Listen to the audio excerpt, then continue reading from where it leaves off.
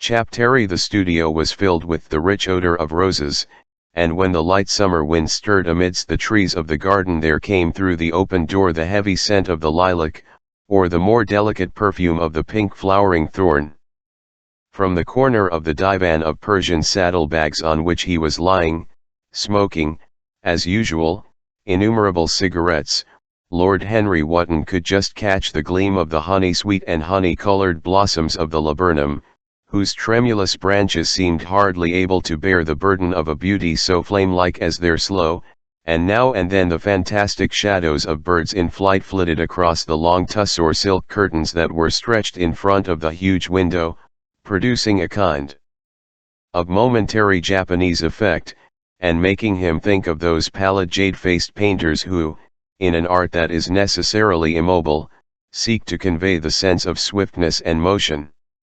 The sullen murmur of the bees shouldering their way through the long unmown grass, or circling with monotonous insistence round the black croquet spires of the early June hollyhocks, seemed to make the stillness more oppressive, and the dim roar of London was like the bourdon note of a distant organ. In the centre of the room, clamped to an upright easel, stood the full-length portrait of a young man of extraordinary personal beauty, and in front of it, some little distance away, was sitting the artist himself, Basil Hallward, whose sudden disappearance some years ago caused, at the time, such public excitement, and gave rise to so many strange conjectures. As he looked at the gracious and comely form he had so skillfully mirrored in his art, a smile of pleasure passed across his face, and seemed about to linger there. But he suddenly started up, and, closing his eyes, placed his fingers upon the lids, as though he sought to imprison within his brain some curious dream from which he feared he might awake. "It is your best work, Basil, the best thing you have ever done," said Lord Henry, languidly.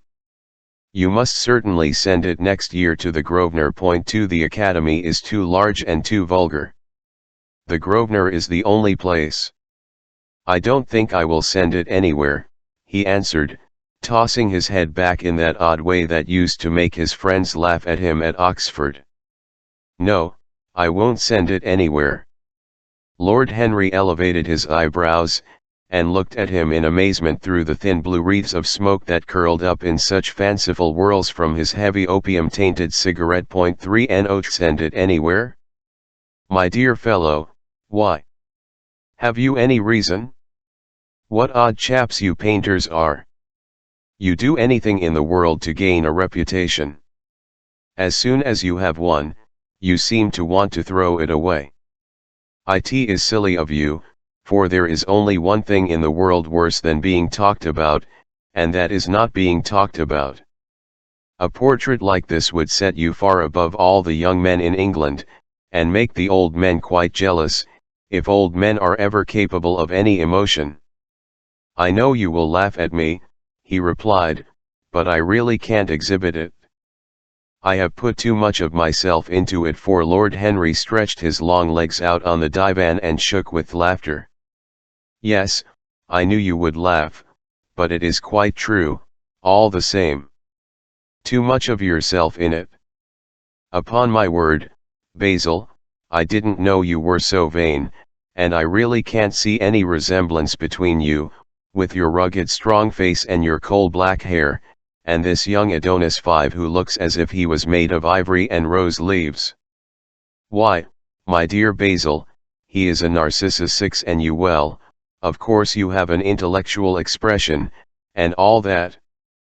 But beauty, real beauty, ends where an intellectual expression begins. Intellect is in itself an exaggeration, and destroys the harmony of any face. The moment one sits down to think, one becomes all nose, or all forehead, or something horrid. Look at the successful men in any of the learned professions.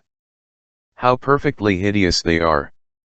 Except, of course, in the church. But then in the church they don't think. A bishop keeps on saying at the age of 80 what he was told to say when he was a boy of 18, and consequently he always looks absolutely delightful. Your mysterious young friend, whose name you have never told me, Seven, but whose picture really fascinates me, never thinks. I feel quite sure of that. He is a brainless, beautiful thing, who should be always here in winter when we have no flowers to look at, and always here in summer when we want something to chill our intelligence. Don't flatter yourself, Basil, you are not in the least like him. You don't understand me, Harry. Of course I am not like him. I know that perfectly well. Indeed, I should be sorry to look like him. You shrug your shoulders. I am telling you the truth. There is a fatality about all physical and intellectual distinction, the sort of fatality that seems to dog through history the faltering steps of kings. It is better not to be different from one's fellows. The ugly and the stupid have the best of it in this world. They can sit quietly and gape at the play. If they know nothing of victory, they are at least spared the knowledge of defeat. They live as we all should live, undisturbed, indifferent, and without disquiet. They neither bring ruin upon others nor ever receive it from alien hands. Your rank and wealth, Harry, my brains, such as they are, my fame, whatever it may be worth, Dorian Grave's good looks, we will all suffer for what the gods have given us, suffer terribly. Dorian Gray? Is that his name? Said Lord Henry, walking across the studio towards Basil Hallward. Yes, that is his name. I didn't intend to tell it to you. But why? Oh, I can't explain. When I like people immensely, I never tell their names to anyone. It seems like surrendering a part of them. You know how I love secrecy. It is the only thing that can make modern life wonderful or mysterious to us. The commonest thing is delightful if one only hides it. When I leave town, I never tell my people where I am going. If I did, I would lose all my pleasure. It is a silly habit, I dare say, but somehow it seems to bring a great deal of romance into one's life. I suppose you think me awfully foolish about it? Not at all, answered Lord Henry, laying his hand upon his shoulder. Not at all, my dear Basil. You seem to forget that I am married, and the one charm of marriage is that it makes a life of deception necessary for both parties. I never know where my wife is, and my wife never knows what I am doing. When we do meet occasionally, when we dine out together, or go down to the Duke's, we tell each other the most absurd stories with the most serious faces. My wife is very good at it, much better, in fact, than I am. She never gets confused over her dates, and I always do. But when she does find me out, she makes no row at all. I sometimes wish she would, but she merely laughs at me. I hate the way you talk about your married life, Harry, said Basil Hallward, shaking his hand off, and strolling towards the door that led into the garden. I believe that you are really a very good husband, but that you are thoroughly ashamed of your own virtues. You are an extraordinary fellow. You never say a moral thing, and you never do a wrong thing. Your cynicism is simply a pose. Being natural is simply a pose, and the most irritating pose I know, cried Lord Henry, laughing, and the two young men went out into the garden together, and for a time they did not speak. After a long pause, Lord Henry pulled out his watch. I am afraid I must be going, Basil, he murmured, and before I go I insist on your answering a question I put to you some time ago. What is that? Asked Basil Hallward, keeping his eyes fixed on the ground. You know quite well. I do not, Harry. Well, I will tell you what it is. Please don't. I must. I want you to explain to me why you won't exhibit Dorian Gray's picture. I want the real reason. I told you the real reason. No, you did not. You said it was because there was too much of yourself in it. Now, that is childish. Harry, said Basil Hallward, looking him straight in the face, every portrait that is painted with feeling is a portrait of the artist, not of the sitter. The sitter is merely the accident, the occasion. It is not he who is revealed by the painter, it is rather the painter who, on the colored canvas, reveals himself. The reason I will not exhibit this picture is that I am afraid that I have shown with it the secret of my own soul. Lord Harry laughed. And what is that? He asked. I will tell you, said Hallward, and an expression of perplexity came over his face. I am all expectation, Basil, murmured his companion, looking at him.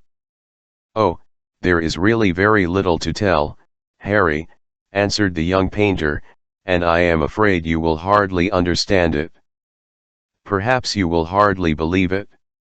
Lord Henry smiled, and, leaning down, plucked a pink-petaled daisy from the grass, and examined it.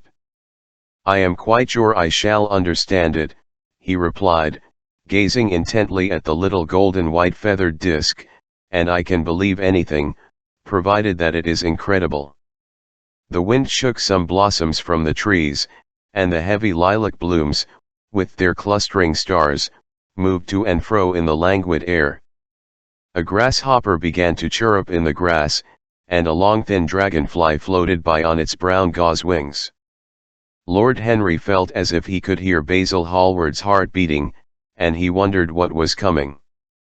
Well, this is incredible, repeated Hallward, rather bitterly incredible to me at times. I don't know what it means. The story is simply this. 2 months ago I went to a crush 9 at Lady Brandon's. You know we poor painters have to show ourselves in society from time to time, just to remind the public that we are not savages. With an evening coat and a white tie, as you told me once, anybody, even a stockbroker, can gain a reputation for being civilized.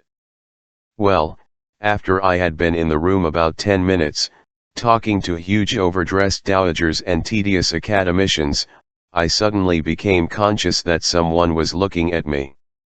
I turned halfway round, and saw Dorian Gray for the first time. When our eyes met, I felt that I was growing pale. A curious instinct of terror came over me.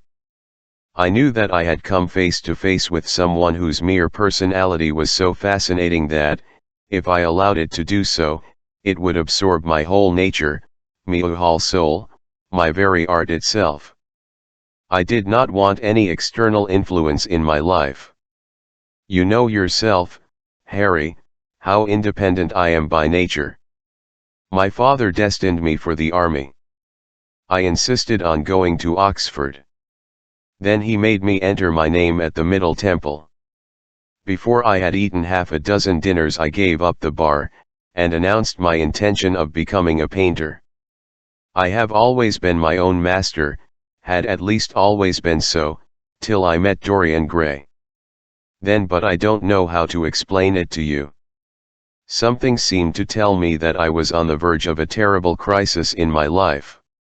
I had a strange feeling that fate had in store for me exquisite joys and exquisite sorrows. 10 One knew that if I spoke to Dorian I would become absolutely devoted to him, and that I ought not to speak to him. I grew afraid, and turned to quit the room. It was not conscience that made me do so, it was cowardice. I take no credit to myself for trying to escape. Conscience and cowardice are really the same things, Basil. Conscience is the trade name of the firm.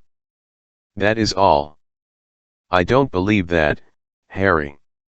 However, whatever was my motive, and it may have been pride, for I used to be very proud, I certainly struggled to the door. There, of course, I stumbled against Lady Brandon. You are not going to run away so soon, Mr. Hallward, she screamed out. You know her shrill horrid voice. Yes, she is a peacock in everything but beauty, said Lord Henry, pulling the daisy to bits with his long, nervous fingers. I could not get rid of her. She brought me up to royalties, and people with stars and garters and elderly ladies with gigantic tiaras and hooked noses. She spoke of me as her dearest friend. I had only met her once before, but she took it into her head to lionize me. I believe some picture of mine had made a great success at the time, at least had been chattered about in the penny newspapers, which is the 19th century standard of immortality. Suddenly I found myself face to face with the young man whose personality had so strangely stirred me. We were quite close, almost touching.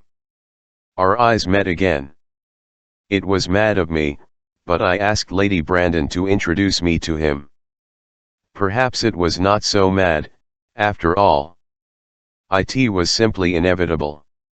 We would have spoken to each other without any introduction. I am sure of that. Dorian told me so afterwards. He, too, felt that we were destined to know each other. And how did Lady Brandon describe this wonderful young man? I know she goes in for giving a rapid précis of all her guests. I remember her bringing me up to a most truculent and red-faced old gentleman covered all over with orders and ribbons, and hissing into my ear, in a tragic whisper which must have been perfectly audible to everybody in the room, something like Sir Humpty Dumpty, you know, Afghan frontier Russian intrigues. Very successful man, wife killed by an elephant, quite inconsolable, wants to marry a beautiful American widow, everybody does nowadays, hates Mr. Gladstone but very much interested in beetles, ask him what he thinks of Skovalov. I simply fled. I like to find out people for myself. But poor Lady Brandon treats her guests exactly as an auctioneer treats his goods. She either explains them entirely away, or tells one everything about them except what one wants to know. But what did she say about Mr. Dorian Gray? Oh, she murmured, charming boy, poor dear mother and I quite inseparable, engaged to be married to the same man, I mean married on the same day, how very silly of me, 12, quite forget what he does, afraid he doesn't do anything, oh, yes, plays the piano, or is it the violin, dear Mr. Gray. We could neither of us help laughing, and we became friends at once. Laughter is not a bad beginning for a friendship, and it is the best ending for one, said Lord Henry, plucking another daisy. Hallward buried his face in his hands. You don't understand what friendship is, Harry, he murmured, or what enmity is, for that matter. You like everyone, that is to say, you are indifferent to everyone. How horribly unjust of you, cried Lord Henry, tilting his hat and looking up at the little clouds that were drifting across the hollowed turquoise of the summer sky, like ravelled skeins of glossy white silk. Yes, horribly unjust of you. I make a great difference between people. I choose my friends for their good looks, my acquaintances for their characters, and my enemies for their brains. A man can't be too careful in the choice of his enemies. I have not got one who is a fool. They are all men of some intellectual power, and consequently they all appreciate me. Is that very vain of me? I think it is rather vain. I should think it was, Harry. But according to your category I must be merely an acquaintance. My dear old Basil, you are much more than an acquaintance. And much less than a friend. A sort of brother, I suppose. Oh, brothers. I don't care for brothers. My elder brother won't die, and my younger brothers seem never to do anything else. 13 Harry. My dear fellow, I am not quite serious. But I can't help detesting my relations. I suppose it comes from the fact that we can't stand other people having the same faults as ourselves. I quite sympathize with the rage of the English democracy against what they call the vices of the upper classes. They feel that drunkenness, stupidity, and immorality should be their own special property, and that if any one of us makes an ass of himself he is poaching on their preserves. When poor Southwark got into the divorce court, Their indignation was quite magnificent. And yet I don't suppose that 10% of the lower orders live correctly. I don't agree with a single word that you have said, and, what is more, Harry, I don't believe you do either. Lord Henry stroked his pointed brown beard, and tapped the toe of his patent leather boot with a tasseled Malacca cane. How English you are, Basil. If one puts forward an idea to a real Englishman, always a rash thing to do, he never dreams of considering whether the idea is right or wrong. The only thing he considers of any importance is whether one believes it oneself. Now, the value of an idea has nothing whatsoever to do with the sincerity of the man who expresses it. Indeed, the probabilities are that the more insincere the man is, the more purely intellectual will the idea be, as in that case it will not be colored by either his wants, his desires, or his prejudices. However, I don't propose to discuss politics, sociology, or metaphysics with you. I like persons better than principles. Tell me more about Dorian Gray. How often do you see him? Every day. I couldn't be happy if I didn't see him every day. Of course sometimes it is only for a few minutes. But a few minutes with somebody one worships mean a great deal. But you don't really worship him. I do. 14. How extraordinary. I thought you would never care for anything but your painting, your art, I should say. Art sounds better, doesn't it? He is all my art to me now. I sometimes think, Harry, that there are only two eras of any importance in the history of the world. The first is the appearance of a new medium for art, and the second is the appearance of a new personality for art also. What the invention of oil painting was to the Venetians, the face of Antinous 15 was to late Greek sculpture, and the face of Dorian Gray will someday be to me. It is not merely that I paint from him, draw from him, model from him. Of course I have done all that. He has stood as Paris in dainty armor, and as Adonis with huntsman's cloak and polished boar spear. 16 Crowned with heavy lotus blossoms, he has sat on the prow of Adrian's barge 17 looking into the green, turbid Nile. He has leaned over the still pool of some Greek woodland, and seen in the water's silent silver the wonder of his own beauty. But he is much more to me than that. I won't tell you that I am dissatisfied with what I have done of him, or that his beauty is such that art cannot express it.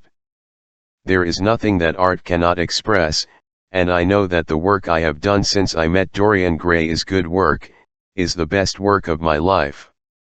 But in some curious way, I wonder will you understand me, his personality has suggested to me an entirely new manner in art, an entirely new mode of style. I see things differently, I think of them differently. I can now recreate life in a way that was hidden from me before. A dream of form in days of thought, who is it who says that? 18 Forget, but it is what Dorian Gray has been to me. The merely visible presence of this lad, for he seems to me little more than a lad, though he is really over 20, his merely visible presence, I wonder, can you realize all that that means? Unconsciously he defines for me the lines of a fresh school, a school that is to have in itself all the passion of the romantic spirit, all the perfection of the spirit that is Greek. The harmony of soul and body, how much that is. We in our madness have separated the two, and have invented a realism that is bestial, an ideality that is void. Harry. Harry. If you only knew what Dorian Gray is to me.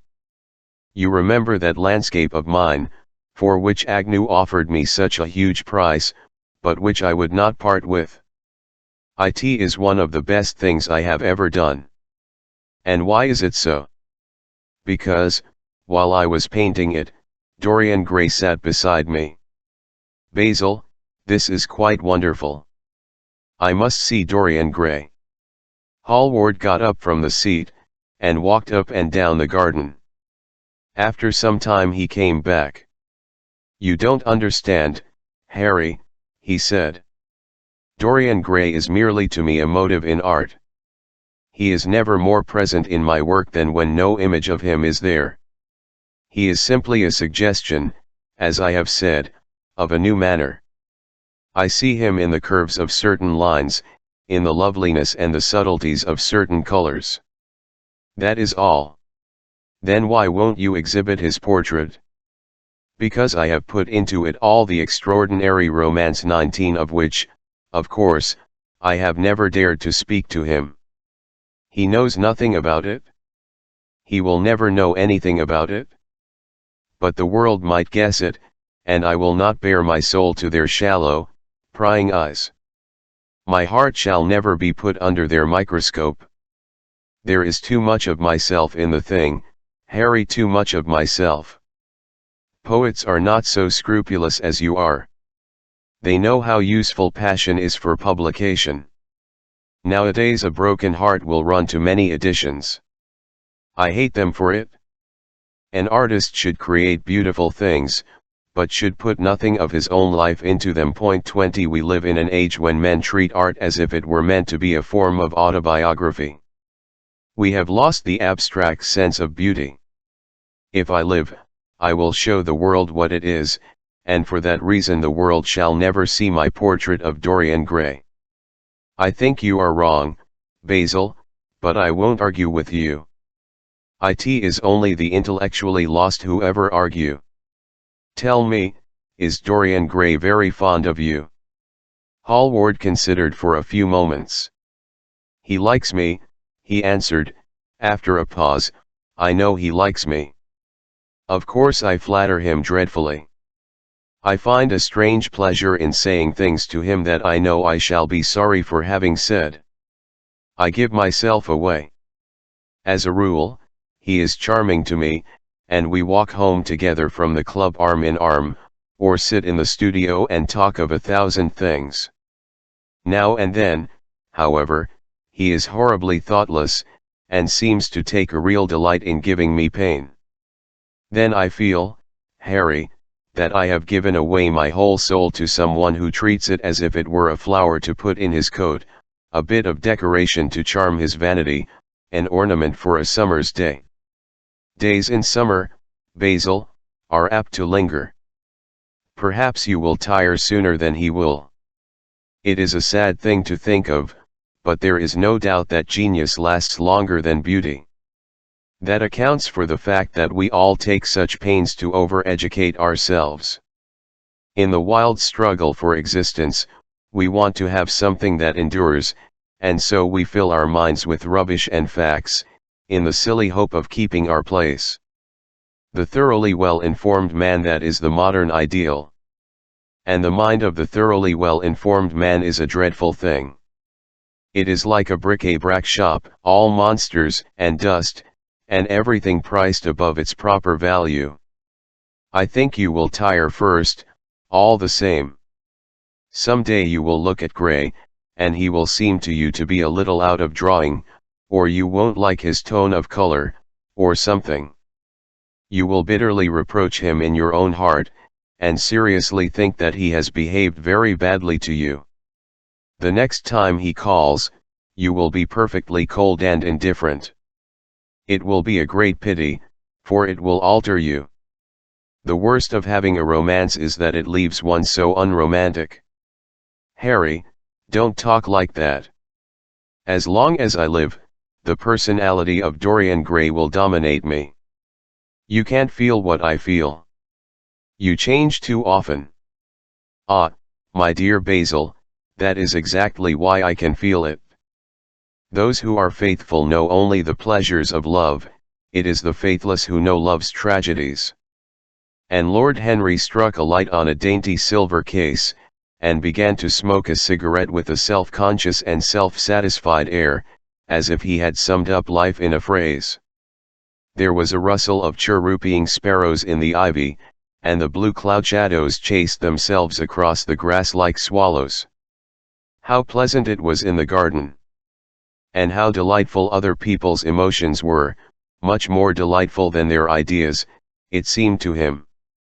One's own soul, and the passions of one's friends, those were the fascinating things in life. He thought with pleasure of the tedious luncheon that he had missed by staying so long with Basil Hallward.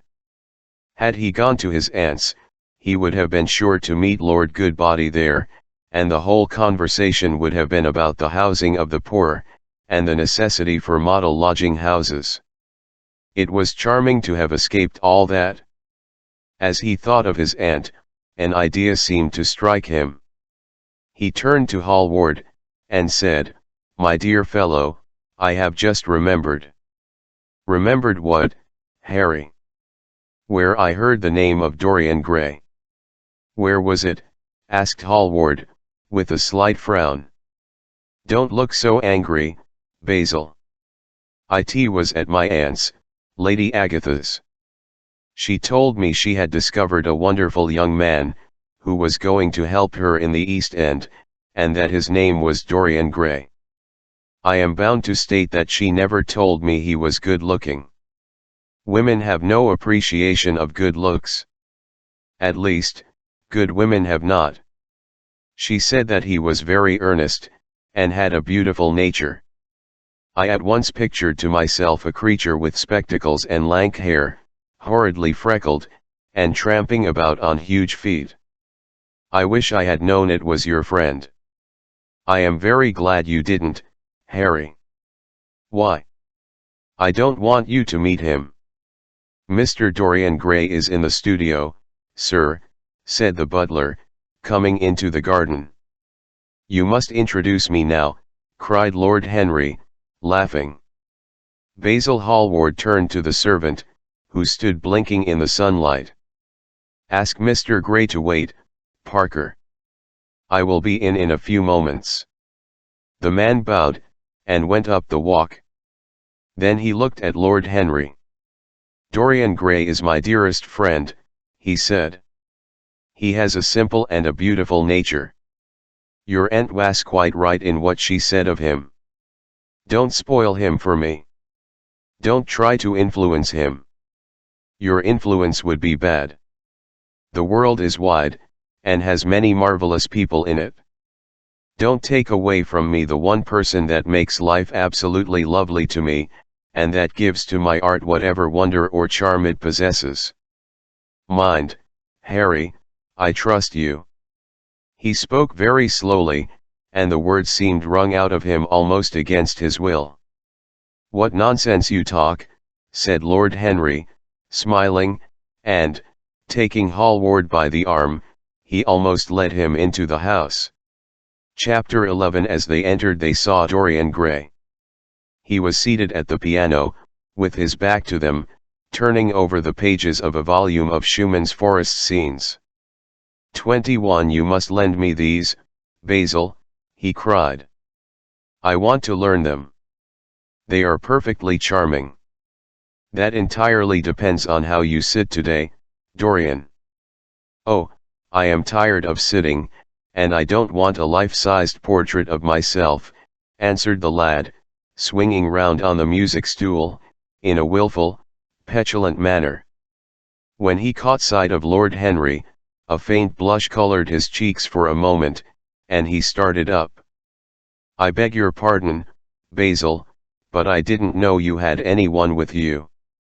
This is Lord Henry Wotton, Dorian, an old Oxford friend of mine. I have just been telling him what a capital sitter you were, and now you have spoiled everything." "You have not spoiled my pleasure in meeting you, Mr. Gray," said Lord Henry, stepping forward and shaking him by the hand. "My aunt has often spoken to me about you. You are one of her favorites, and, I am afraid, one of her victims also." "I am in Lady Agatha's black books at present," answered Dorian, with a funny look of penitence. "I promised to go to her club in Whitechapel with her last Tuesday, and I really forgot all about it. We were to have played a duets, I believe. I don't know what she will say to me. I am far too frightened to call. Oh, I will make your peace with my aunt. She is quite devoted to you. And I don't think it really matters about your not being there. The audience probably thought it was a duet. When Aunt Agatha sits down to the piano she makes quite enough noise for two people. That is very horrid to her, and not very nice to me, answered Dorian, laughing. Lord Henry looked at him. Yes, he was certainly wonderfully handsome, with his finely curved scarlet lips, his frank blue eyes, his crisp gold hair. There was something in his face that made one trust him at once. All the candor of youth was there, as well as all youth's passionate purity. One felt that he had kept himself unspotted from the world. 22 No wonder Basil Hallward worshipped him.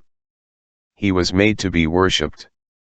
You are too charming to go in for philanthropy, Mr. Grey, far too charming.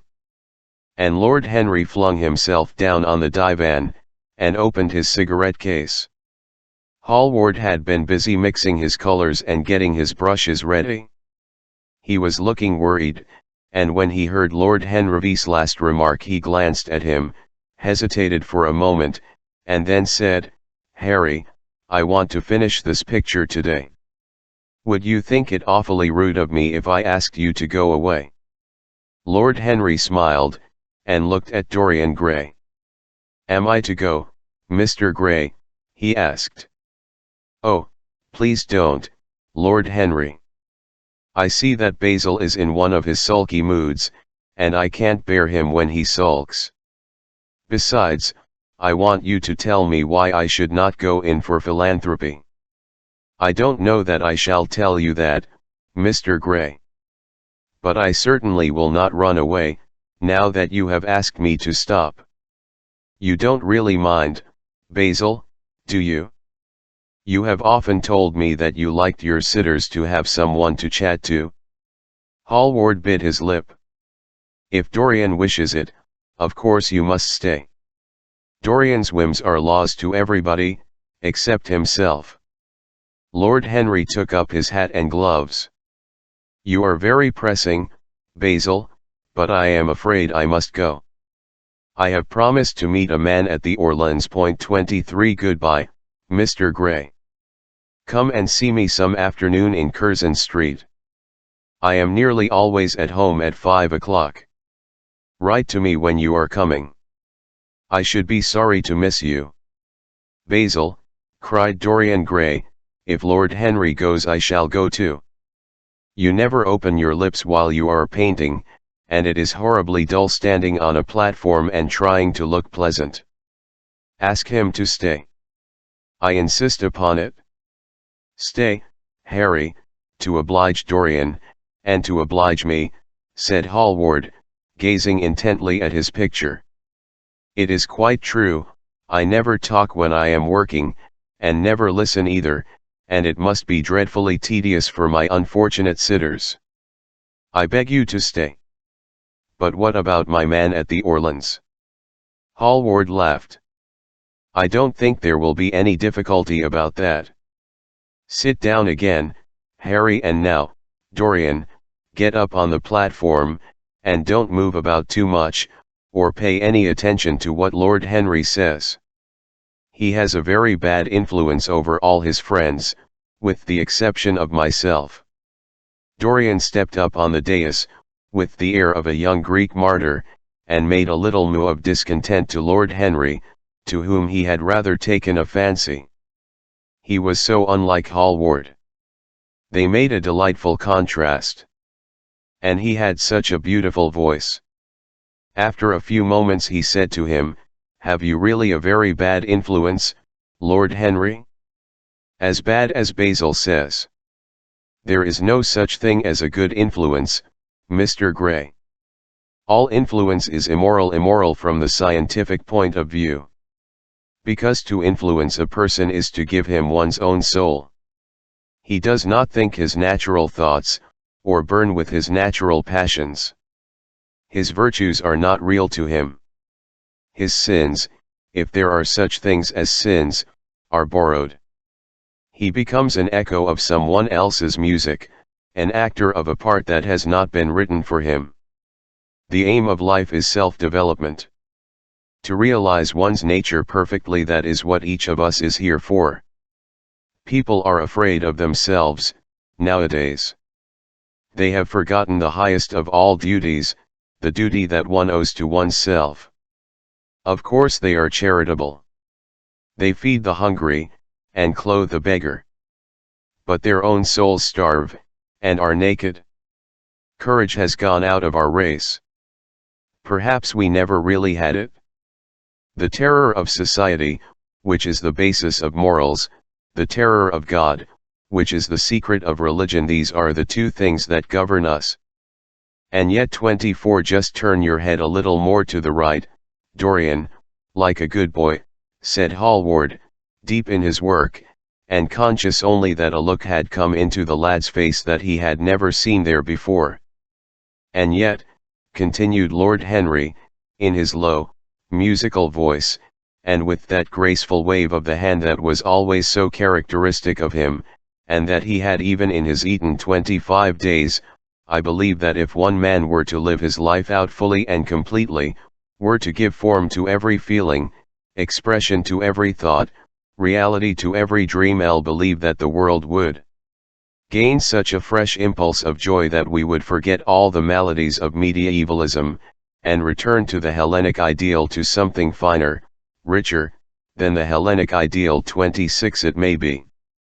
But the bravest man among us is afraid of himself. The mutilation of the savage has its tragic survival in the self-denial that mars our lives. We are punished for our refusals. Every impulse that we strive to strangle broods in the mind, and poisons us. The body sins once, and has done with its sin, for action is a mode of purification. Nothing remains then but the recollection of a pleasure, or the luxury of a regret. The only way to get rid of a temptation is to yield to it. Resist it, and your soul grows sick with longing for the things it has forbidden to itself, with desire for what its monstrous laws have made monstrous and unlawful. It has been said that the great events of the world take place in the brain. It is in the brain, and the brain only, that the great sins of the world take place also. You, Mr. Gray, you yourself, with your rose-red youth and your rose-white boyhood, you have had passions that have made you afraid, thoughts that have filled you with terror, daydreams and sleeping dreams whose mere memory might stain your cheek with shame. Stop, murmured Dorian Gray, stop. You bewilder me. I don't know what to say. There is some answer to you, but I cannot find it. Don't speak. Let me think, or, rather, let me try not to think. For nearly 10 minutes he stood there motionless, with parted lips, and eyes strangely bright. He was dimly conscious that entirely fresh impulses were at work within him, and they seemed to him to have come really from himself. The few words that Basil's friend had said to him, words spoken by chance, no doubt, and with wilful paradox in them, had yet touched some secret chord, that had never been touched before, but that he felt was now vibrating and throbbing to curious pulses. Music had stirred him like that. Music had troubled him many times. But music was not articulate. It was not a new world, but rather a new chaos, that it created in us. Words. Mere words. How terrible they were. How clear, and vivid, and cruel. One could not escape from them. And yet what a subtle magic there was in them. They seemed to be able to give a plastic form to formless things, and to have a music of their own as sweet as that of viol or of lute. Mere words. Was there anything so real as words? Yes, there had been things in his boyhood that he had not understood. He understood them now. Life suddenly became fiery colored to him. It seemed to him that he had been walking in fire. Why had he not known it? Lord Henry watched him, with his sad smile. He knew the precise psychological moment when to say nothing. He felt intensely interested. He was amazed at the sudden impression that his words had produced, and, remembering a book that he had read when he was 16, which had revealed to him much that he had not known ±4, he wondered whether Dorian Gray was passing through the same experience. 27 He had merely shot an arrow into the air. 28 Had it hit the mark? How fascinating the lad was! Hallward painted away with that marvelous bold touch of his, that had the true refinement and perfect delicacy that come only from strength. He was unconscious of the silence. "Basil, I am tired of standing," cried Dorian Gray, suddenly. "I must go out and sit in the garden. The air is stifling here. My dear fellow, I am so sorry. When I am painting, I can't think of anything else. But you never sat better. You were perfectly still. And I have caught the effect I half-parted lips, and the bright look in the eyes. I don't know what Harry has been saying to you, but he has certainly made you have the most wonderful expression. I suppose he has been paying you compliments. You mustn't believe a word that he says. He has certainly not been paying me compliments. Perhaps that is the reason I don't think I believe anything he has told me." "You know you believe it all," said Lord Henry, looking at him with his dreamy, heavy-lidded eyes. "I will go out to the garden with you. It is horridly hot in the studio. Basil, let us have something iced to drink, something with strawberries in it." "Certainly, Harry. Just touch the bell, and when Parker comes I will tell him what you want. I have got to work up this background, so I will join you later on. Don't keep Dorian too long. I have never been in better form for painting than I am today. This is going to be my masterpiece. It is my masterpiece as it stands." Lord Henry went out to the garden, and found Dorian Gray burying his face in the great cool lilac blossoms, feverishly drinking in their perfume as if it had been wine. He came close to him, and put his hand upon his shoulder. "You are quite right to do that," he murmured. "Nothing can cure the soul but the senses, just as nothing can cure the senses but the soul." The lad started and drew back. He was, and the leaves had tossed his rebellious curls and tangled all their gilded threads. There was a look of fear in his eyes, such as people have when they are suddenly awakened. His finely chiseled nostrils quivered, and some hidden nerve shook the scarlet of his lips and left them trembling. "Yes," continued Lord Henry, "that is one of the great secrets of life, to cure the soul by means of the senses, and the senses by means of the soul. You are a wonderful creature. You know more than you think you know, just as you know less than you want to know." Dorian Gray frowned and turned his head away. He could not help liking the tall, graceful young man who was standing by him. His romantic olive-colored face and worn expression interested him. There was something in his low, languid voice that was absolutely fascinating. His cool, white, flower-like hands, even, had a curious charm. They moved, as he spoke, like music, and seemed to have a language of their own. But he felt afraid of him, and ashamed of being afraid. Why had it been left for a stranger to reveal him to himself? He had known Basil Hallward for months, but the friendship between them had never altered him. Suddenly there had come someone across his life who seemed to have disclosed to him life's mystery. And, yet, what was there to be afraid of? He was not a schoolboy, or a girl. It was absurd to be frightened. "Let us go and sit in the shade," said Lord Henry. "Parker has brought out the drinks, and if you stay any longer in this glare you will be quite spoiled, and Basil will never paint you again. You really must not let yourself become sunburnt. 29 It would be very unbecoming to you." "What does it matter?" cf'd Dorian, laughing, as he sat down on the seat at the end of the garden. "It should matter everything to you, Mr. Gray." "Why?" "Because you have now the most marvelous youth, and youth is the one thing worth having. I don't feel that, Lord Henry. No, you don't feel it now. Some day, when you are old and wrinkled and ugly, when thought has seared your forehead with its lines, and passion branded your lips with its hideous fires, you will feel it terribly. Now, wherever you go, you charm the world. Will it always be so? You have a wonderfully beautiful face, Mr. Gray. Don't frown. You have. And beauty is a form of genius, is higher, indeed, than genius, as it needs no explanation. It is one of the great facts of the world, like sunlight, or springtime, or the reflection in dark waters of that silver shell we call the moon. It cannot be questioned. It has its divine right of sovereignty. It makes princes of those who have it. You smile. Ah! When you have lost it you won't smile. People say sometimes that beauty is only superficial. That may be so.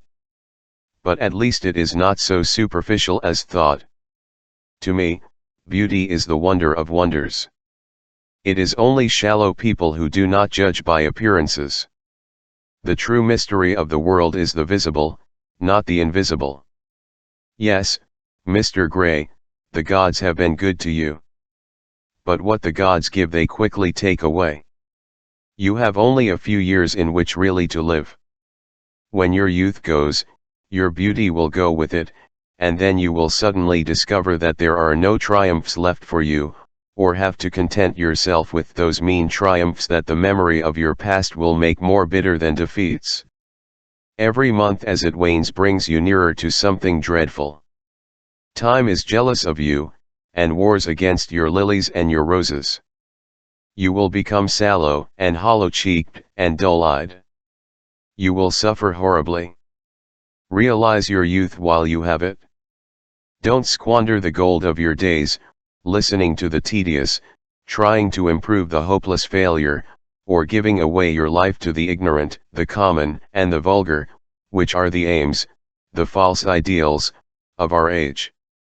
Live the wonderful life that is in you. Let nothing be lost upon you. Be always searching for new sensations. Be afraid of nothing. A new hedonism, that is what our century wants. You might be its visible symbol. With your personality there is nothing you could not do.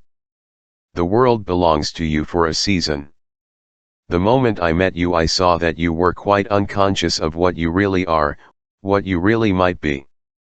There was so much about you that charmed me that I felt I must tell you something about yourself. I thought how tragic it would be if you were wasted. For there is such a little time that your youth will last such a little time. The common hill flowers wither, but they blossom again. The laburnum will be as golden next June as it is now. In a month there will be purple stars on the clematis, and year after year the green night of its leaves will have its purple stars. But we never get back our youth. The pulse of joy that beats in us at 20, becomes sluggish. Our limbs fail, our senses rot. We degenerate into hideous puppets, haunted by the memory of the passions of which we were too much afraid, and the exquisite temptations that we did not dare to yield to. Youth. Youth. There is absolutely nothing in the world but youth. Dorian Gray listened, open-eyed and wondering. The spray of lilac fell from his hand upon the gravel. A furry bee came and buzzed round it for a moment. Then it began to scramble all over the fretted purple of the tiny blossoms. He watched it with that strange interest in trivial things that we try to develop when things of high import make us afraid, or when we are stirred by some new emotion, for which we cannot find expression, or when some thought that terrifies us lays sudden siege to the brain and calls on us to yield. After a time it flew away.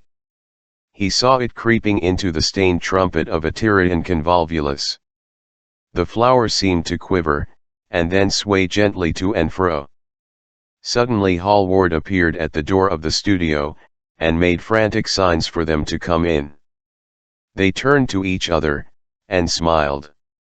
"I am waiting," cried Hallward. "Do come in.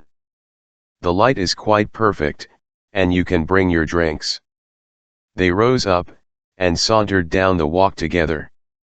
2 green and white butterflies fluttered past them, and in the pear tree at the end of the garden a thrush began to sing. "You are glad you have met me, Mr. Grey," said Lord Henry, looking at him. "Yes, I am glad now. I wonder, shall I always be glad?" "Always. That is a dreadful word. It makes me shudder when I hear it. Women are so fond of using it. They spoil every romance by trying to make it last forever. It is a meaningless word, too. The only difference between a caprice and a lifelong passion is that the caprice lasts a little longer." As they entered the studio, Dorian Gray put his hand upon Lord Henry's arm. "In that case, let our friendship be a caprice," he murmured, flushing at his own, then stepped up on the platform and resumed his pose. Lord Henry flung himself into a large wicker armchair, and watched him. The sweep and dash of the brush on the canvas made the only sound that broke the stillness, except when Hallward stepped back now and then to look at his work from a distance. In the slanting beams that streamed through the open doorway the dust danced and was golden. The heavy scent of the roses seemed to brood over everything.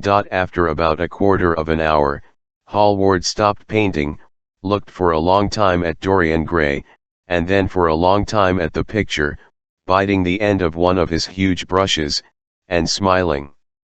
"It is quite finished," he cried, at last, and stooping down he wrote his name in thin vermilion letters on the left-hand corner of the canvas. Lord Henry came over and examined the picture. It was certainly a wonderful work of art, and a wonderful likeness as well.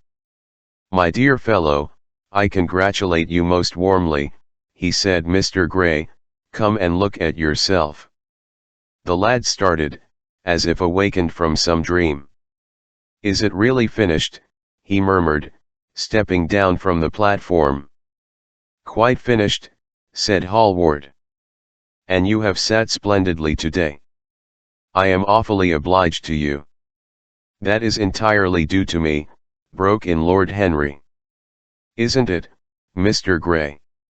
Dorian made no answer, but passed listlessly in front of his picture and turned towards it. When he saw it he drew back, and his cheeks flushed for a moment with pleasure. A look of joy came into his eyes, as if he had recognized himself for the first time. He stood there motionless, and in wonder, dimly conscious that Hallward was speaking to him, but not catching the meaning of his words. The sense of his own beauty came on him like a revelation. He had never felt it before. Basil Hallward's compliments had seemed to him to be merely the charming exaggerations of friendship. He had listened to them, laughed at them, forgotten them. They had not influenced his nature. Then had come Lord Henry, with his strange panegyric 30 on youth, his terrible warning of its brevity. That had stirred him at the time, and now, as he stood gazing at the shadow of his own loveliness, the full reality of the description flashed across him.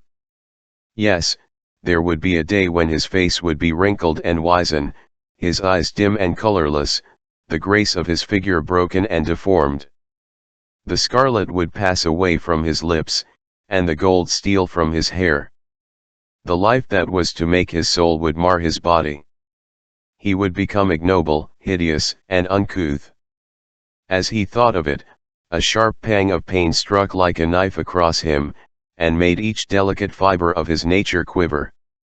His eyes deepened into amethyst, and a mist of tears came across them. He felt as if a hand of ice had been laid upon his heart. "Don't you like it?" cried Hallward at last, stung a little by the lad's silence, and not understanding what it meant. "Of course he likes it," said Lord Henry. "Who wouldn't like it? It is one of the greatest things in modern art." I will give you anything you like to ask for it. I must have it. It is not my property, Harry. Whose property is it? Dorian's, of course. He is a very lucky fellow. How sad it is, murmured Dorian Gray, with his eyes still fixed upon his own portrait. How sad it is. I shall grow old, and horrid, and dreadful. But this picture will remain always young. It will never be older than this particular day of Junum. If it was only the other way. If it was I who were to be always young, and the picture that were to grow old. For this I would give everything. Yes, there is nothing in the whole world I would not give. You would hardly care for that arrangement, Basil, cried Lord Henry, laughing. It would be rather hard lines on you. I should object very strongly, Harry. Dorian Gray turned and looked at him. I believe you would, Basil. You like your art better than your friends. I am no more to you than a green bronze figure. Hardly as much, I dare say. Hallward stared in amazement. It was so unlike Dorian to speak like that. What had happened? He seemed almost angry. His face was flushed and his cheeks burning. Yes, he continued, I am less to you than your ivory Hermes or your silver fawn. You will like them always. How long will you like me? Till I have my first wrinkle, I suppose. I know, now, that when one loses one's good looks, whatever they may be, one loses everything. Your picture has taught me that. Lord Henry is perfectly right. Youth is the only thing worth having. When I find that I am growing old, I will kill myself.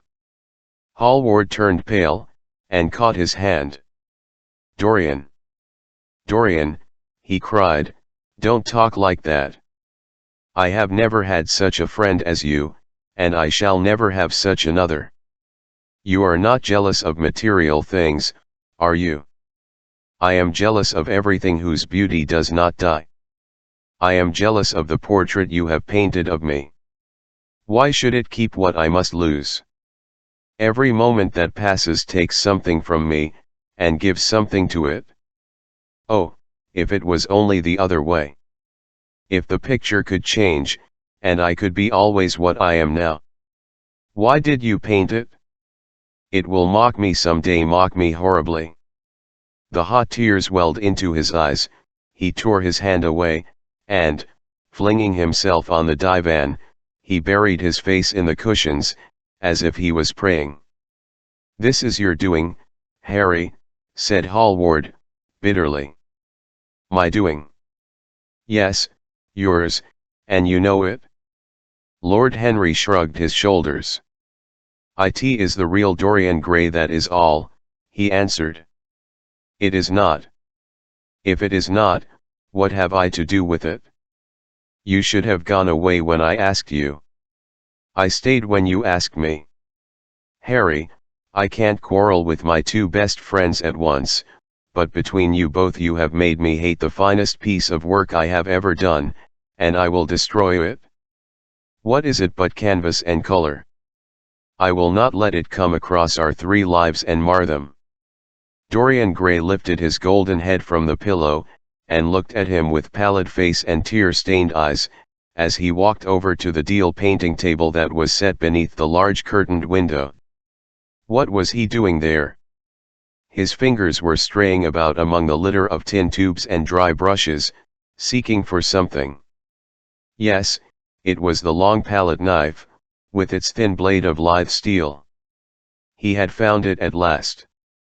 He was going to rip up the canvas.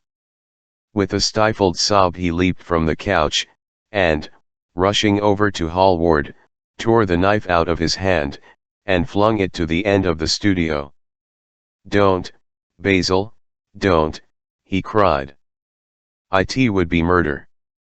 I am glad you appreciate my work at last, Dorian, said Hallward, coldly, when he had recovered from his surprise. I never thought you would appreciate it. I am in love with it, Basil. It is part of myself, I feel that. Well, as soon as you are dry, you shall be varnished and framed and sent home. Then you can do what you like with yourself. And he walked across the room and rang the bell for tea. You will have tea, of course, Dorian. And so will you, Harry. Tea is the only simple pleasure left to us. I don't like simple pleasures, said Lord Henry. And I don't like scenes, except on the stage. What absurd fellows you are, both of you. I wonder who it was defined man as a rational animal. It was the most premature definition ever given. Man is many things, but he is not rational. I am glad he is not, after all, though I wish you chaps would not squabble over the picture. You had much better let me have it, Basil. This silly boy doesn't really want it, and I do. If you let anyone have it but me, Basil, I will never forgive you, cried Dorian Gray. And I don't allow people to call me a silly boy. You know the picture is yours, Dorian. I gave it to you before it existed. And you know you have been a little silly, Mr. Gray, and that you don't really mind being called a boy. I should have minded very much this morning, Lord Henry. Ah! This morning. You have lived since then. There came a knock to the door, and the butler entered with the tea tray and set it down upon a small Japanese table. There was a rattle of cups and saucers and the hissing of a fluted Georgian urn. 2 globe-shaped china dishes were brought in by a page. Dorian Gray went over and poured the tea out. The 2 men sauntered languidly to the table, and examined what was under the covers. Let us go to the theatre tonight, said Lord Henry. There is sure to be something on, somewhere. I have promised to dine at White's, but it is only with an old friend, so I can send him a wire and say that I am ill, or that I am prevented from coming in consequence of a subsequent engagement. I think that would be a rather nice excuse, it would have the surprise of candor. It is such a bore putting on one's dress clothes, muttered Hallward. And, when one has them on, they are so horrid.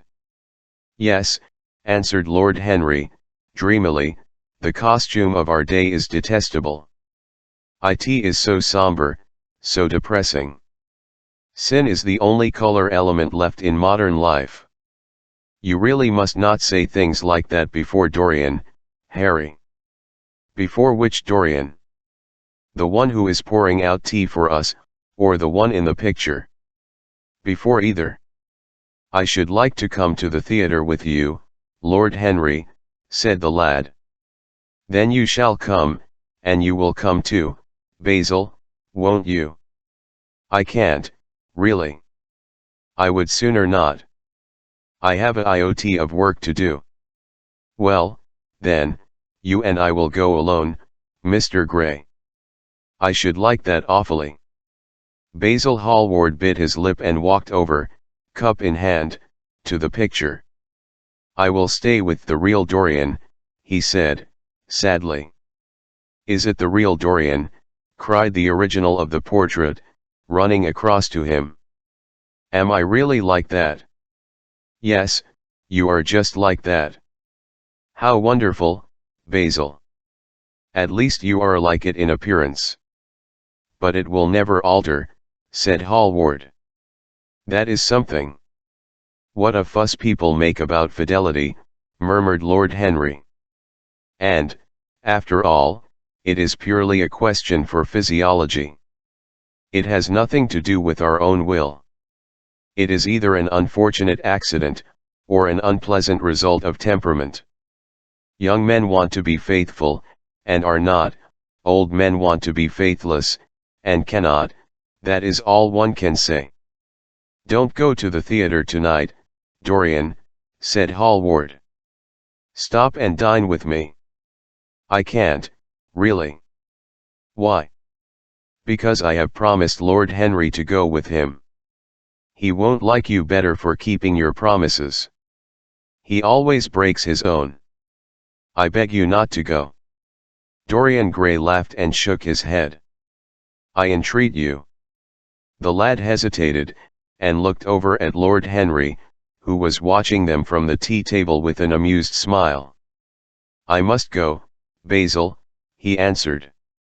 Very well, said Hallward, and he walked over and laid his cup down on the tray. It is rather late, and, as you have to dress, you had better lose no time. Goodbye, Harry, goodbye, Dorian. Come and see me soon. Come tomorrow. Certainly. You won't forget. No, of course not. And Harry. Yes, remember what I asked you, when in the garden this morning. I have forgotten it. I trust you. I wish I could trust myself, said Lord Henry, laughing. Come, Mr. Gray, my hansom is outside, and I can drop you at your own place. Goodbye, Basil. It has been a most interesting afternoon. As the door closed behind them, Hallward flung himself down on a sofa, and a look of pain came into his face. Chapter 111. One afternoon, a month later, Dorian Gray was reclining in a luxurious armchair, in the little library of Lord Henry's house in Curzon Street. It was, in its way, a very charming room, with its high-panelled wainscoting of olive-stained oak, its cream-coloured frieze and ceiling of raised plaster-work, and its brick-dust felt carpet strewn with long-fringed silk Persian rugs. On a tiny satinwood table stood a statuette by Clodion, and beside it lay a copy of Les Cent Nouvelles, bound for Margaret of Valois by Clovis Eve 31 and powdered with the gilt daisies that the Queen had selected for her device. Some large blue china jars, filled with parrot tulips, were ranged on the mantel shelf, and through the small leaded panes of the window streamed the apricot-coloured light of a summer's day in London. Lord Henry had not come in yet. He was always late on principle, his principle being that punctuality is the thief of time. So the lad was looking rather sulky, as with listless fingers he turned over the pages of an elaborately illustrated edition of Manon Lescaut 32 that he had found in one of the bookcases. The formal monotonous ticking of the Louis Quatorze clock annoyed him. Once or twice he thought of going away. At last he heard a light step outside, and the door opened. "How late you are, Harry," he murmured. "I am afraid it is not Harry, Mr. Gray," said a woman's voice. He glanced quickly round, and rose to his feet. "I beg your pardon. I thought you thought it was my husband. It is only his wife. You must let me introduce myself. I know you quite well by your photographs. I think my husband has got 27 of them." "Not 27, Lady Henry." "Well, 26, then. And I saw you with him the other night at the opera." She laughed nervously, as she spoke, and watched him with her vague forget-me-not eyes. She was a curious woman, whose dresses always looked as if they had been designed in a rage and put on in a tempest. She was always in love with somebody, and, as her passion was never returned, she had kept all her illusions. She tried to look picturesque, but only succeeded in being untidy. Her name was Victoria, and she had a perfect mania for going to church. That was at Lohengrin, Lady Henry, I think. 33. Yes, it was at dear Lohengrin. I like Wagner's music better than any other music. It is so loud that one can talk the whole time, without people hearing what one says. That is a great advantage, don't you think so, Mr. Gray?" The same nervous staccato laugh broke from her thin lips, and her fingers began to play with the long paper knife. Dorian smiled, and shook his head. "I am afraid I don't think so, Lady Henry. I never talk during music, at least during good music. If one hears bad music, it is one's duty to drown it by conversation. Ah, that is one of Harry's views, isn't it, Mr. Gray? But you must not think I don't like good music. I adore it, but I am afraid of it. It makes me too romantic. I have simply worshipped pianists two at a time, sometimes. I don't know what it is about them. Perhaps it is that they are foreigners. They all are, aren't they? Even those that are born in England become foreigners after a time, don't they? It is so clever of them, and such a compliment to art. Makes it quite cosmopolitan, doesn't it? You have never been to any of my parties, have you, Mr. Gray? You must come. I can't afford orchids, but I spare no expense in foreigners. They make one's rooms look so picturesque. But here is Harry.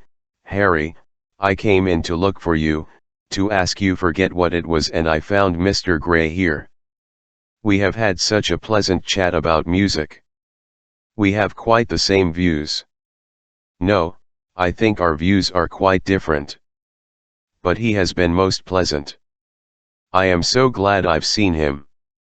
I am charmed, my love, quite charmed, said Lord Henry, elevating his dark crescent-shaped eyebrows and looking at them both with an amused smile. So sorry I am late, Dorian. I went to look after a piece of old brocade in Wardour Street, and had to bargain for hours for it. Nowadays people know the price of everything, and the value of nothing. 34 I am afraid I must be going, exclaimed Lady Henry, after an awkward silence, with her silly sudden laugh. I have promised to drive with the Duchess. Goodbye, Mr. Gray. Goodbye, Harry. You are dining out, I suppose? So am I. Perhaps I shall see you at Lady Thornburgh's.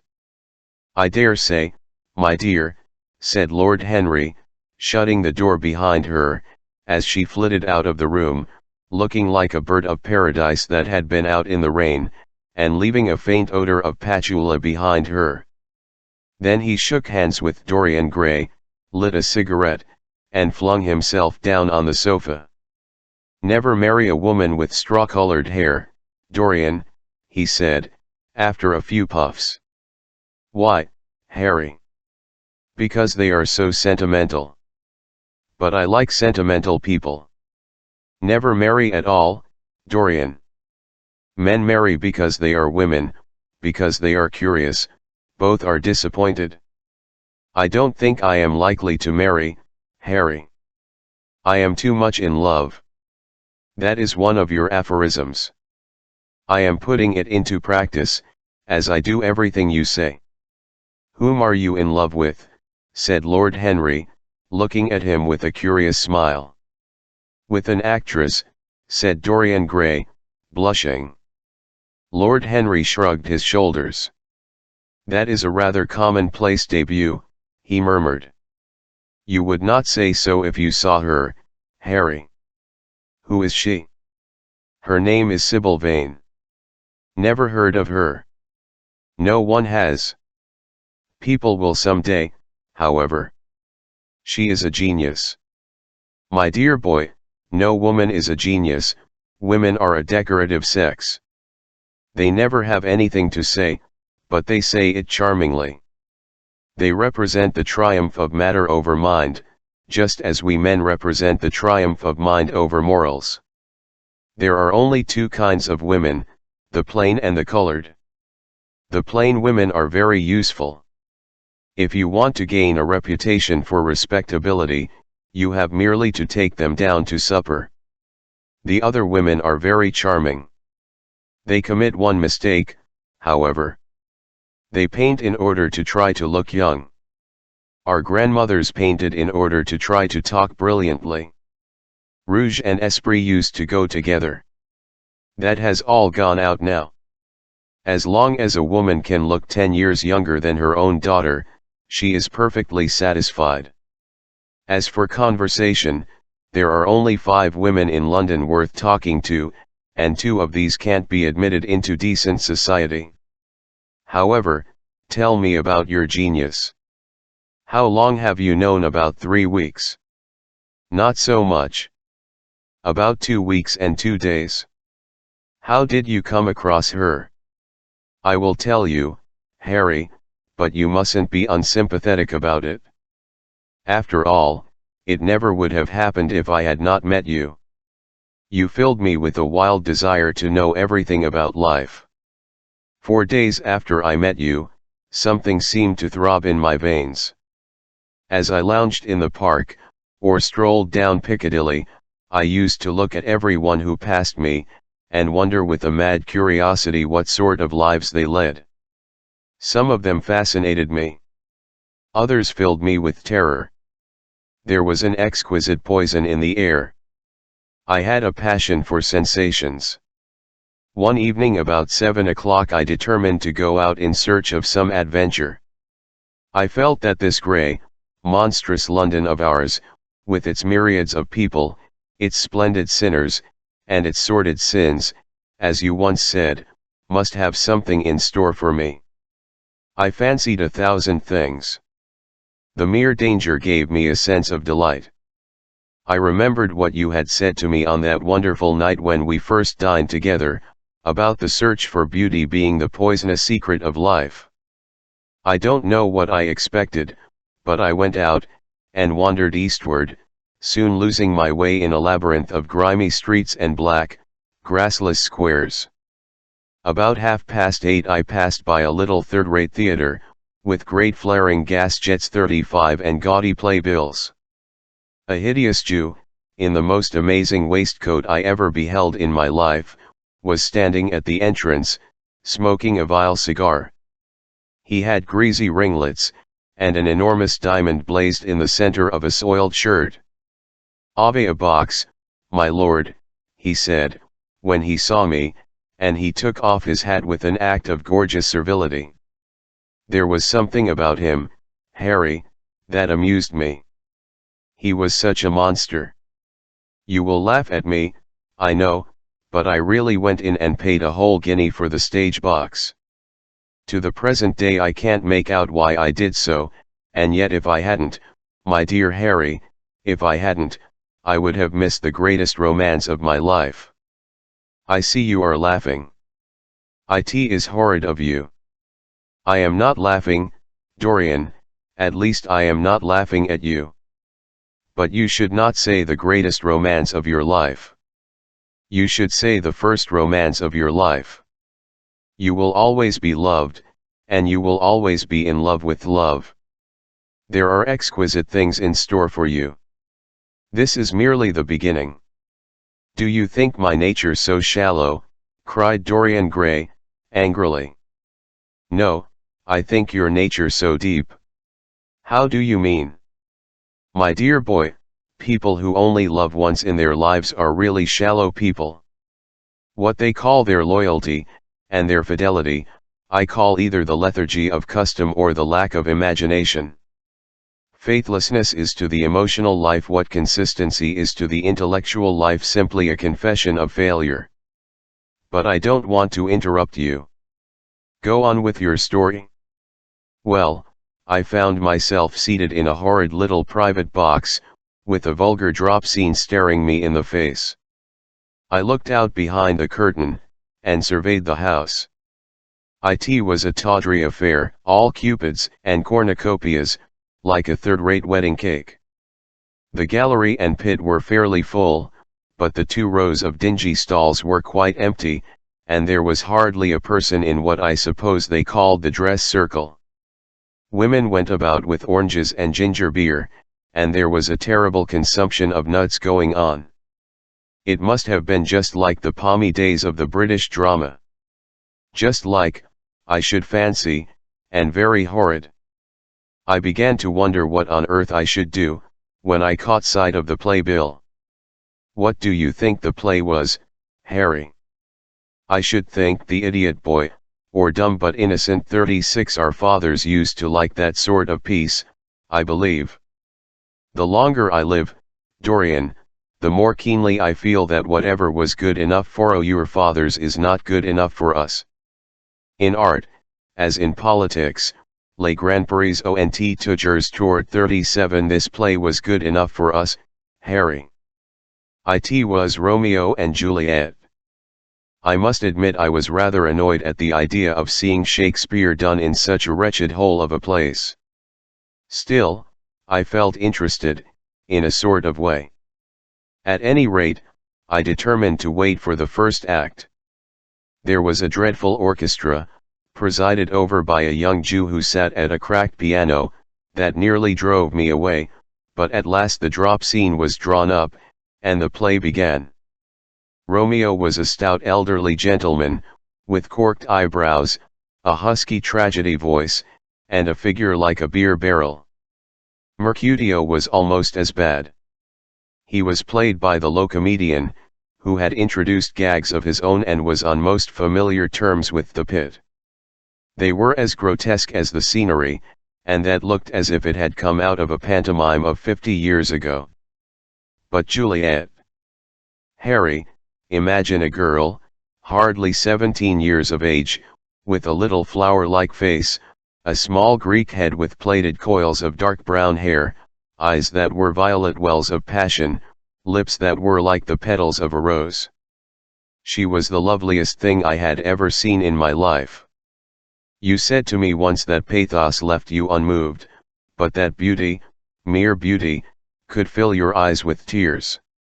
I tell you, Harry, I could hardly see this girl for the mist of tears that came across me. And her voice, I never heard such a voice. It was very low at first, with deep mellow notes, that seemed to fall singly upon one's ear. Then it became a little louder, and sounded like a flute or a distant hautbois. 38 In the garden scene it had all the tremulous ecstasy that one hears just before dawn when nightingales are singing. There were moments, later on, when it had the wild passion of violins. You know how a voice can stir one. Your voice and the voice of Sybil Vane are two things that I shall never forget. When I close my eyes, I hear them, and each of them says something different. I don't know which to follow. Why should I not love her? Harry, I do love her. She is everything to me in life. Night after night I go to see her play. One evening she is Rosalind 39 and the next evening she is Imogen. 40 I have seen her die in the gloom of an Italian tomb, sucking the poison from her lover's lips. I have watched her wandering through the forest of Arden, disguised as a pretty boy in hose and doublet and dainty cap. She has been mad, and has come into the presence of a guilty king, and given him rue to wear, and bitter herbs to taste of. She has been innocent, and the black hands of jealousy have crushed her reed-like throat. 41 One have seen her in every age and in every costume. Ordinary women never appeal to one's imagination. They are limited to their century. No glamour ever transfigures them. One knows their minds as easily as one knows their bonnets. One can always find them. There is no mystery in one of them. They ride in the park in the morning, and chatter at tea parties in the afternoon. They have their stereotyped smile, and their fashionable manner. They are quite obvious. But an actress. How different an actress is. Why didn't you tell me that the only thing worth loving is an actress? Because I have loved so many of them, Dorian. Oh, yes, horrid people with dyed hair and painted faces. Don't run down dyed hair and painted faces. There is an extraordinary charm in them, sometimes. I wish now I had not told you about Sybil Vane. You could not have helped telling me, Dorian. All through your life you will tell me everything you do. Yes, Harry, I believe that is true. I cannot help telling you things. You have a curious influence over me. If I ever did a crime, I would come and confide it to you. You would understand me. People like you, the willful sunbeams of life, don't commit crimes, Dorian. but I am much obliged for the compliment, all the same. And now tell me, reach me the matches, like a good boy. Thanks. Tell me, what are your relations with Sybil Vane?" Dorian Gray leaped to his feet, with flushed cheeks and burning eyes. "Harry, Sybil Vane is sacred. It is only the sacred things that are worth touching, Dorian," said Lord Henry, with a strange touch of pathos in his voice. "But why should you be annoyed? I suppose she will be yours some day. When one is in love, one always begins by deceiving oneself and one always ends by deceiving others. That is what the world calls romance. You know her, at any rate, I suppose." "Of course I know her. On the first night I was at the theatre, the horrid old Jew came round to the box after the performance was over, and offered to bring me behind the scenes and introduce me to her. I was furious with him, and told him that Juliet had been dead for hundreds of years, and that her body was lying in a marble tomb in Verona. I think, from his blank look of amazement, that he thought I had taken too much champagne, or something. I am not surprised. I was not surprised either. Then he asked me if I wrote for any of the newspapers. I told him I never even read them. He seemed terribly disappointed at that, and confided to me that all the dramatic critics were in a conspiracy against him, and that they were all to be bought. I believe he was quite right there. But, on the other hand, most of them are not at all expensive. Well, he seemed to think they were beyond his means. By this time the lights were being put out in the theatre, and I had to go. He wanted me to try some cigars which he strongly recommended. I declined. The next night, of course, I arrived at the theatre again. When he saw me he made me a low bow, and assured me that I was a patron of art. He was a most offensive brute, though he had an extraordinary passion for Shakespeare. He told me once, with an air of pride, that his 3 bankruptcies were entirely due to the poet, whom he insisted on calling the bard. He seemed to think it a distinction.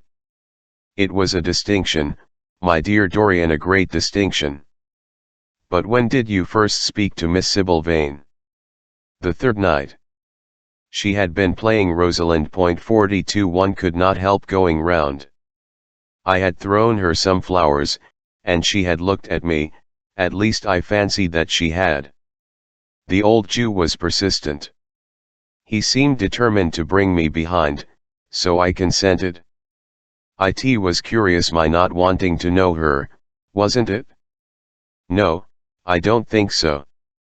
My dear Harry, why? I will tell you some other time. Now I want to know about the girl. Sybil? Oh, she was so shy, and so gentle. There is something of a child about her. Her eyes opened wide in exquisite wonder when I told her what I thought of her performance, and she seemed quite unconscious of her power. I think we were both rather nervous. The old Jew stood grinning at the doorway of the dusty green room, making elaborate speeches about us both, while we stood looking at each other like children. He would insist on calling me my lord, so I had to assure Sybil that I was not anything of the kind. She said quite simply to me, "You look more like a prince." Upon my word, Dorian, Miss Sybil knows how to pay compliments. You don't understand her, Harry. She regarded me merely as a person in a play. She knows nothing of life. She lives with her mother, a faded tired woman who played Lady Capulet in a sort of magenta dressing wrapper on the first night, and who looks as if she had seen better days. I know that look. It always depresses me. The Jew wanted to tell me her history, but I said it did not interest me. You were quite right. There is always something infinitely mean about other people's tragedies. Sybil is the only thing I care about. What is it to me where she came from? From her little head to her little feet, she is absolutely and entirely divine. I go to see her act every night of my life, and every night she is more marvelous. That is the reason, I suppose, that you will never dine with me now. I thought you must have some curious romance on hand. You have, but it is not quite what I expected. My dear Harry, we either lunch or sup together every day, and I have been to the opera with you several times. You always come dreadfully late. Well, I can't help going to see Sybil play, even if it is only for an act. I get hungry for her presence, and when I think of the wonderful soul that is hidden away in that little ivory body, I am filled with awe. You can dine with me tonight, Dorian, can't you? He shook his head. Tonight she is Imogen, he answered, and tomorrow night she will be Juliet. When is she Sybil Vane?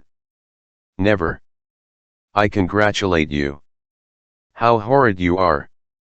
She is all the great heroines of the world in one. She is more than an individual. You laugh, but I tell you she has genius. I love her, and I must make her love me. You, who know all the secrets of life, tell me how to charm Sybil Vane to love me. I want to make Romeo jealous. I want the dead lovers of the world to hear our laughter, and grow sad. I want a breath of our passion to stir their dust into consciousness, to wake their ashes into pain. My God, Harry, how I worship her. He was walking up and down the room as he spoke. Hectic spots of red burned on his cheeks. He was terribly excited. Lord Henry watched him with a subtle sense of pleasure. How different he was now from the shy, frightened boy he had met in Basil Hallward's studio. His nature had developed like a flower, had borne blossoms of scarlet flame. Out of its secret hiding place had crept his soul, and desire had come to meet it on the way. "And what do you propose to do?" said Lord Henry, at last.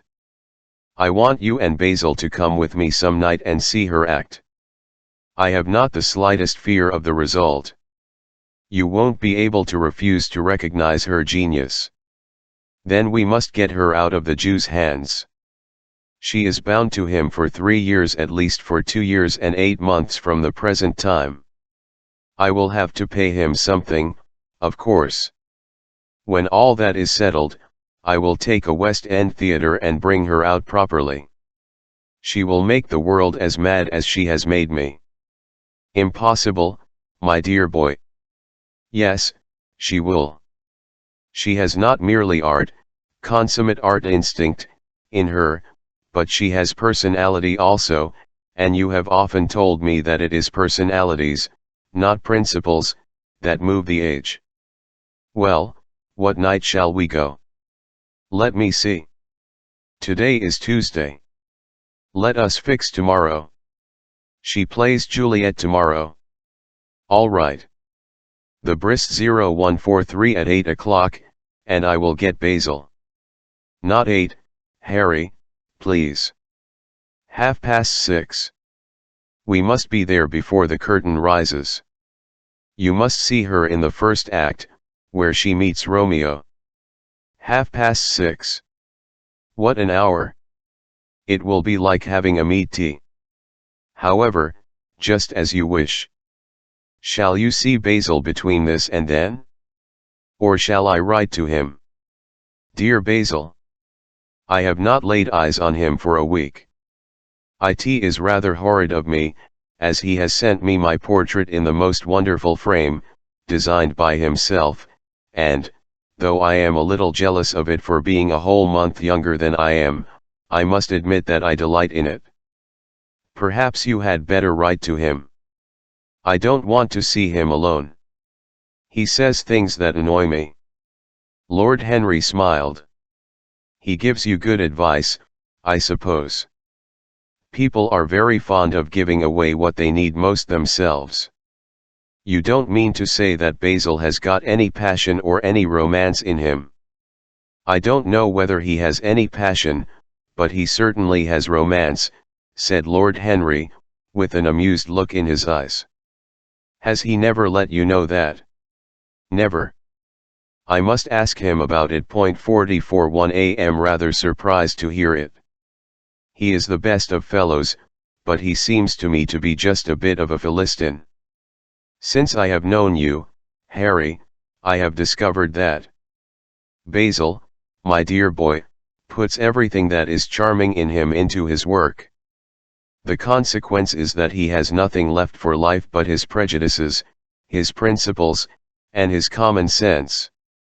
The only artists I have ever known who are personally delightful are bad artists. Good artists give everything to their art, and consequently are perfectly uninteresting in themselves.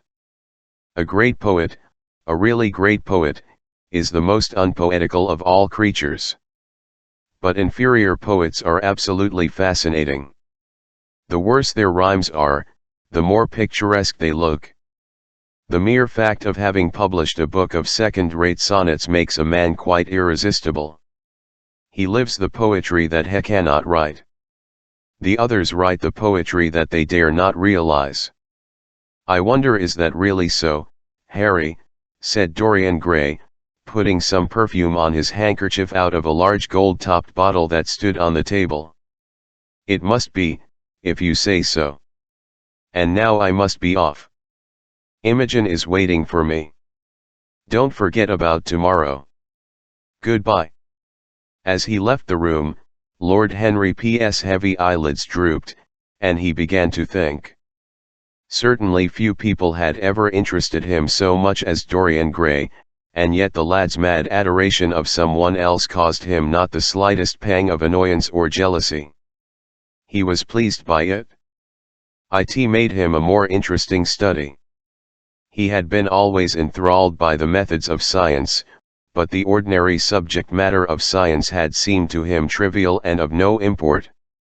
And so he had begun by vivisecting himself, as he had ended by vivisecting others. Human life, that appeared to him the one thing worth investigating. There was nothing else of any value, compared to it. It was true that as one watched life in its curious crucible of pain and pleasure, one could not wear over one's face a mask of glass, or keep the sulphurous fumes from troubling the brain and making the imagination turbid with monstrous fancies and misshapen dreams. There were poisons so subtle that to know their properties one had to sicken of them. There were maladies so strange that one had to pass through them if one sought to understand their nature. And, yet, what a great reward one received! How wonderful the whole world became to one! To note the curious hard logic of passion, and the emotional colored life of the observe where they met, and where they separated, at what point they became one, and at what point they were at discord, there was a delight in that. What matter what the cost was?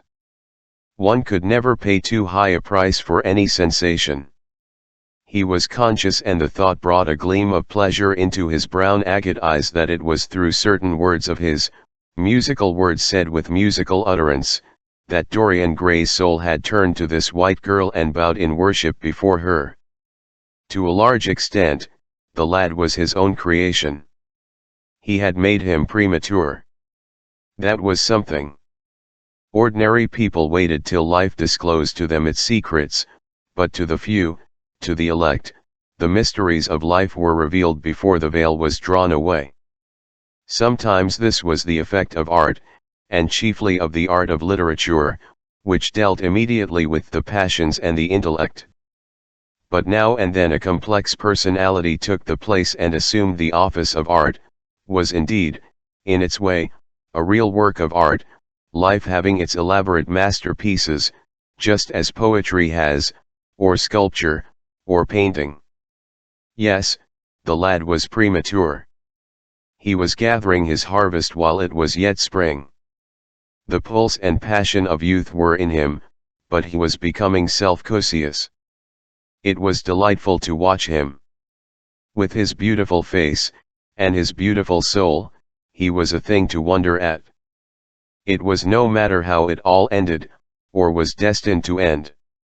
He was like one of those gracious figures in a pageant or a play, whose joys seem to be remote from one, but whose sorrows stir one's sense of beauty, and whose wounds are like red roses. Soul and body, body and soul, how mysterious they were. There was animalism in the soul, and the body had its moments of spirituality. The senses could refine, and the intellect could degrade. Who could say where the fleshly impulse ceased, or the psychical impulse began? How shallow were the arbitrary definitions of ordinary psychologists!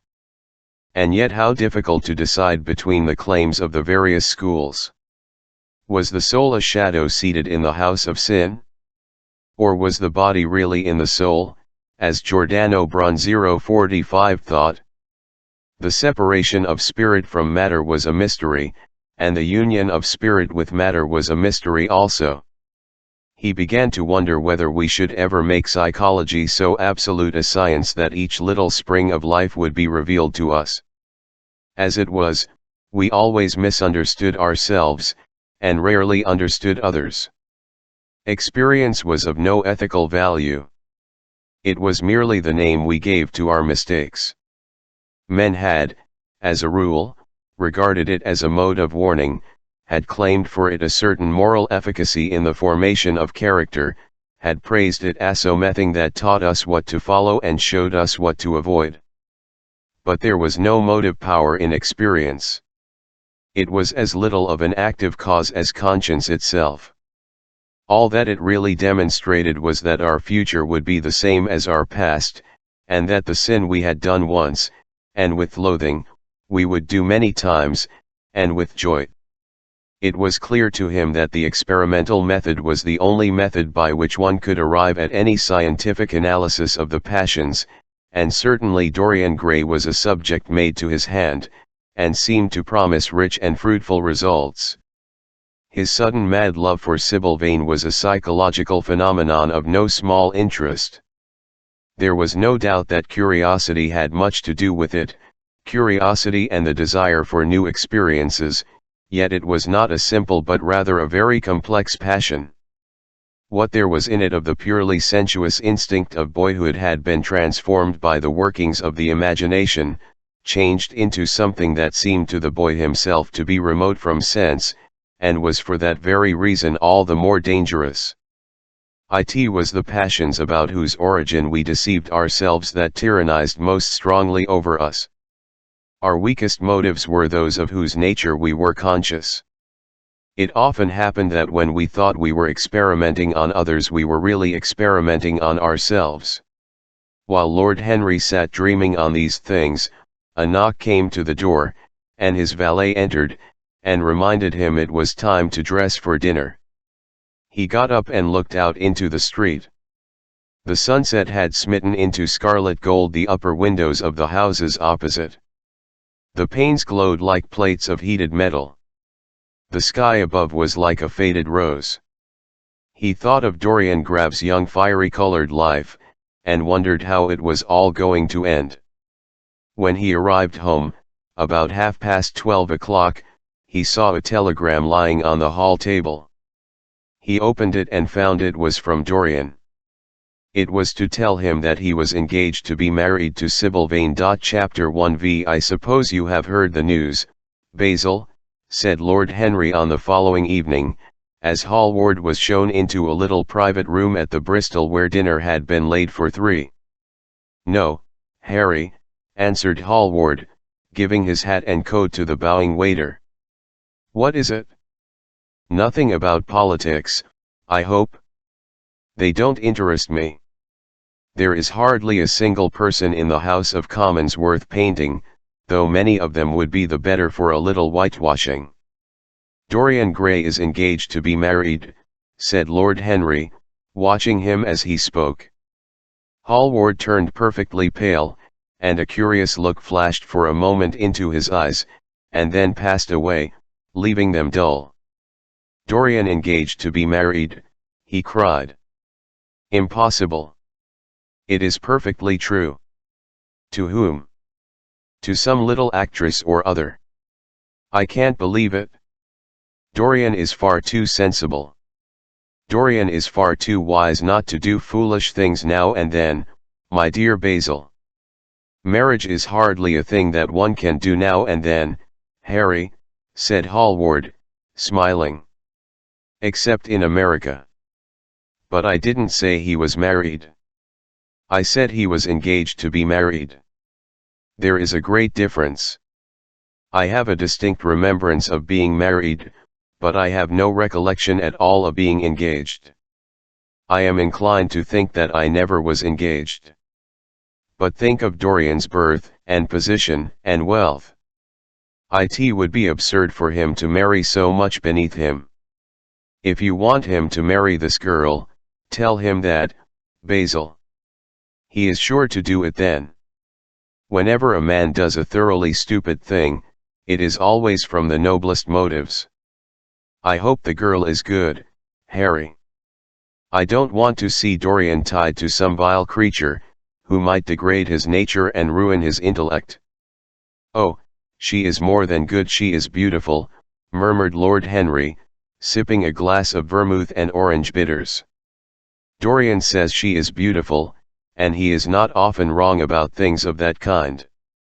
Your portrait of him has quickened his appreciation of the personal appearance of other people. It has had that excellent effect, among others. We are to see her tonight, if that boy doesn't forget his appointment. But do you approve of it, Harry? Asked Hallward, walking up and down the room, and biting his lip. You can't approve of it, really. It is some silly infatuation. I never approve, or disapprove, of anything now. It is an absurd attitude to take towards life. We are not sent into the world to air our moral prejudices. I never take any notice of what common people say, and I never interfere with what charming people do. If a personality fascinates me, whatever the personality chooses to do is absolutely delightful to me. Dorian Gray falls in love with a beautiful girl who acts Shakespeare, and proposes to marry her. Why not? If he wedded Messalina 46 he would be none the less interesting. You know I am not a champion of marriage. The real drawback to marriage is that it makes one unselfish. And unselfish people are colorless. They lack individuality. Still, there are certain temperaments that marriage makes more complex. They retain their egotism, and add to it many other egos. They are forced to have more than one life. They become more highly organized. Point 47. Besides, every experience is of value, and, whatever one may say against marriage, it is certainly an experience. I hope that Dorian Gray will make this girl his wife, passionately adore her for 6 months, and then suddenly become fascinated by someone else. He would be a wonderful study. You don't mean all that, Harry, you know you don't. If Dorian Gray's life were spoiled, no one would be sorrier than yourself. You are much better than you pretend to be. Lord Henry laughed. The reason we all like to think so well of others is that we are all afraid for ourselves. The basis of optimism is sheer terror. We think that we are generous because we credit our neighbor with those virtues that are likely to benefit ourselves. We praise the banker that we may overdraw our account, and find good qualities in the highwayman in the hope that he may spare our pockets. I mean everything that I have said. I have the greatest contempt for optimism. And as for a spoiled life, no life is spoiled but one whose growth is arrested. If you want to mar a nature, you have merely to reform it. But here is Dorian himself. He will tell you more than I can. 48. My dear Harry, my dear Basil, you must both congratulate me, said the boy, throwing off his evening cape with its satin-lined wings, and shaking each of his friends by the hand in turn. I have never been so happy. Of course it is sudden, all really delightful things are. And yet it seems to me to be the one thing I have been looking for all my life. He was flushed with excitement and pleasure, and looked extraordinarily handsome. I hope you will always be very happy, Dorian, said Hallward, but I don't quite forgive you for not having let me know of your engagement. You let Harry know. And I don't forgive you for being late for dinner, broke in Lord Henry, putting his hand on the lad's shoulder, and smiling as he spoke. Come, let us sit down and try what the new chef here is like, and then you will tell us how it all came about.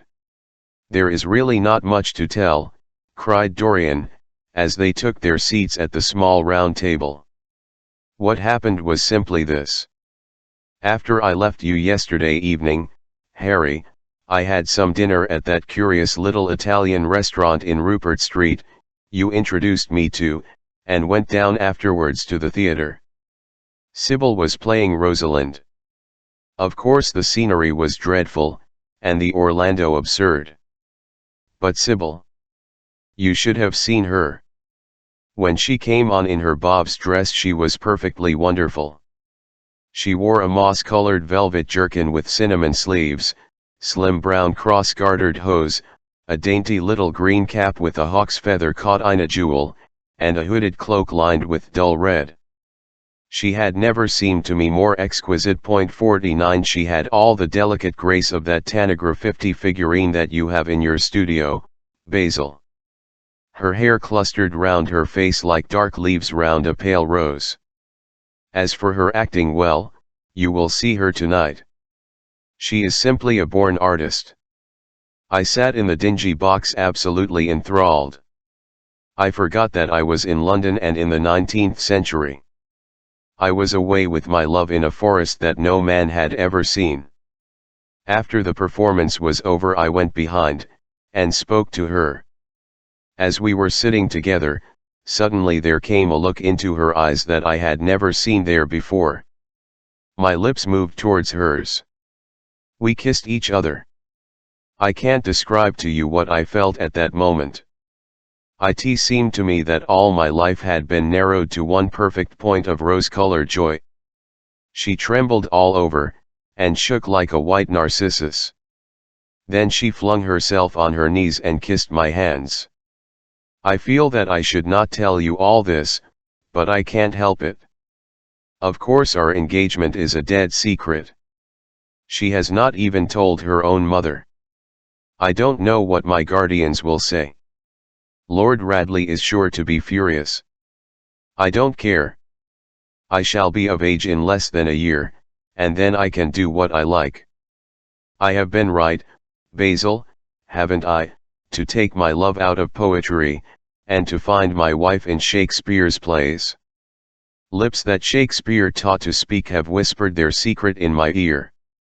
I have had the arms of Rosalind around me, and kissed Juliet on the mouth.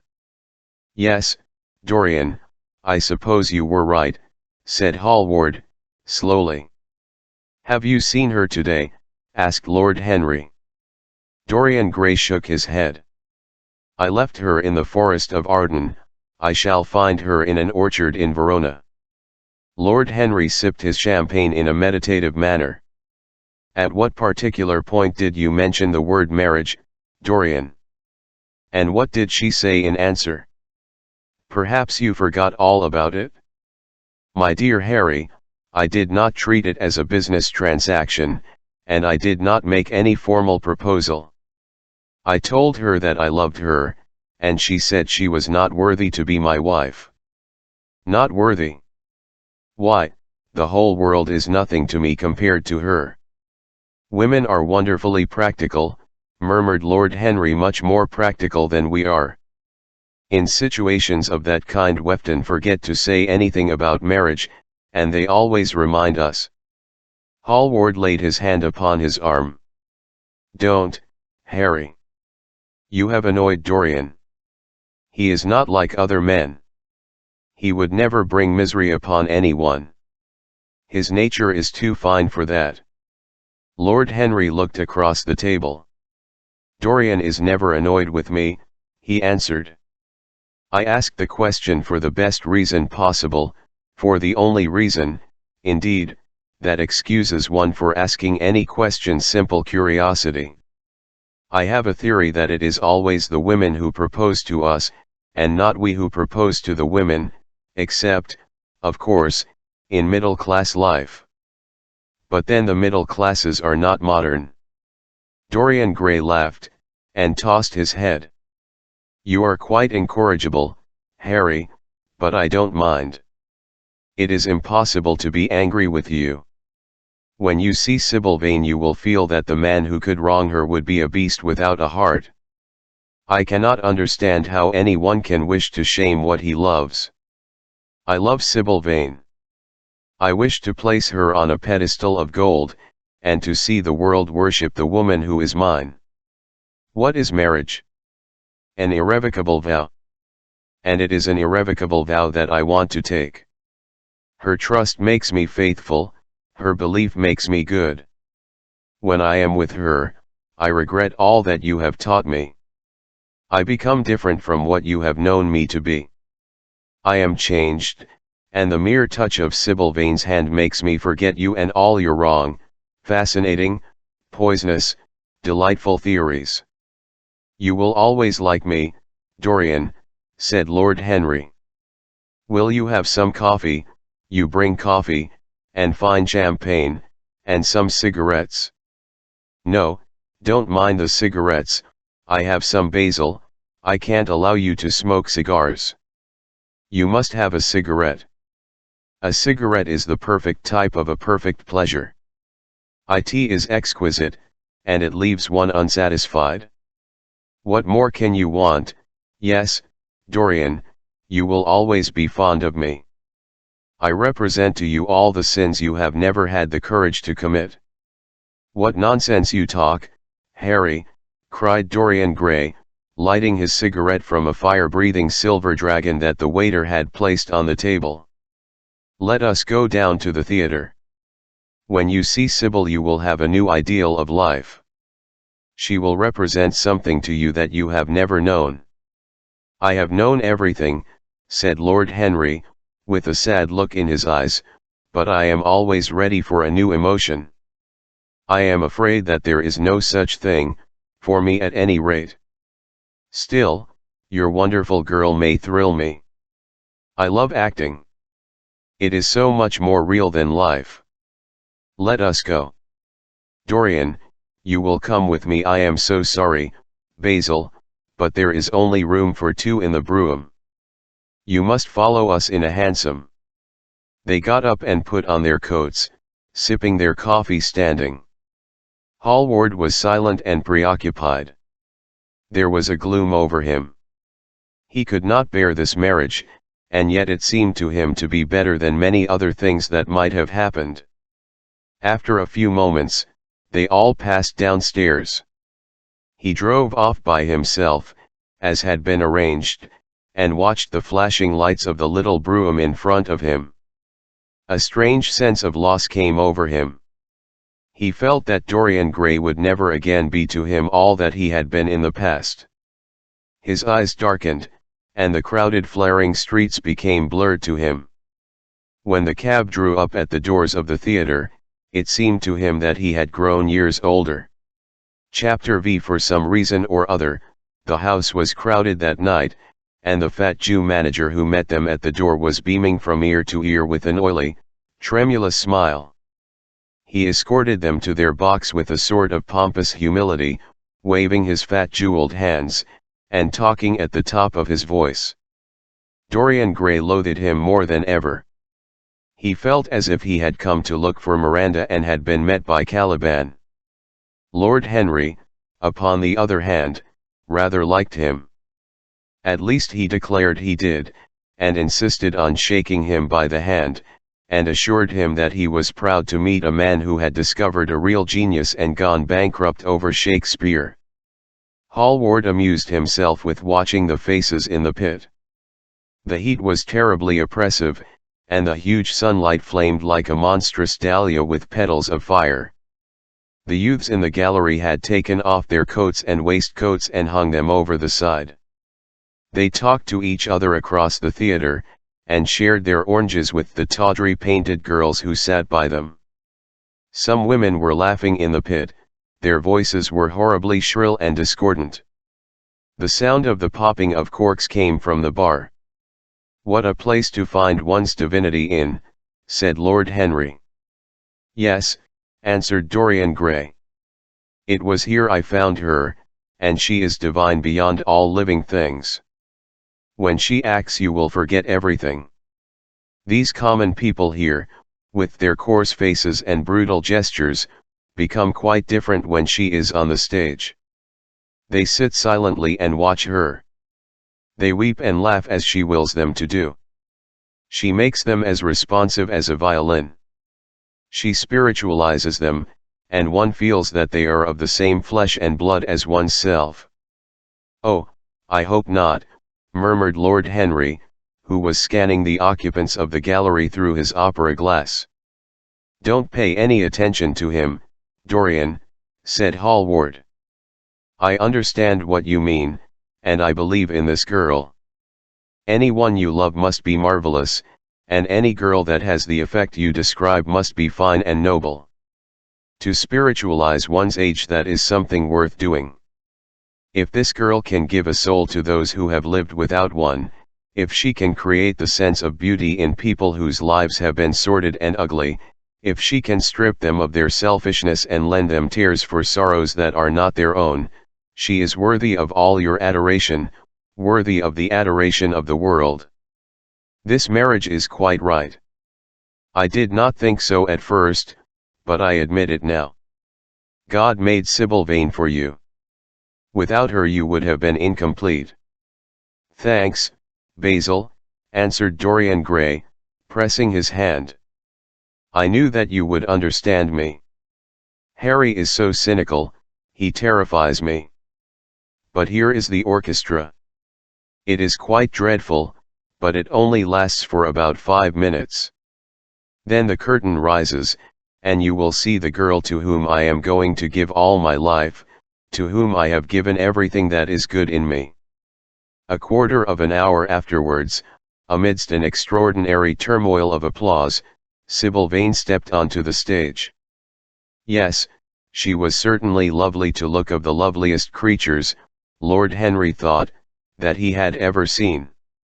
There was something of the fawn in her shy grace and startled eyes. A faint blush, like the shadow of a rose in a mirror of silver, came to her cheeks as she glanced at the crowded, enthusiastic house. She stepped back a few paces, and her lips seemed to tremble. Basil Hallward leaped to his feet and began to applaud.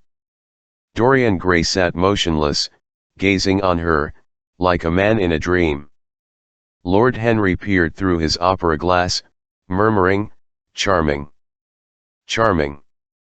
The scene was the hall of Capulet's house, and Romeo in his pilgrim's dress had entered with Mercutio and his friends. The such as it was, struck up a few bars of music, and the dance began. Through the crowd of ungainly, shabbily dressed actors, Sybil Vane moved like a creature from a finer world. Her body swayed, as she danced, as a plant sways in the water. The curves off her throat were like the curves of a white lily. Her hands seemed to be made of cool ivory. Yet she was curiously listless. She showed no sign of joy when her eyes rested on Romeo. The few lines she had to speak, "Good pilgrim, you do wrong your hand too much," which mannerly devotion shows in this, "For saints have hands that pilgrims' hands do touch," and "Palm to palm is holy palmer's kiss." 51 with the brief dialogue that follows, were spoken in a thoroughly artificial manner. The voice was exquisite, but from the point of view of tone it was absolutely false. It was wrong in color. It took away all the life from the verse. It made the passion unreal. 52 Dorian Gray grew pale as he watched her. Neither of his friends dared to say anything to him. She seemed to them to be absolutely incompetent. They were horribly disappointed. Yet they felt that the true test of any Juliet is the balcony scene of the second act. They waited for that. If she failed there was nothing in her. She looked charming as she came out in the moonlight. That could not be denied. but the staginess of her acting was unbearable and grew worse as she went on. Her gestures became absurdly artificial. She overemphasized everything that she had to say. The beautiful passage, "Thou knowest the mask of night is on my face, else would a maiden blush bepaint my cheek for that which thou hast heard me speak tonight," 53 was declaimed with the painful precision of a schoolgirl who has been taught to recite by some second-rate professor of elocution. When she leaned over the balcony and came to those wonderful lines, "Although I joy in thee, I have no joy of this contract tonight, it is too rash, too unadvised, too sudden, too like the lightning, which doth cease to be ere one can say, it lightens. Sweet, good night. This bud of love by summer's ripening breath may prove a beauteous flower when next we meet." 54. She spoke the words as if they conveyed no meaning to her. It was not nervousness. Indeed, so far from being nervous, she seemed absolutely self-contained. It was simply bad art. She was a complete failure. Even the common uneducated audience of the pit and gallery lost their interest in the play. They got restless, and began to talk loudly and to whistle. The Jew manager, who was standing at the back of the dress circle, stamped and swore with rage. The only person unmoved was the girl herself. When the second act was over there came a storm of hisses, and Lord Henry got up from his chair and put on his coat. "She is quite beautiful, Dorian," he said, "but she can't act. Let us go." "I am going to see the play through," answered the lad, in a hard, bitter voice. "I am awfully sorry that I have made you waste an evening, Harry. I apologize to both of you." "My dear Dorian, I should think Miss Vane was ill," interrupted Hallward. "We will come some other night." "I wish she was ill," he rejoined. "But she seems to me to be simply callous and cold. She has entirely altered. Last night she was a great artist. Tonight she is merely a commonplace, mediocre actress. Don't talk like that about anyone you love, Dorian. Love is a more wonderful thing than art." 55 They are both simply forms of imitation, murmured Lord Henry. "But do let us go. Dorian, you must not stay here any longer. It is not good for one's morals to see bad acting. Besides, I don't suppose you will want your wife to act. So what does it matter if she plays Juliet like a wooden doll? She is very lovely, and if she knows as little about life as she does about acting, she will be a delightful experience. There are only two kinds of people who are really fascinating: people who know absolutely everything, and people who know absolutely nothing. Good heavens, my dear boy, don't look so tragic. The secret of remaining young is never to have an emotion that is unbecoming. Come to the club with Basil and myself. We will smoke cigarettes and drink to the beauty of Sybil Vane. She is beautiful. What more can you want?" "Please go away, Harry," cried the lad. "I really want to be alone, Basil. You don't mind my asking you to go?" "Ah! Can't you see that my heart is breaking?" The hot tears came to his eyes. His lips trembled, and, rushing to the back of the box, he leaned up against the wall, hiding his face in his hands. "Let us go, Basil," said Lord Henry, with a strange tenderness in his voice, and the two young men passed out together. A few moments afterwards the footlights flared up, and the curtain rose on the third act. Dorian Gray went back to his seat. He looked pale and proud and indifferent. The play dragged on, and seemed interminable. Half of the audience went out, tramping in heavy boots, and laughing. The whole thing was a fiasco. The last act was played to almost empty benches. As soon as it was over, Dorian Gray rushed behind the scenes into the green room. The girl was standing alone there, with a look of triumph on her face. Her eyes were lit with an exquisite fire. There was a radiance about her. Her parted lips were smiling over some secret of their own.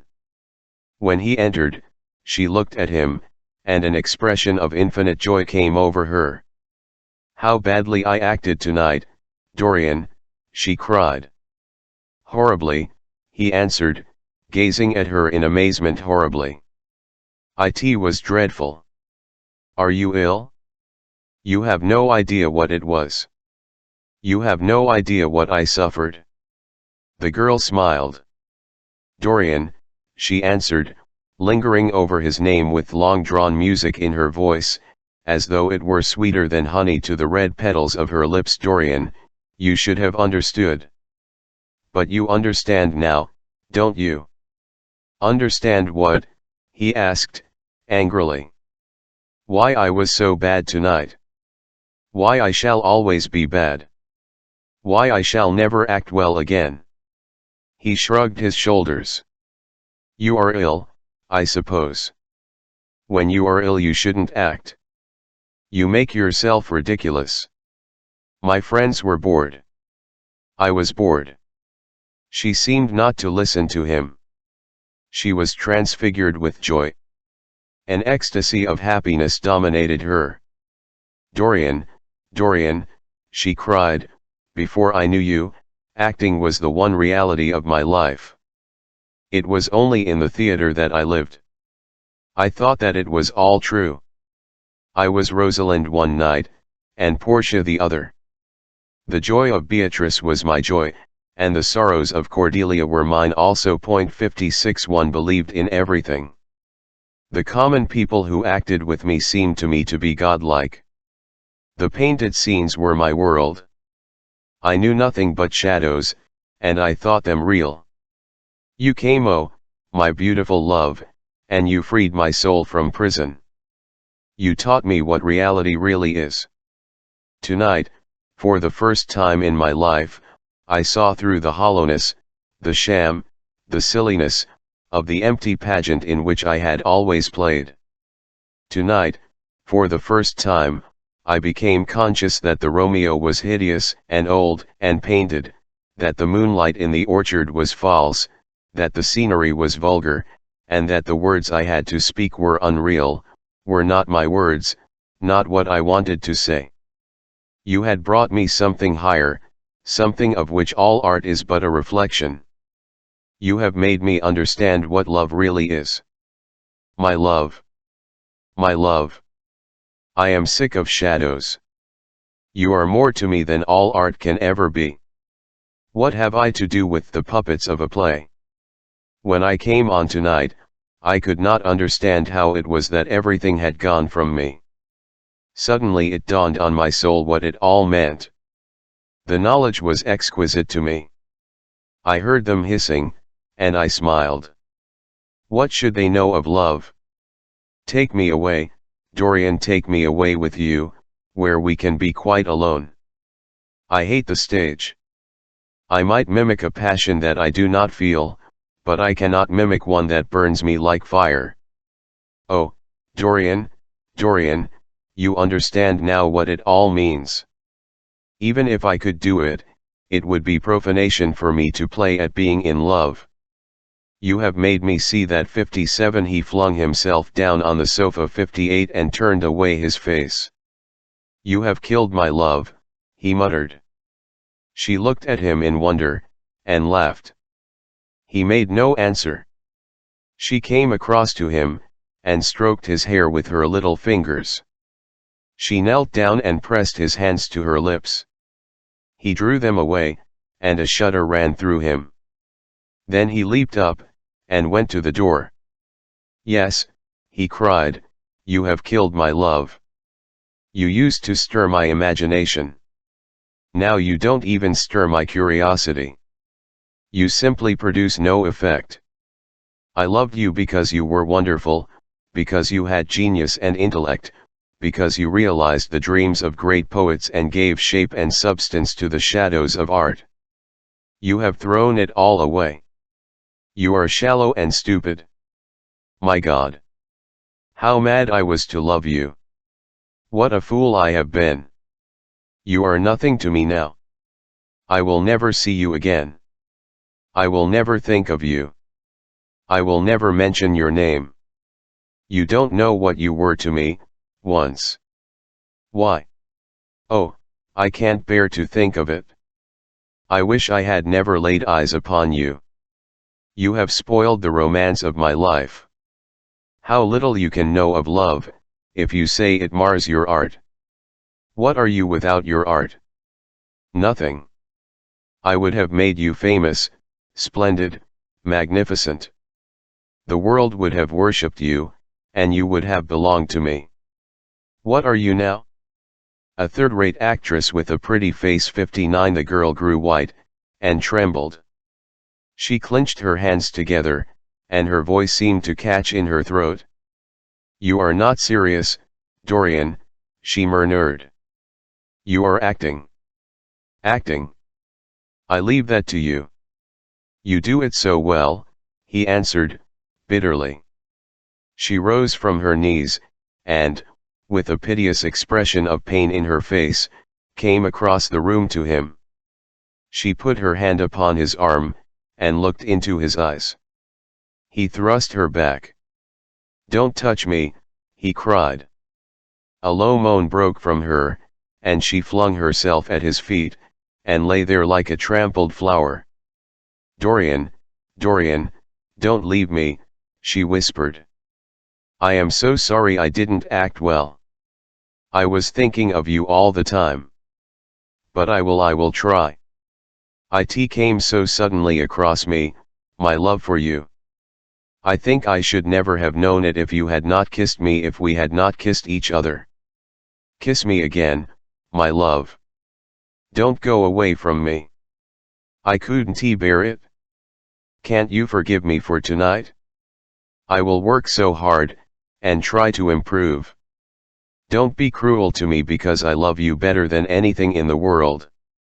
After all, it is only once that I have not pleased you. But you are quite right, Dorian. I should have shown myself more of an artist. It was foolish of me, and yet I couldn't help it. Oh, don't leave me, don't leave me. A fit of passionate sobbing choked her. She crouched on the floor like a wounded thing, and Dorian Gray, with his beautiful eyes, looked down at her, and his chiseled lips curled in exquisite disdain. There is always something ridiculous about the passions of people whom one has ceased to love. Sybil Vane seemed to him to be absurdly melodramatic. Her tears and sobs annoyed him. I am going, he said at last, in his calm, clear voice. I don't wish to be unkind, but I can't see you again. You have disappointed me. She wept silently, and made no answer, but crept nearer to him. Her little hands stretched blindly out, and appeared to be seeking for him. He turned on his heel, and left the room. In a few moments he was out of the theater. Where he went to, he hardly knew. He remembered wandering through dimly lit streets with gaunt black-shadowed archways and evil-looking houses. Women with hoarse voices and harsh laughter had called after him. Drunkards had reeled by cursing, and chattering to themselves like monstrous apes. He had seen grotesque children huddled upon doorsteps, and had heard shrieks and oaths from gloomy courts. When the dawn was just breaking he found himself at Covent Garden. Huge carts filled with nodding lilies rumbled slowly down the polished empty street. The air was heavy with the perfume of the flowers, and their beauty seemed to bring him an anodyne for his pain. He followed into the market, and watched the men unloading their wagons. A white-smocked carter offered him some cherries. He thanked him, wondered why he refused to accept any money for them, and began to eat them listlessly. They had been plucked at midnight, and the coldness of the moon had entered into them. A long line of boys carrying crates of striped tulips, and of yellow and red roses, defiled in front of him, threading their way through the huge jade-green piles of vegetables.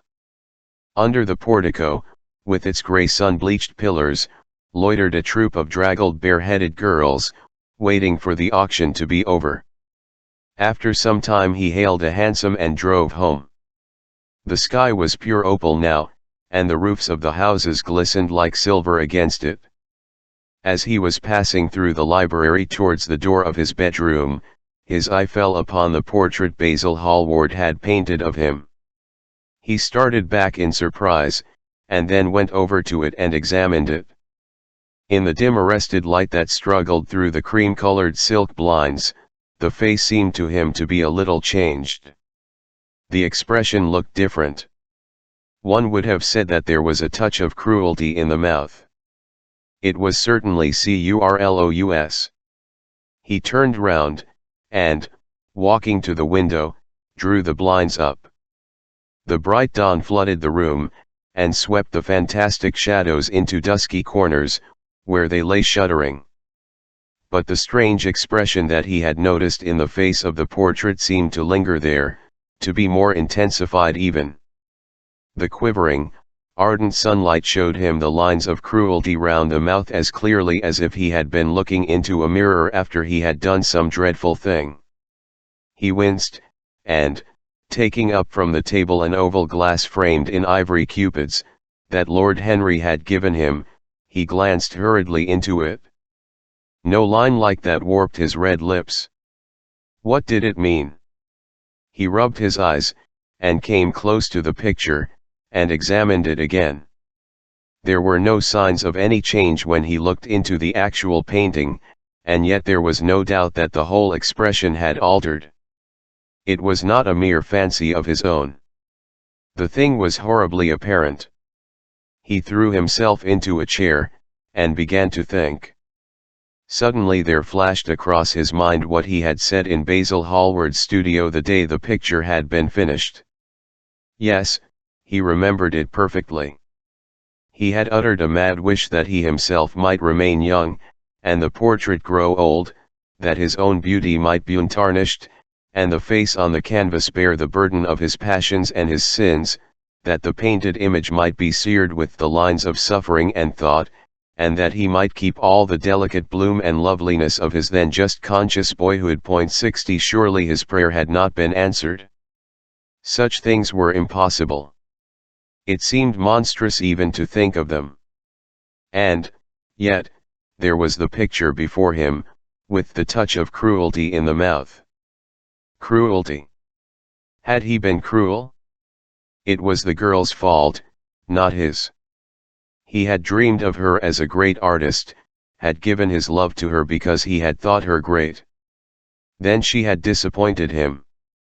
She had been shallow and unworthy. And, yet, a feeling of infinite regret came over him, as he thought of her lying at his feet sobbing like a little child. He remembered with what callousness he had watched her. Why had he been made like that? Why had such a soul been given to him? But he had suffered also. During the 3 terrible hours that the play had lasted, he had lived centuries of pain, eon upon eon of torture. His life was well worth hers. She had marred him for a moment, if he had wounded her for an age.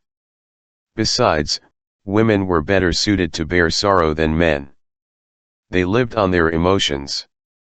They only thought of their emotions. When they took lovers, it was merely to have someone with whom they could have scenes. Lord Henry had told him that, and Lord Henry knew what women were. Why should he trouble about Sybil Vane? She was nothing to him now. But the picture? What was he to say of that? It held the secret of his life, and told his story. It had taught him to love his own beauty. Would it teach him to loathe his own soul? Would he ever look at it again? No, it was merely an illusion wrought on the troubled senses. The horrible night that he had passed had left phantoms behind it. Suddenly there had fallen upon his brain that tiny scarlet speck that makes men mad. The picture had not changed. It was folly to think so. Yet it was watching him, with its beautiful marred lace and its cruel smile. Its bright hair gleamed in the early sunlight. Its blue eyes met his own. A sense of infinite pity, not for himself, but for the painted image of himself, came over him. It had altered already, and would alter more. Its gold would wither into grey. Its red and white roses would die. For every sin that he committed, a stain would fleck and wreck its fairness. But he would not sin. The picture, changed or unchanged, would be to him the visible emblem of conscience. 61 He would resist temptation. He would not see Lord Henry any more, would not, at any rate, listen to those subtle poisonous theories that in Basil Hallward's garden had first stirred within him the passion for impossible things. He would go back to Sybil Vane, make her amends, marry her, try to love her again. Yes, it was his duty to do so. She must have suffered more than he had. Poor child. He had been selfish and cruel to her. The fascination that she had exercised over him would return. They would be happy together. His life with her would be beautiful and pure.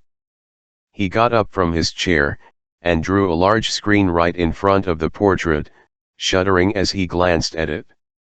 How horrible, he murmured to himself, and he walked across to the window and opened it. When he stepped out on the grass, he drew a deep breath. The fresh morning air seemed to drive away all his somber passions. He thought only of Sybil Vane. A faint echo of his love came back to him. He repeated her name over and over again. The birds that were singing in the dew-drenched garden seemed to be telling the flowers about her. Chapter 6 It was long past noon when he awoke. His valet had crept several times into the room on tiptoe to see if he was stirring, and had wondered what made his young master sleep so late. Finally his bell sounded, and Victor came in softly with a cup of tea, and a pile of letters, on a small tray of old Sèvres china, and drew back the olive satin curtains, with their shimmering blue lining, that hung in front of the 3 tall windows. "Monsieur has well slept this morning," he said, smiling. "What o'clock is it, Victor?" asked Dorian Gray, sleepily. "1 hour and a quarter, monsieur." How late it was! He sat up, and, having sipped some tea, turned over his letters. One of them was from Lord Henry, and had been brought by hand that morning. He hesitated for a moment, and then put it aside. The others he opened listlessly.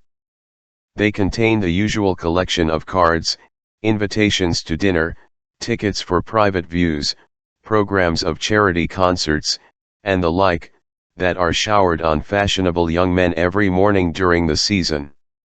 There was a rather heavy bill, for a chased silver Louis Quinze toilet set, that he had not yet had the courage to send on to his guardians, who were extremely old-fashioned people and did not realize that we live in an age when only unnecessary things are absolutely necessary to us, and there were several very courteously worded communications from Jermyn Street money lenders offering to advance any sum of money at a moment's notice and at the most reasonable rates of interest.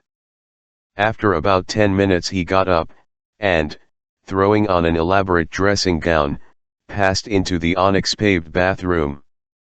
The cool water refreshed him after his long sleep. He seemed to have forgotten all that he had gone through. A dim sense of having taken part in some strange tragedy came to him once or twice, but there was the unreality of a dream about it. As soon as he was dressed, he went into the library and sat down to a light French breakfast, that had been laid out for him on a small round table close to an open window. It was an exquisite day. The warm air seemed laden with spices. A bee flew in, and buzzed round the blue dragon filled with sulphur-yellow roses, that stood in front of him. He felt perfectly happy. Suddenly his eye fell on the screen that he had placed in front of the portrait, and he started.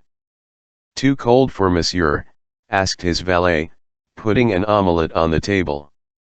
I shut the window. Dorian shook his head. I am not cold, he murmured. Was it all true? Had the portrait really changed? Or had it been simply his own imagination that had made him see a look of evil where there had been a look of joy? Surely a painted canvas could not alter? The thing was absurd. It would serve as a tale to tell Basil someday. It would make him smile. And, yet, how vivid was his recollection of the whole thing. First in the dim twilight, and then in the bright dawn, he had seen the touch of cruelty in the warped lips. He almost dreaded his valet leaving the room. He knew that when he was alone he would have to examine the portrait. He was afraid of certainty. When the coffee and cigarettes had been brought and the man turned to go, he felt a mad desire to tell him to remain. As the door closed behind him he called him back. The man stood waiting for his orders. Dorian looked at him for a moment.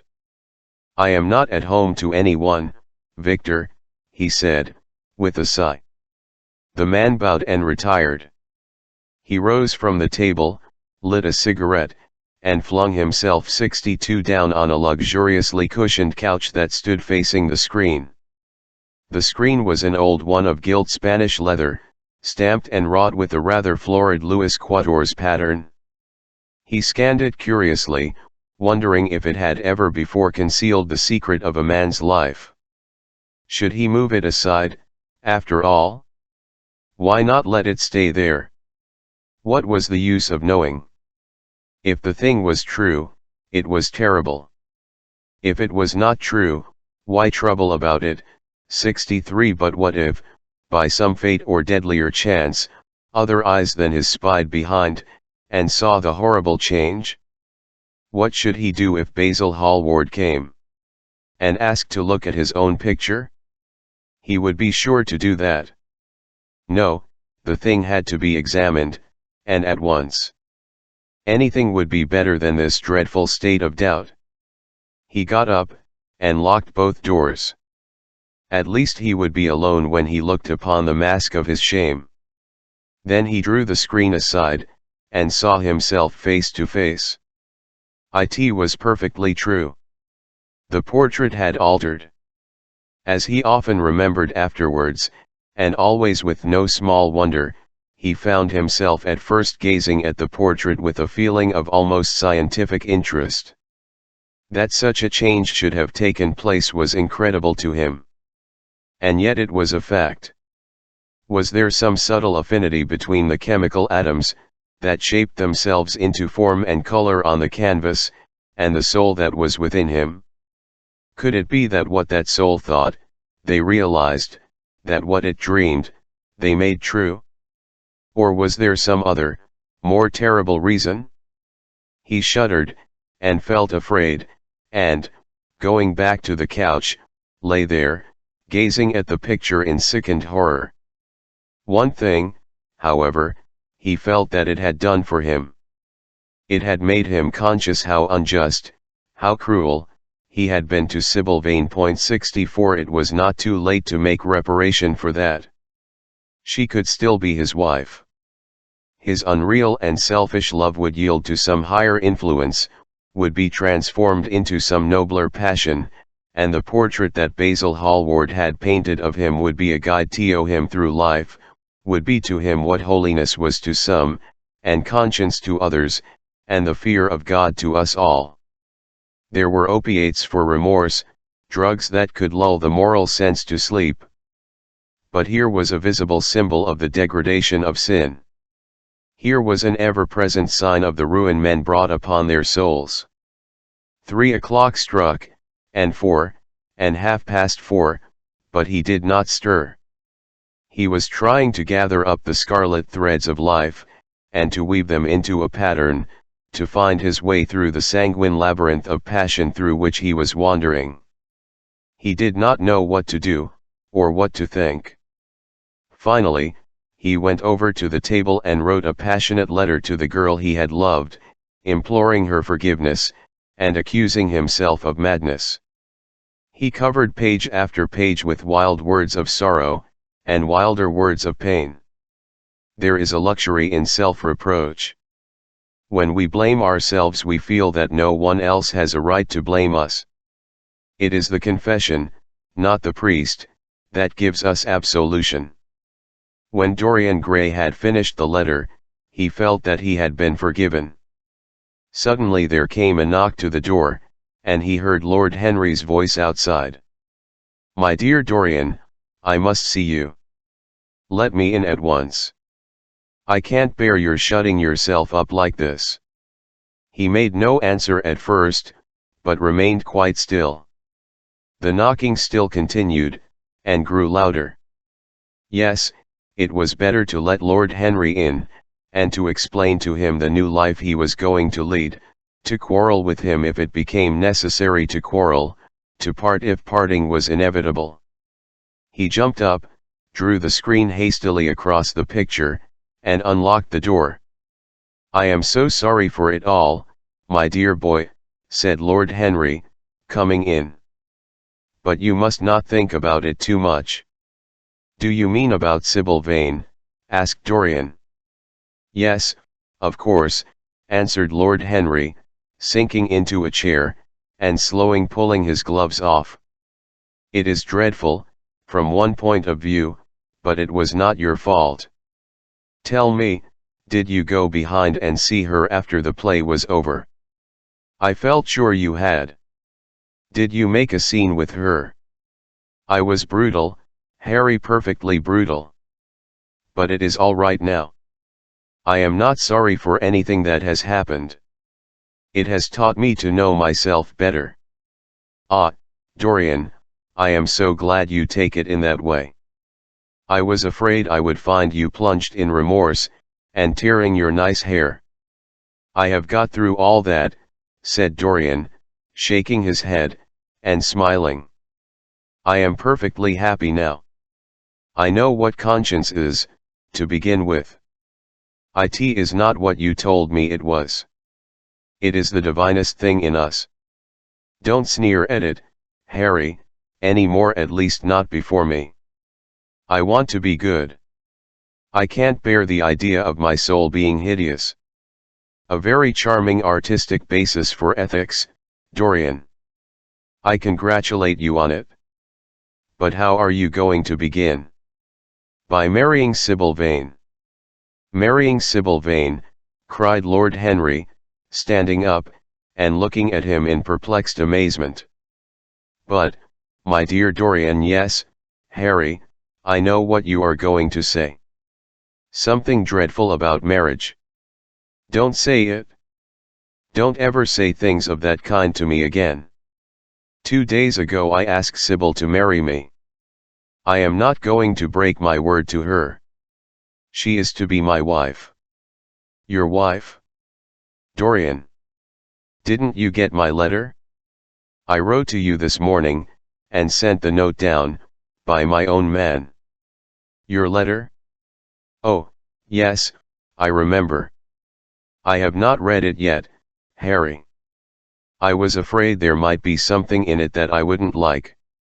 Lord Henry walked across the room, and, sitting down by Dorian Gray, took both his hands in his, and held them tightly. "Dorian," he said, "my letter, don't be frightened, was to tell you that Sybil Vane is dead." A cry of pain broke from the lad's lips, and he leaped to his feet, tearing his hands away from Lord Henry's grasp. "Dead? Sybil dead? It is not true. It is a horrible lie." "It is quite true, Dorian," said Lord Henry, gravely. "It is in all the morning papers. I wrote down to you to ask you not to see anyone till I came.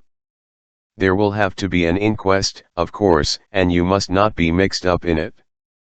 Things like that make a man fashionable in Paris. But in London people are so prejudiced. Here, one should never make one's debut with a scandal. One should reserve that to give an interest to one's old age. I don't suppose they know your name at the theatre. If they don't, it is all right. Did anyone see you going round to her room? That is an important point. Dorian did not answer for a few moments. He was dazed with horror. Finally he murmured, in a stifled voice, "Harry, did you say an inquest? What did you mean by that? Did Sybil? Oh, Harry, I can't bear it. But be quick. Tell me everything at once." "I have no doubt it was not an accident, Dorian, though it must be put in that way to the public. 65 As she was leaving the theater with her mother, about 12:30 or so, she said she had forgotten something upstairs. They waited some time for her, but she did not come down again. They ultimately found her lying dead on the floor of her dressing room. She had swallowed something by mistake, some dreadful thing they use at theaters. I don't know what it was, but it had either prussic acid or white lead in it. 66 One should fancy it was prussic acid, as she seems to have died instantaneously. It is very tragic, of course, but you must not get yourself mixed up in it. I see by the standard that she was 17. I should have thought she was almost younger than that. She looked such a child, and seemed to know so little about acting. Dorian, you mustn't let this thing get on your nerves. You must come and dine with me, and afterwards we will look in at the opera. It is a Patty night, and everybody will be there. 67 You can come to my sister's box. She has got some smart women with her. So I have murdered Sybil Vane, said Dorian Gray, half to himself. Murdered her as certainly as if I had cut her little throat with a knife. And the roses are not less lovely for all that. The birds sing just as happily in my garden. And tonight I am to dine with you, and then go on to the opera, and sup somewhere, I suppose, afterwards. How extraordinarily dramatic life is. If I had read all this in a book, Harry, I think I would have wept over it. Somehow, now that it has happened actually, and to me, it seems far too wonderful for tears. 68 Here is the first passionate love letter I have ever written in my life. Strange, that my first passionate love letter should have been addressed to a dead girl. Can they feel, I wonder, those white silent people we call the dead?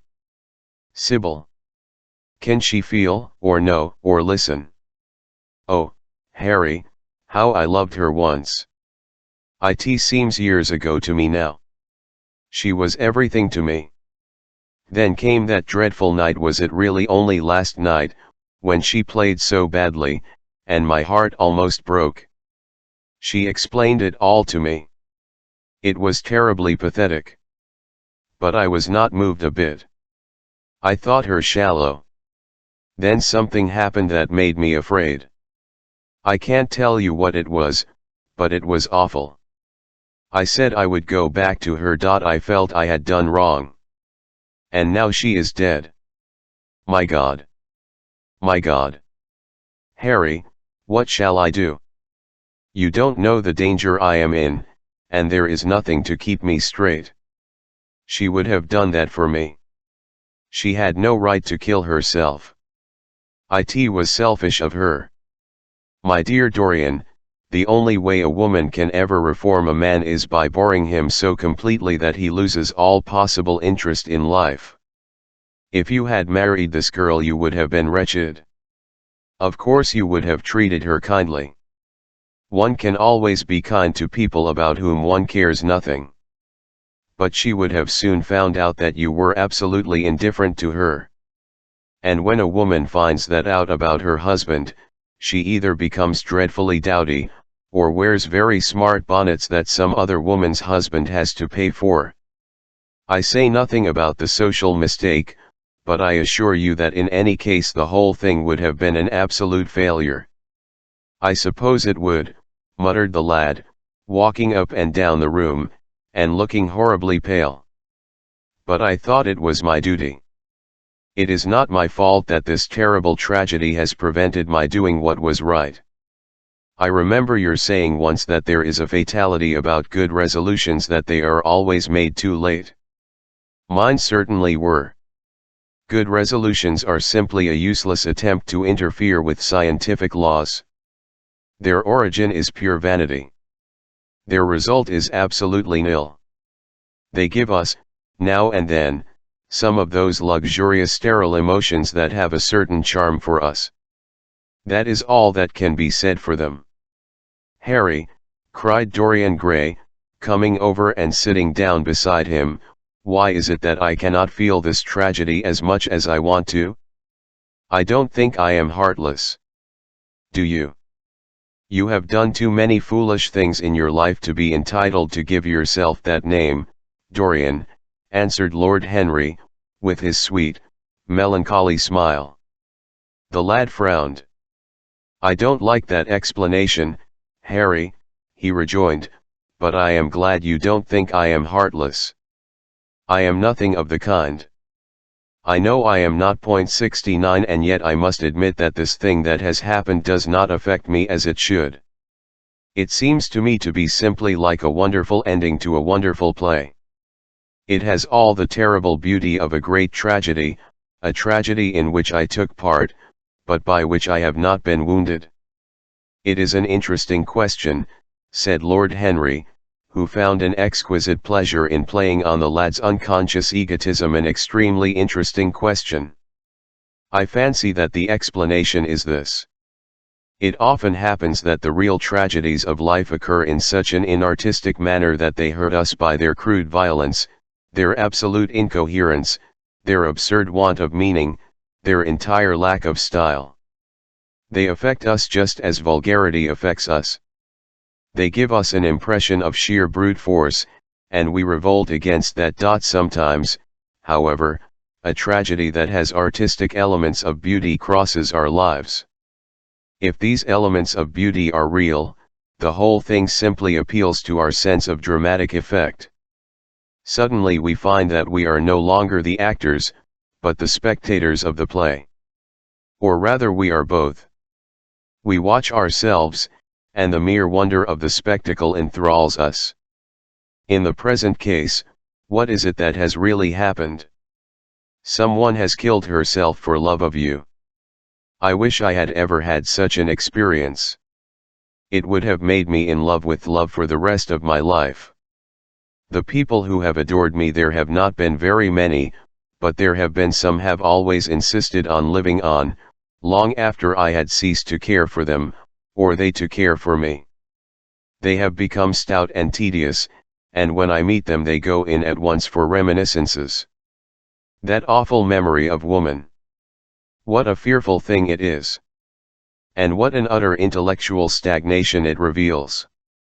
One should absorb the color of life, but one should never remember its details.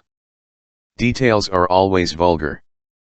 Of course, now and then things linger. I once wore nothing but violets all through one season, as mourning for a romance that would not die. Ultimately, however, it did die. I forget what killed it. I think it was her proposing to sacrifice the whole world for me. That is always a dreadful moment. It fills one with the terror of eternity. Well, would you believe it? A week ago, at Lady Hampshire's, I found myself seated at dinner next the lady in question, and she insisted on going over the whole thing again, and digging up the past, and raking up the future. I had buried my romance in a bed of poppies. She dragged it out again, and assured me that I had spoiled her life. I am bound to state that she ate an enormous dinner, so I did not feel any anxiety. But what a lack of taste she showed. The one charm of the past is that it is the past. But women never know when the curtain has fallen. They always want a sixth act, and as soon as the interest of the play is entirely over they propose to continue it. If they were allowed to have their way, every comedy would have a tragic ending, and every tragedy would culminate in a farce. 70 They are charmingly artificial, but they have no sense of art. You are more fortunate than I am. I assure you, Dorian, that not one of the women I have known would have done for me what Sybil Vane did for you. Ordinary women always console themselves. Some of them do it by going in for sentimental colors. Never trust a woman who wears mauve, whatever her age may be, or a woman over 35 who is fond of pink ribbons. It always means that they have a history. Others find a great consolation in suddenly discovering the good qualities of their husbands. They flaunt their conjugal felicity in one's face, as if it was the most fascinating of sins. Religion consoles some. Its mysteries have all the charm of a flirtation, a woman once told me, and I can quite understand it. Besides, nothing makes one so vain as being told that one is a sinner. There is really no end to the consolations that women find in modern life. Indeed, I have not mentioned the most important one of all. What is that, Harry? Said Dorian Gray, listlessly. Oh, the obvious one. Taking someone else's admirer when one loses one's own. In good society that always whitewashes a woman. But really, Dorian, how different Sybil Vane must have been from all the women one meets. There is something to me quite beautiful about her death. I am glad I am living in a century when such wonders happen. They make one believe in the reality of the things that shallow, fashionable people play with, such as romance, passion, and love. I was terribly cruel to her. You forget that. I believe that women appreciate cruelty more than anything else. They have wonderfully primitive instincts. We have emancipated them, but they remain slaves looking for their masters, all the same. They love being dominated. I am sure you were splendid. I have never seen you angry, but I can fancy how delightful you looked. And, after all, you said something to me the day before yesterday that seemed to me at the time to be merely fanciful, but that I see now was absolutely true, and it explains everything. What was that, Harry? You said to me that Sybil Vane represented to you all the heroines of romance, that she was Desdemona one night, and Ophelia the other, that if she died as Juliet, she came to life as Imogen. She will never come to life again now, murmured the lad, burying his face in his hands. No, she will never come to life. She has played her last part. But you must think of that lonely death in the tawdry dressing room simply as a strange lurid fragment from some Jacobean tragedy, as a wonderful scene from Webster, or Ford, or Cyril Tourneur. 71 The girl never really lived, and so she has never really died. To you at least she was always a dream, a phantom that flitted through Shakespeare's plays and left them lovelier for its presence, a reed through which Shakespeare's music sounded richer and more full of joy. The moment she touched actual life, she marred it, and it marred her, and so she passed away. Mourn for Ophelia, if you like. Put ashes on your head because Cordelia was strangled. Cry out against heaven because the daughter of Brabantio died. 72 But don't waste your tears over Sybil Vane. She was less real than they are. There was a silence. The evening darkened in the room. Noiselessly, and with silver feet, the shadows crept in from the garden. The colors faded wearily out of things. 73 After some time Dorian Gray looked up. You have explained me to myself, Harry, he murmured, with something of a sigh of relief. I felt all that you have said, but somehow I was afraid of it, and I could not express it to myself. How well you know me! But we will not talk again of what has happened. It has been a marvelous experience. That is all. I wonder if life has still in store for me anything as marvelous. Life has everything in store for you, Dorian. There is nothing that you, with your extraordinary good looks, will not be able to do. But suppose, Harry, I became haggard, and grey, and wrinkled. What then? Ah, then, said Lord Henry, rising to go, then, my dear Dorian, you would have to fight for your victories. As it is, they are brought to you. No, you must keep your good looks. We live in an age that reads too much to be wise, and that thinks too much to be beautiful. We cannot spare you. And now you had better dress, and drive down to the club. We are rather late, as it is. I think I shall join you at the opera, Harry. I feel too tired to eat anything. What is the number of your sister's box? 27, I believe. It is on the grand tier. You will see her name on the door. But I am sorry you won't come and dine. I don't feel up to it, said Dorian, wearily. But I am awfully obliged to you for all that you have said to me. You are certainly my best friend. No one has ever understood me as you have. We are only at the beginning of our friendship, Dorian, answered Lord Henry, shaking him by the hand. Goodbye. I shall see you before 9:30, I hope. Remember, Patty is singing. As he closed the door behind him, Dorian Gray touched the bell, and in a few minutes Victor appeared with the lamps and drew the blinds down. He waited impatiently for him to go. The man seemed to take an interminable time about everything. As soon as he had left, he rushed to the screen, and drew it back. No, there was no further change in the picture. It had received the news of Sybil Vane's death before he had known of it himself. It was conscious of the events of life as they occurred. The vicious cruelty that marred the fine lines of the mouth had, no doubt, appeared at the very moment that the girl had drunk the poison, whatever it was. Or was it indifferent to results? Did it merely take cognizance of what passed within the soul?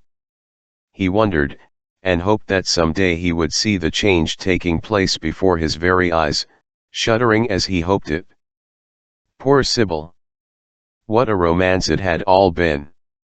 She had often mimicked death on the stage, and at last death himself had touched her, and brought her with him. 74 How had she played that dreadful scene?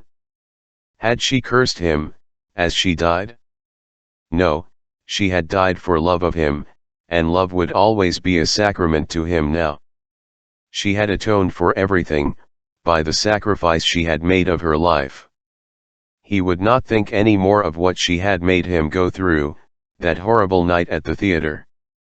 When he thought of her, it would be as a wonderful tragic figure to show love had been a great reality. A wonderful tragic figure? Tears came to his eyes as he remembered her childlike look and winsome fanciful ways and shy tremulous grace. He wiped them away hastily, and looked again at the picture. He felt that the time had really come for making his choice. Or had his choice already been made? Yes, life had decided that for him, life, and his own infinite curiosity about life. Eternal youth, infinite passion, pleasures subtle and secret, wild joys and wilder sins, he was to have all these things. The portrait was to bear the burden of his shame, that was all. A feeling of pain came over him as he thought of the desecration that was in store for the fair face on the canvas. Once, in boyish mockery of Narcissus, he had kissed, or feigned to kiss, those painted lips that now smiled so cruelly at him. Morning after morning he had sat before the portrait wondering at its beauty, almost enamored of it, as it seemed to him at times. 75 Was it to alter now with every mood to which he yielded? Was it to become a hideous and loathsome thing, to be hidden away in a locked room, to be shut out from the sunlight that had so often touched to brighter gold the waving wonder of the hair? The pity of it! The pity of it! For a moment he thought of praying that the horrible sympathy that existed between him and the picture might cease. It had changed in answer to a prayer, perhaps in answer to a prayer it might remain unchanged. And, yet, who, that knew anything about life, would surrender the chance of remaining always young, however fantastic that chance might be, or with what fateful consequences it might be fraught. Besides, was it really under his control? Had it indeed been prayer that had produced the substitution? Might there not be some curious scientific reason for it all? If thought could exercise its influence upon a living organism, might not thought exercise an influence upon dead and inorganic things? Nay, without thought or conscious desire, might not things external to ourselves vibrate in unison with our moods and passions, atom calling to atom, in secret love or strange affinity? But the reason was of no importance. He would never again tempt by a prayer any terrible power. If the picture was to alter, it was to alter. That was all. Why inquire too closely into it? For there would be a real pleasure in watching it. He would be able to follow his mind into its secret places. 76 This portrait would be to him the most magical of mirrors. As it had revealed to him his own body, so it would reveal to him his own soul. And when winter came upon it, he would still be standing where spring trembles on the verge of summer. When the blood crept from its face, and left behind a pallid mask of chalk with leaden eyes, he would keep the glamour of boyhood. Not one blossom of his loveliness would ever fade. Not one pulse of his life would ever weaken. Like the gods of the Greeks, he would be strong, and fleet, and joyous. What did it matter what happened to the colored image on the canvas? He would be safe. That was everything. He drew the screen back into its former place in front of the picture, smiling as he did so, and passed into his bedroom, where his valet was already waiting for him. An hour later he was at the opera, and Lord Henry was leaning over his chair. Chapter V11 As he was sitting at breakfast next morning, Basil Hallward was shown into the room. "I am so glad I have found you, Dorian," he said, gravely. "I called last night, and they told me you were at the opera. Of course I knew that was impossible. But I wish you had left word where you had really gone to. I passed a dreadful evening, half afraid that one tragedy might be followed by another. I think you might have telegraphed for me when you heard of it first. I read of it quite by chance in a late edition of the Globe, that I picked up at the club. I came here at once, and was miserable at not finding you. I can't tell you how heartbroken I am about the whole thing. I know what you must suffer. But where were you? Did you go down and see the girl's mother? For a moment I thought of following you there. They gave the address in the paper. Somewhere in the Euston Road, isn't it? But I was afraid of intruding upon a sorrow that I could not lighten. Poor woman! What a state she must be in! And her only child, too. What did she say about it all?" "My dear Basil, how do I know?" murmured Dorian, sipping some pale yellow wine from a delicate gold-beaded bubble of Venetian glass, and looking dreadfully bored. "I was at the opera. You should have come on there. I met Lady Gwendolen, Harry's sister, for the first time. We were in her box. She is perfectly charming, and Patty sang divinely. Don't talk about horrid subjects. If one doesn't talk about a thing, it has never happened. It is simply expression, as Harry says, that gives reality to things. Tell me about yourself and what you are painting." "You went to the opera," said Hallward, speaking very slowly, and with a strained touch of pain in his voice. "You went to the opera while Sybil Vane was lying dead in some sordid lodging? You can talk to me of other women being charming, and of Patty singing divinely, before the girl you loved has even the quiet of a grave to sleep in? Why, man, there are horrors in store for that little white body of hers." "Stop, Basil." "I won't hear it," cried Dorian, leaping to his feet. You must not tell me about things. What is done is done. What is past is past. You call yesterday the past. What has the actual lapse of time got to do with it? It is only shallow people who require years to get rid of an emotion. A man who is master of himself can end a sorrow as easily as he can invent a pleasure. I don't want to be at the mercy of my emotions. I want to use them, to enjoy them, and to dominate them. Dorian, this is horrible. Something has changed you completely. You look exactly the same wonderful boy who used to come down to my studio, day after day, to sit for his picture.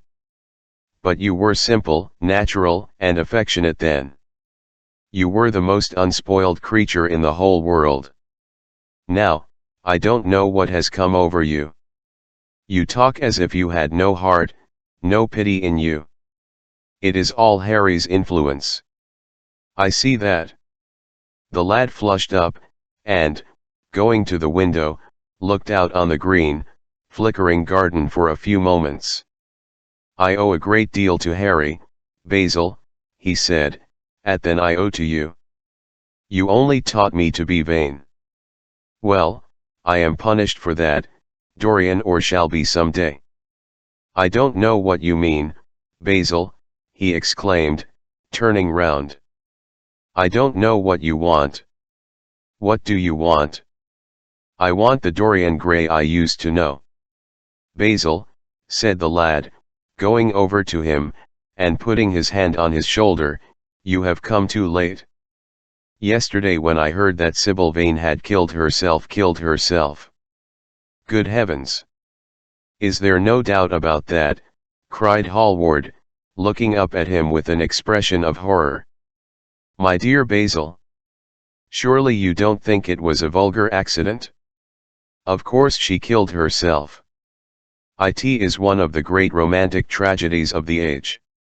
As a rule, people who act lead the most commonplace lives. They are good husbands, or faithful wives, or something tedious. You know what I mean, middle-class virtue, and all that kind of thing.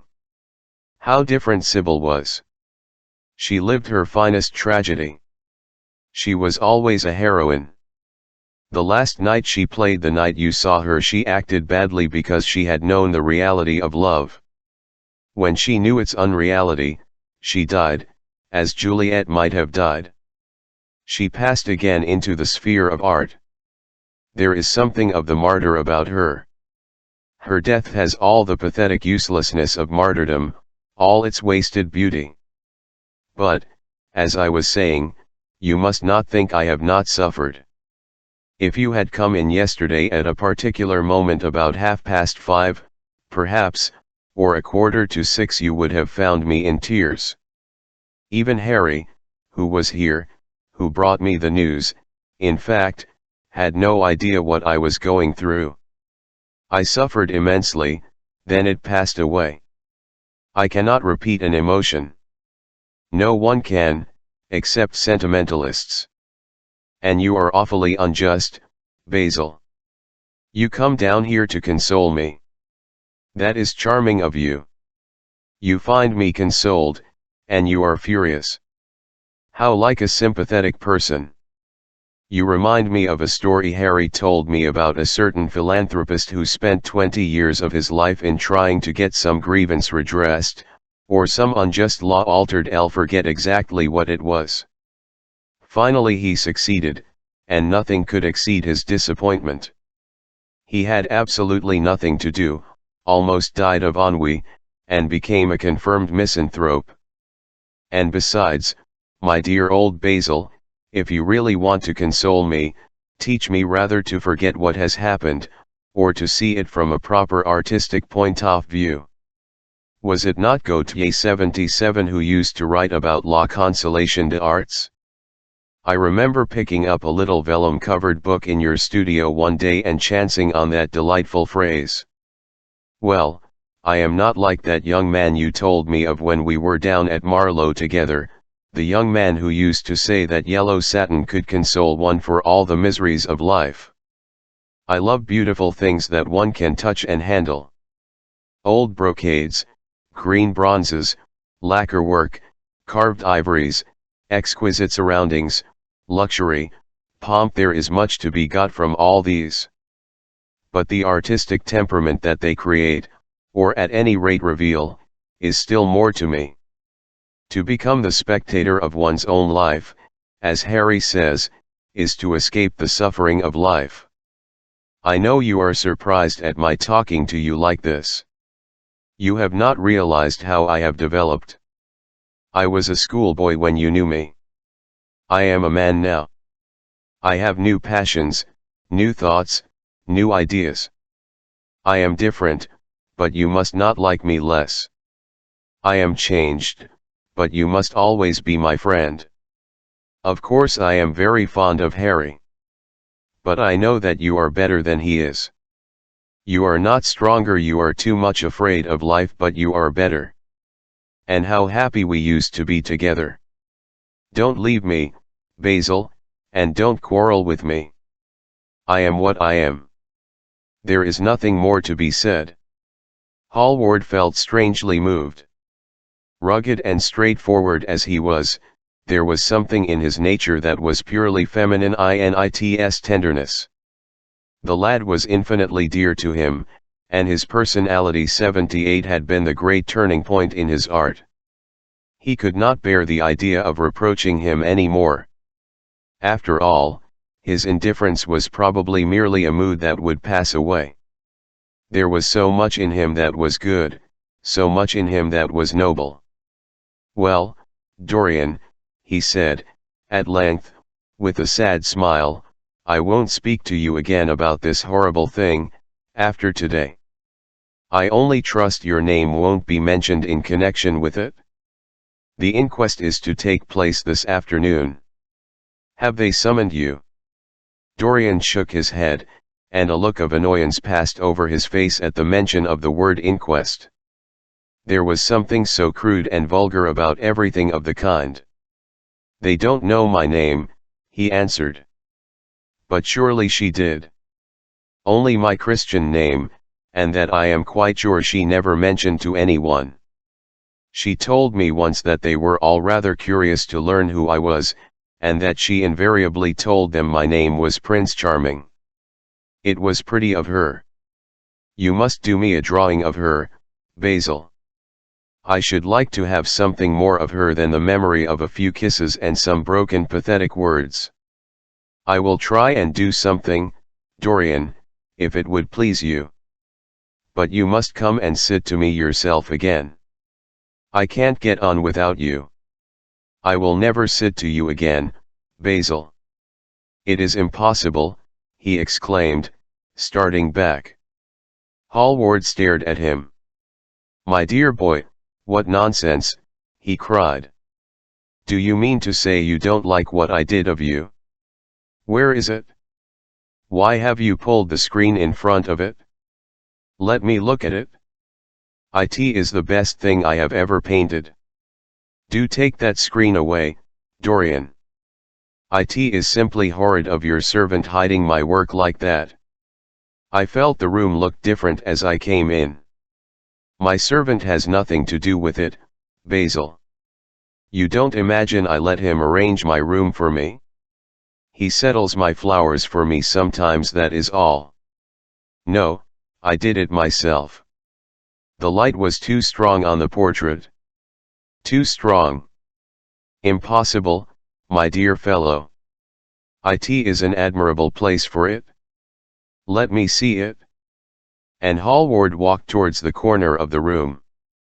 A cry of terror broke from Dorian Gray's lips, and he rushed between Hallward and the screen. "Basil," he said, looking very pale, "you must not look at it. I don't wish you to. Not look at my own work. You are not serious." "Why shouldn't I look at it?" exclaimed Hallward, laughing. "If you try to look at it, Basil, on my word of honor I will never speak to you again as long as I live. I am quite serious. I don't offer any explanation, and you are not to ask for any. But, remember, if you touch this screen, everything is over between us." Hallward was thunderstruck. He looked at Dorian Gray in absolute amazement. He had never seen him like this before. The lad was absolutely pallid with rage. His hands were clenched, and the pupils of his eyes were like discs of blue fire. He was trembling all over. "Dorian! Don't speak." "But what is the matter?" "Of course I won't look at it if you don't want me to," he said, rather coldly, turning on his heel, and going over towards the window. "But, really, it seems rather absurd that I shouldn't see my own work, especially as I am going to exhibit it in Paris in the autumn. I shall probably have to give it another coat of varnish before that, so I must see it some day, and why not to exhibit it?" "You want to exhibit it?" exclaimed Dorian Gray, a strange sense of terror creeping over him. Was the world going to be shown his secret? Were people to gape at the mystery of his life? That was impossible. Something he did not know what had to be done at once. "Yes, I don't suppose you will object to that. Georges Petit is going to collect all my best pictures for a special exhibition in the Rue de Cise 79 which will open the first week in October. The portrait will only be away a month. I should think you could easily spare it for that time. In fact, you are sure to be out of town. And if you hide it always behind a screen, you can't care much about it." Dorian Gray passed his hand over his forehead.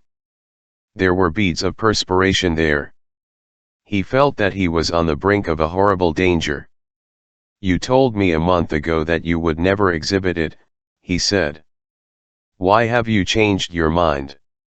You people who go in for being consistent have just as many moods as others. The only difference is that your moods are rather meaningless. You can't have forgotten that you assured me most solemnly that nothing in the world would induce you to send it to any exhibition. You told Harry exactly the same thing." He stopped suddenly, and a gleam of light came into his eyes. He remembered that Lord Henry had said to him once, half seriously and half in jest, "If you want to have an interesting quarter of an hour, get Basil to tell you why he won't exhibit your picture." He told me why he wouldn't, and it was a revelation to me. Yes, perhaps Basil, too, had his secret. He would ask him and try. "Basil," he said, coming over quite close, and looking him straight in the face, "we have each of us a secret. Let me know yours, and I will tell you mine. What was your reason for refusing to exhibit my picture?" Hallward shuddered in spite of himself. "Dorian, if I told you, you might like me less than you do, and you would certainly laugh at me. I could not bear your doing either of those two things. If you wish me never to look at your picture again, I am content. I have always you to look at. If you wish the best work I have ever done to be hidden from the world, I am satisfied. Your friendship is dearer to me than any fame or reputation." "No, Basil, you must tell me," murmured Dorian Gray. "I think I have a right to know." His feeling of terror had passed away, and curiosity had taken its place. He was determined to find out Basil Hallward's mystery. "Let us sit down, Dorian," said Hallward, looking pale and pained. "Let us sit down. I will sit in the shadow, and you shall sit in the sunlight. Our lives are like that. Just answer me one question. Have you noticed in the picture something that you did not like, something that probably at first did not strike you, but that revealed itself to you suddenly?" "Basil," cried the lad, clutching the arms of his chair with trembling hands, and gazing at him with wild, startled eyes. "I see you did. Don't speak. Wait till you hear what I have to say. It is quite true that I have worshipped you with far more romance of feeling than a man usually gives to a friend. Somehow, I had never loved a woman. I suppose I never had time. Perhaps, as Harry says, a really grande passion is the privilege of those who have nothing to do, and that is the use of the idle classes in a country. 80 Well, from the moment I met you, your personality had the most extraordinary influence over me. I quite admit that I adored you madly, extravagantly, absurdly. I was jealous of everyone to whom you spoke. I wanted to have you all to myself. I was only happy when I was with you. When I was away from you, you were still present in my art. It was all wrong and foolish. It is all wrong and foolish still. Of course I never let you know anything about this. It would have been impossible. You would not have understood it, I did not understand it myself. One day I determined to paint a wonderful portrait of you. It was to have been my masterpiece. It is my masterpiece. But, as I worked at it, every flake and film of color seemed to me to reveal my secret. I grew afraid that the world would know of my idolatry. 81 One felt, Dorian, that I had told too much. Then it was that I resolved never to allow the picture to be exhibited. You were a little annoyed, but then you did not realize all that it meant to me. Harry, to whom I talked about it, laughed at me. But I did not mind that.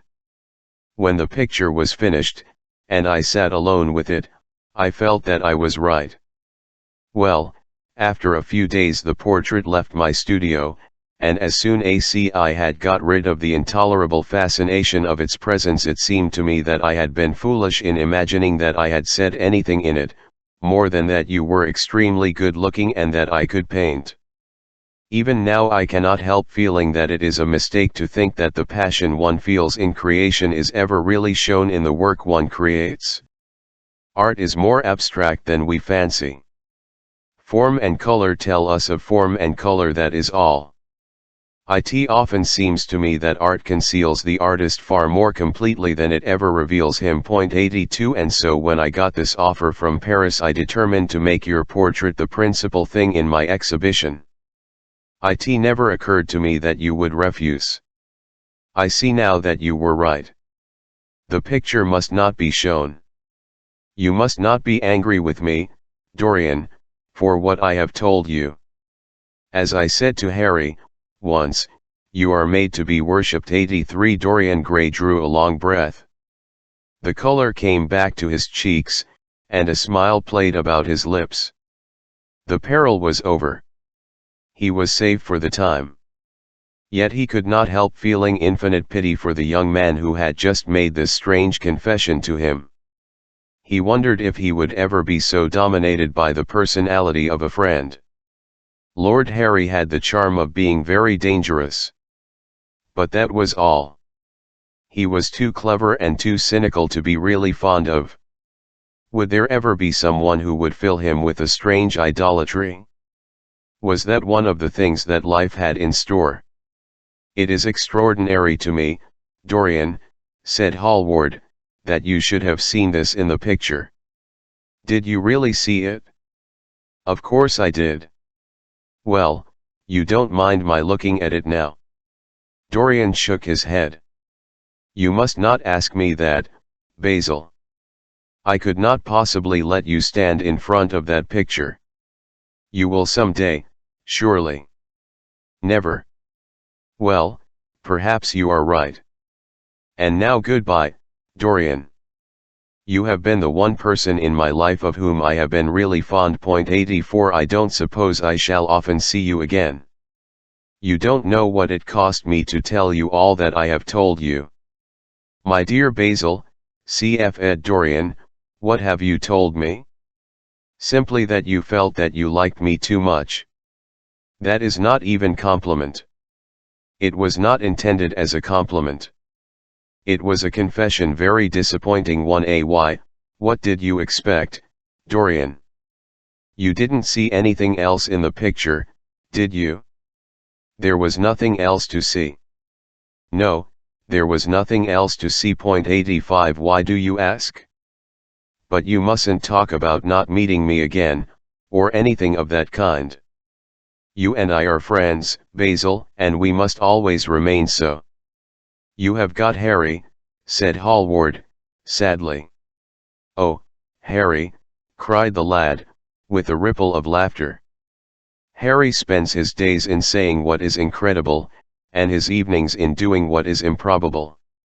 Just the sort of life I would like to lead. But still I don't think I would go to Harry if I was in trouble. I would sooner go to you, Basil. But you won't sit to me again. Impossible. You spoil my life as an artist by refusing, Dorian. No man comes across two ideal things. Few come across one. I can't explain it to you, Basil, but I must never sit to you again. I will come and have tea with you. That will be just as pleasant. Pleasanter for you, I am afraid, murmured Hallward, regretfully. And now goodbye. I am sorry you won't let me look at the picture once again. But that can't be helped. I quite understand what you feel about it. As he left the room, Dorian Gray smiled to himself. Poor Basil. How little he knew of the true reason. And how strange it was that, instead of having been forced to reveal his own secret, he had succeeded, almost by chance, in wresting a secret from his friend. How much that strange confession explained to him. Basil's absurd fits of jealousy, his wild devotion, his extravagant panegyrics, his curious reticences, he understood them all now, and he felt sorry. There was something tragic in a friendship so colored by romance. He sighed, and touched the bell. The portrait must be hidden away at all costs. He could not run such a risk of discovery again. It had been mad of him to have the thing remain, even for an hour, in a room to which any of his friends had access. Chapter V111. When his servant entered, he looked at him steadfastly, and wondered if he had thought of peering behind the screen. The man was quite impassive, and waited for his orders. Dorian lit a cigarette, and walked over to the glass and glanced into it. He could see the reflection of Victor's face perfectly. It was like a placid mask of servility. There was nothing to be afraid of, there. Yet he thought it best to be on his guard.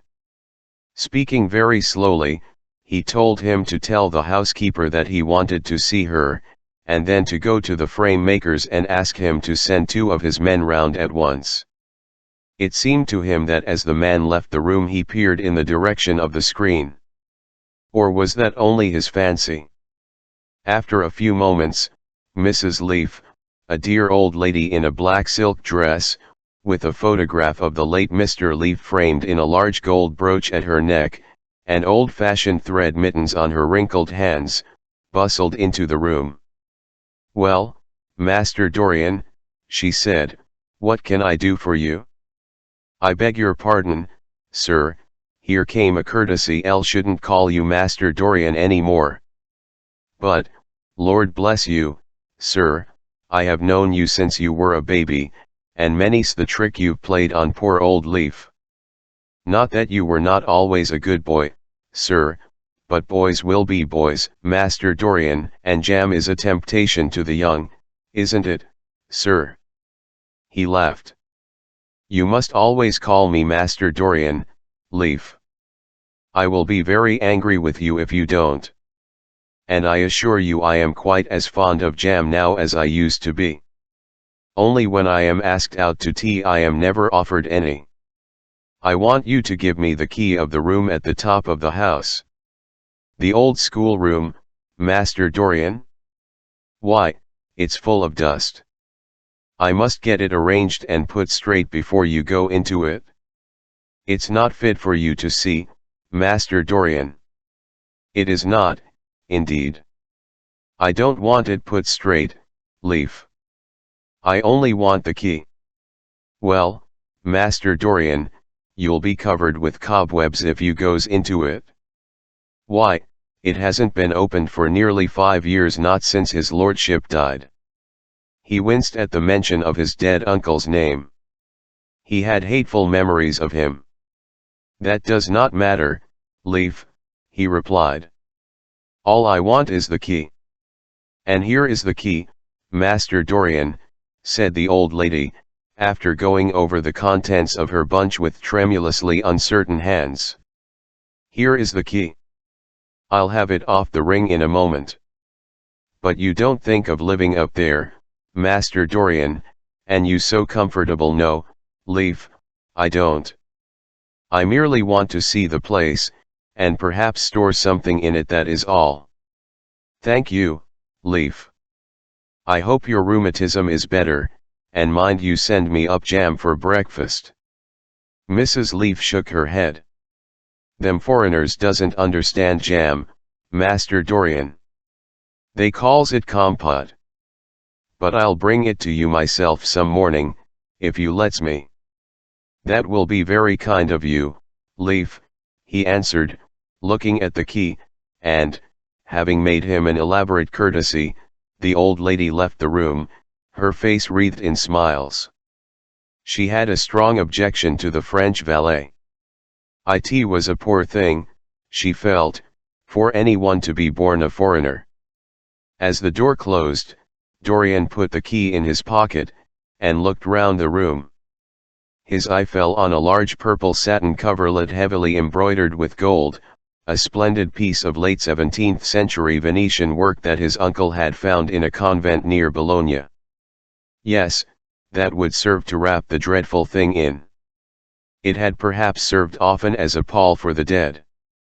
Now it was to hide something that had a corruption of its own, worse than the corruption of death itself, something that would breed horrors and yet would never die. What the worm was to the corpse, his sins would be to the painted image on the canvas. They would mar its beauty, and eat away its grace. They would defile it, and make it shameful. And yet the thing would still live on. It would be always alive. He shuddered, and for a moment he regretted that he had not told Basil the true reason why he had wished to hide the picture away. Basil would have helped him to resist Lord Henry's influence, and the still more poisonous influences that came from his own temperament. The love that he bore him, for it was really love, had something noble and intellectual in it. It was not that mere physical admiration of beauty that is born of the senses, and that dies when the senses tire.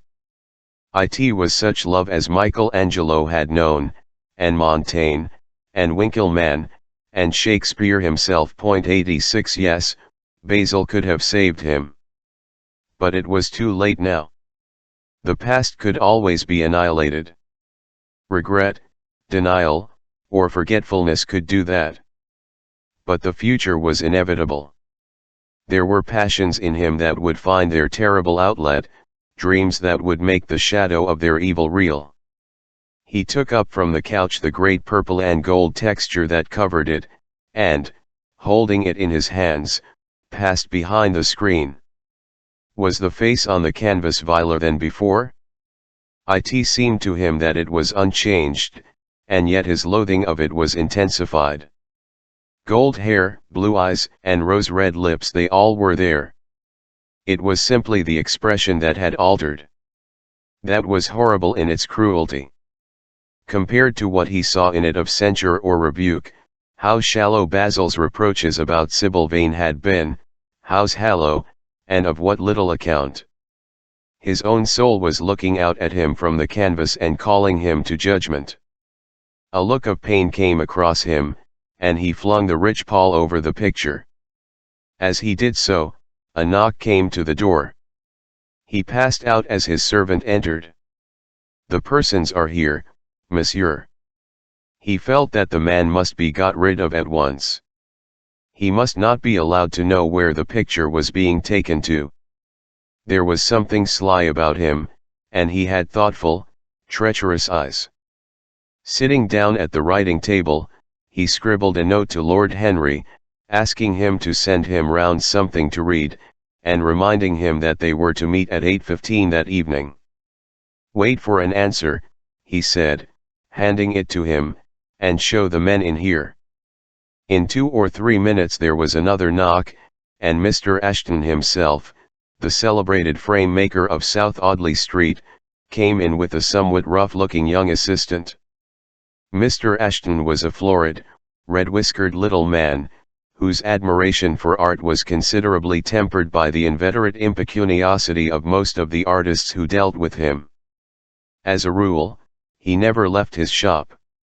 He waited for people to come to him. But he always made an exception in favor of Dorian Gray. There was something about Dorian that charmed everybody.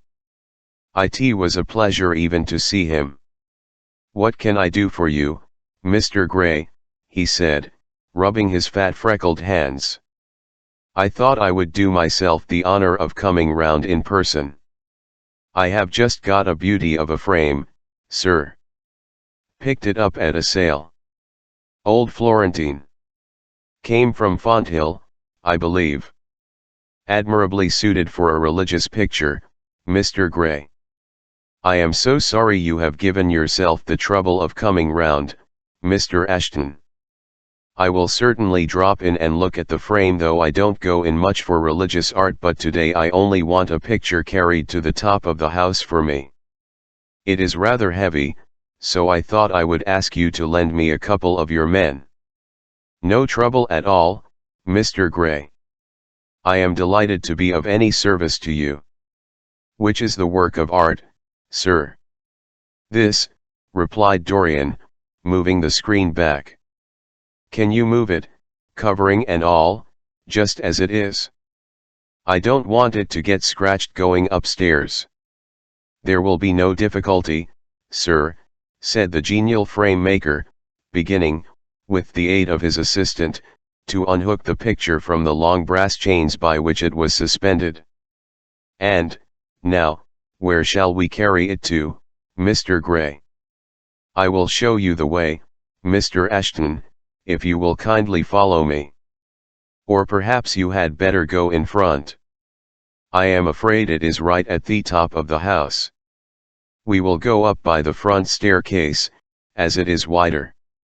He held the door open for them, and they passed out into the hall and began the ascent. The elaborate character of the frame had made the picture extremely bulky, and now and then, in spite of the obsequious protests of Mr. Ashton, who had a true tradesman's dislike of seeing a gentleman doing anything useful, Dorian put his hand to it so as to help them. "Something of a load to carry, sir," gasped the little man, when they reached the top landing. And he wiped his shiny forehead. "A terrible load to carry," murmured Dorian, as he unlocked the door that opened into the room that was to keep for him the curious secret of his life and hide his soul from the eyes of men. He had not entered the place for more than 4 years, not, indeed, since he had used it first as a playroom when he was a child and then as a study when he grew somewhat older. It was a large, well-proportioned room, which had been specially built by the last Lord Sherard for the use of the little nephew whom, being himself childless, and perhaps for other reasons, he had always hated and desired to keep at a distance. It did not appear to Dorian to have much changed. There was the huge Italian cassone, with its fantastically painted panels and its tarnished gilt mouldings, in which he had so often hidden himself as a boy. There was the satinwood bookcase filled with his dog-eared school books. On the wall behind it was hanging the same ragged Flemish tapestry where a faded king and queen were playing chess in a garden, while a company of hawkers rode by, carrying hooded birds on their gaunt-leathed wrists. How well he recalled it all! Every moment of his lonely childhood came back to him, as he looked round. He remembered the stainless purity of his boyish life, and it seemed horrible to him that it was here that the fatal portrait was to be hidden away. How little he had thought, in those dead days, of all that was in store for him. But there was no other place in the house so secure from prying eyes as this. He had the key, and no one else could enter it. Beneath its purple pall, the face painted on the canvas could grow bestial, sodden, and unclean. What did it matter? No one could see it. He himself would not see it. Why should he watch the hideous corruption of his soul? He kept his was enough. And, besides, might not his nature grow finer, after all? There was no reason that the future should be so full of shame. Some love might come across his life, and purify him, and shield him from those sins that seemed to be already stirring in spirit and in flesh, those curious unpictured sins whose very mystery lent them their subtlety and their charm. Perhaps, some day, the cruel look would have passed away from the scarlet sensitive mouth, and he might show to the world Basil Hallward's masterpiece. No, that was impossible. The thing upon the canvas was growing old, hour by hour, and week by week. Even if it escaped the hideousness of sin, the hideousness of age was in store for it. The cheeks would become hollow or flaccid. Yellow crow's feet would creep round the fading eyes and make them horrible. The hair would lose its brightness, the mouth would gape or droop, would be foolish or gross, as the mouths of old men are. There would be the wrinkled throat, the cold blue-veined hands, the twisted that he remembered in the uncle who had been so stern to him in his boyhood. The picture had to be concealed. There was no help for it. "Bring it in, Mr. Ashton, please," he said, wearily, turning round. "I am sorry I kept you so long. I was thinking of something else." "Always glad to have a rest, Mr. Gray," answered the frame maker, who was still gasping for breath. "Where shall we put it?" "Oh, anywhere. Here, this will do." "I don't want to have it hung up. Just lean it against the wall." "Thanks. Might one look at the work of art, sir?" Dorian started. "It would not interest you, Mr. Ashton," he said, keeping his eye on the man. He felt ready to leap upon him and fling him to the ground if he dared to lift the gorgeous hanging that concealed the secret of his life. "I won't trouble you any more now. I am much obliged for your kindness in coming round." Not at all, Mr. Gray. Ever ready to do anything for you, sir." And Mr. Ashton tramped downstairs, followed by the assistant, who glanced back at Dorian with a look of shy wonder in his rough, uncomely face. He had never seen anyone so marvelous. When the sound of their footsteps had died away, Dorian locked the door, and put the key in his pocket. He felt safe now. No one would ever look on the horrible thing. No eye but his would ever see his shame. On reaching the library he found that it was just after 5 o'clock, and that the tea had been already brought up. On a little table of dark perfumed wood thickly increased instead with nacre, a present from his guardian's wife, Lady Radley, who had spent the preceding winter in Cairo, was lying a note from Lord Henry, and beside it was a book bound in yellow paper, the cover slightly torn and the edges soiled. A copy of the third edition of the St. James's Gazette had been placed on the tea tray. It was evident that Victor had returned. He wondered if he had met the men in the hall as they were leaving the house and had wormed out of them what they had been doing. He would be sure to miss no doubt missed it already, while he had been laying the tea things. The screen had not been replaced, and the blank space on the wall was visible. Perhaps some night he might find him creeping upstairs and trying to force the door of the room. It was a horrible thing to have a spy in one's house. He had heard of rich men who had been blackmailed all their lives by some servant who had read a letter, or overheard a conversation, or picked up a card with an address, or found beneath a pillow a withered flower or a bit of crumpled lace. He sighed, and, having poured himself out some tea, opened Lord Henry's note. It was simply to say that he sent him round the evening paper, and a book that might interest him, and that he would be at the club at 8:15. He opened the St. James's languidly, and looked through it. A red pencil mark on the 5th page caught his eye. He read the following paragraph: "Inquest on an actress. An inquest was held this morning at the Bell Tavern, Hoxton Road, by Mr. Doby, the district coroner, on the body of Sybil Vane, a young actress recently engaged at the Royal Theatre, Holborn. A verdict of death by misadventure was returned. Considerable sympathy was expressed for the mother of the deceased, who was greatly affected during the giving of her own evidence, and that of Dr. Birrell, who had made the post-mortem examination of the deceased." He frowned slightly, and, tearing the paper in two, went across the room and flung the pieces into a gilt basket. How ugly it all was! And how horribly real ugliness made things! He felt a little annoyed with Lord Henry for having sent him the account. And it was certainly stupid of him to have marked it with red pencil.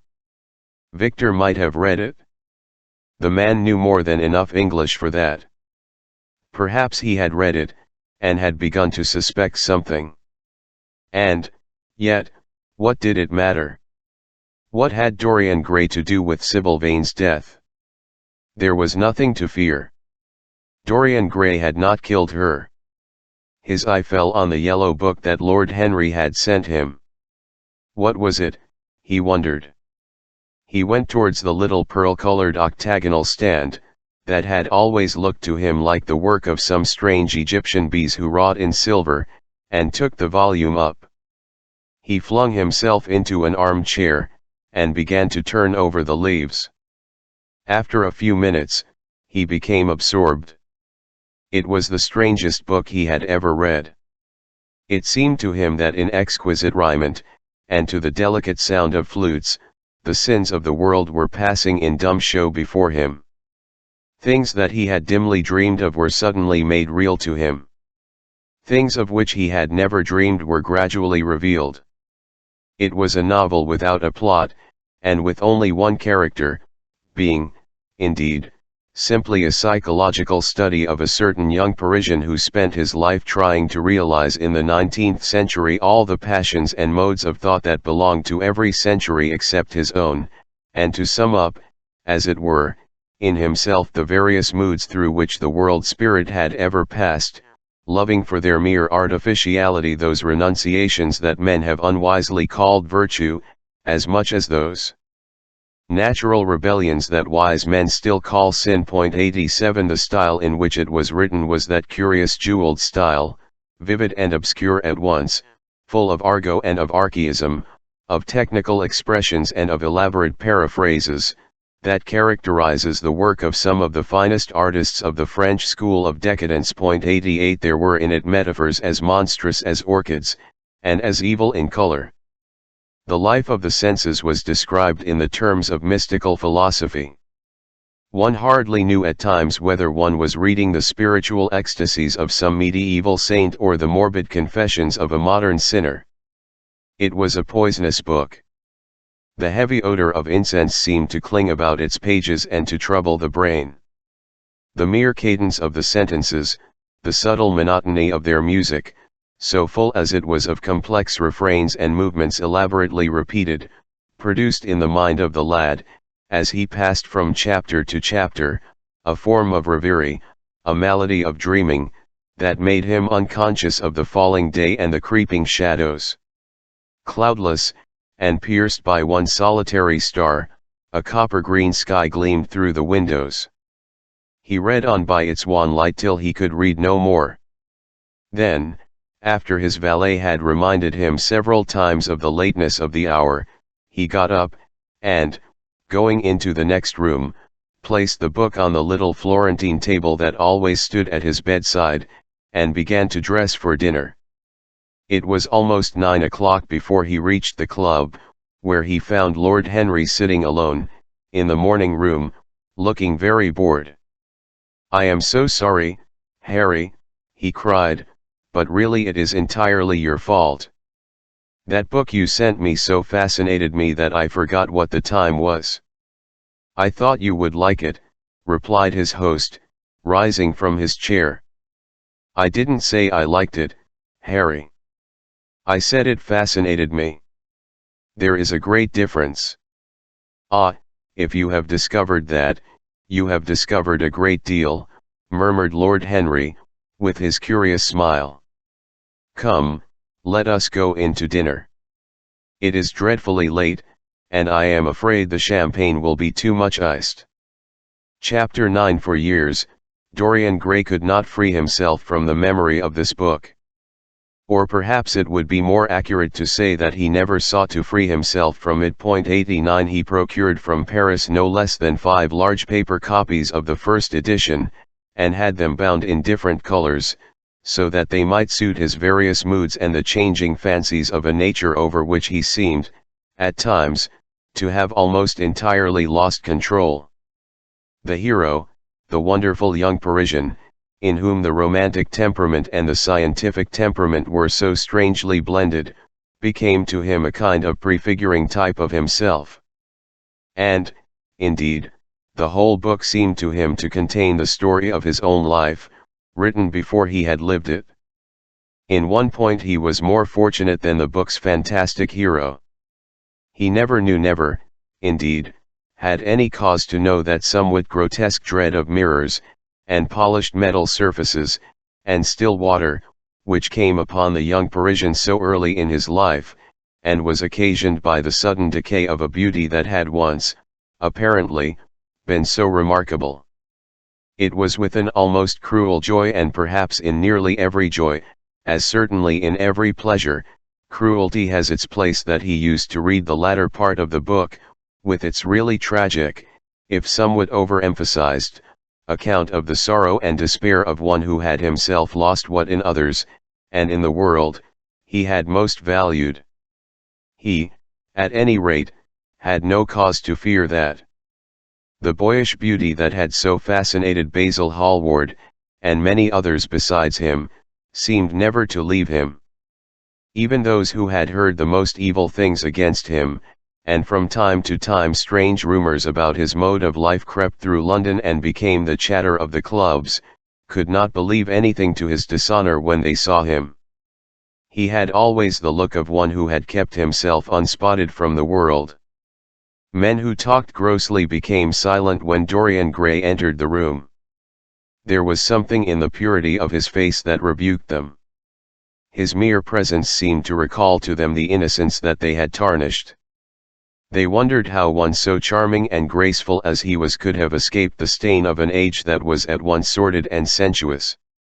He himself, on returning home from one of those mysterious and prolonged absences that gave rise to such strange conjecture among those who were his friends, or thought that they were so, would creep upstairs to the locked room, open the door with the key that never left him, and stand, with a mirror, in front of the portrait that Basil Hallward had painted of him, looking now at the evil and aging face on the canvas, and now at the fair young face that laughed back at him from the polished glass. The very sharpness of the contrast used to quicken his sense of pleasure. He grew more and more enamored of his own beauty, more and more interested in the corruption of his own soul. He would examine with minute care, and often with a monstrous and terrible delight, the hideous lines that seared the wrinkling forehead or crawled around the heavy sensual mouth, wondering sometimes which were the more horrible, the signs of sin or the signs of age. He would place his white hands beside the coarse bloated hands of the picture, and smile. He mocked the misshapen body and the failing limbs. There were moments, indeed, at night, when, lying sleepless in his own delicately scented Cham plus or minus R, or in the sordid room of the little ill-famed tavern near the docks, which, under an assumed name, and in disguise, it was his habit to frequent, he would think of the ruin he had brought upon his soul, with a pity that was all the more poignant because it was purely selfish. But moments such as these were rare. That curiosity about life that, many years before, Lord Henry had first stirred in him, as they sat together in the garden of their friend, seemed to increase with gratification. The more he knew, the more he desired to know. He had mad hungers that grew more ravenous as he fed them. Yet he was not really reckless, at any rate in his relations to society. Once or twice every month during the winter, and on each Wednesday evening while the season lasted, he would throw open to the world his beautiful house and have the most celebrated musicians of the day to charm his guests with the wonders of their art. His little dinners, in the settling of which Lord Henry always assisted him, were noted as much for the careful selection and placing of those invited, as for the exquisite taste shown in the decoration of the table, with its subtle symphonic arrangements of exotic flowers, and embroidered cloths, and antique plate of gold and silver. Indeed, there were many, especially among the very young men, who saw, or fancied that they saw, in Dorian Gray the true realization of a type of which they had often dreamed in Eton or Oxford days, a type that was to combine something of the real culture of the scholar with all the grace and distinction and perfect manner of a citizen of the world. To them he seemed to belong, to those whom Dante describes as having sought to make themselves perfect by the worship of beauty. Like Gautier, he was one for whom the visible world existed 90 and, certainly, to him life itself was the first, the greatest, of the arts, and for it all the other arts seemed to be but a preparation. Fashion, by which what is really fantastic becomes for a moment universal, and dandyism, which, in its own way, is an attempt to assert the absolute modernity of beauty, had, of course, their fascination for him. His mode of dressing, and the particular styles that he affected from time to time, had their marked influence on the young exquisites of the Mayfair balls and Pall Mall Club. Windows 91, who copied him in everything that he did, and tried to reproduce the accidental charm of his graceful, though to him only half-serious, fopperies. For, while he was but too ready to accept the position that was almost immediately offered to him on his coming of age, and found, indeed, a subtle pleasure in the thought that he might really become to the London of his own day what to imperial Neronian Rome the author of the Satyricon 92 had once been, yet in his inmost heart he desired to be something more than a mere arbiter elegantiarum, to be consulted on the wearing of a jewel, or the knotting of a necktie, or the conduct of a cane. He sought to elaborate some new scheme of life that would have its reasoned philosophy and its ordered principles, and find in the spiritualizing of the senses its highest realization. The worship of the senses has often, and with much justice, been decried, men feeling a natural instinct of terror about passions and sensations that seem stronger than ourselves, and that we are conscious of sharing with the less highly organized forms of existence. But it appeared to Dorian Gray that the true nature of the senses had never been understood, and that they had remained savage and animal merely because the world had sought to starve them into submission or to kill them by pain, instead of aiming at making them elements of a new spirituality, of which a fine instinct for beauty was to be the dominant characteristic. As he looked back upon man moving through history, he was haunted by a feeling of loss. So much had been surrendered. And to such little purpose.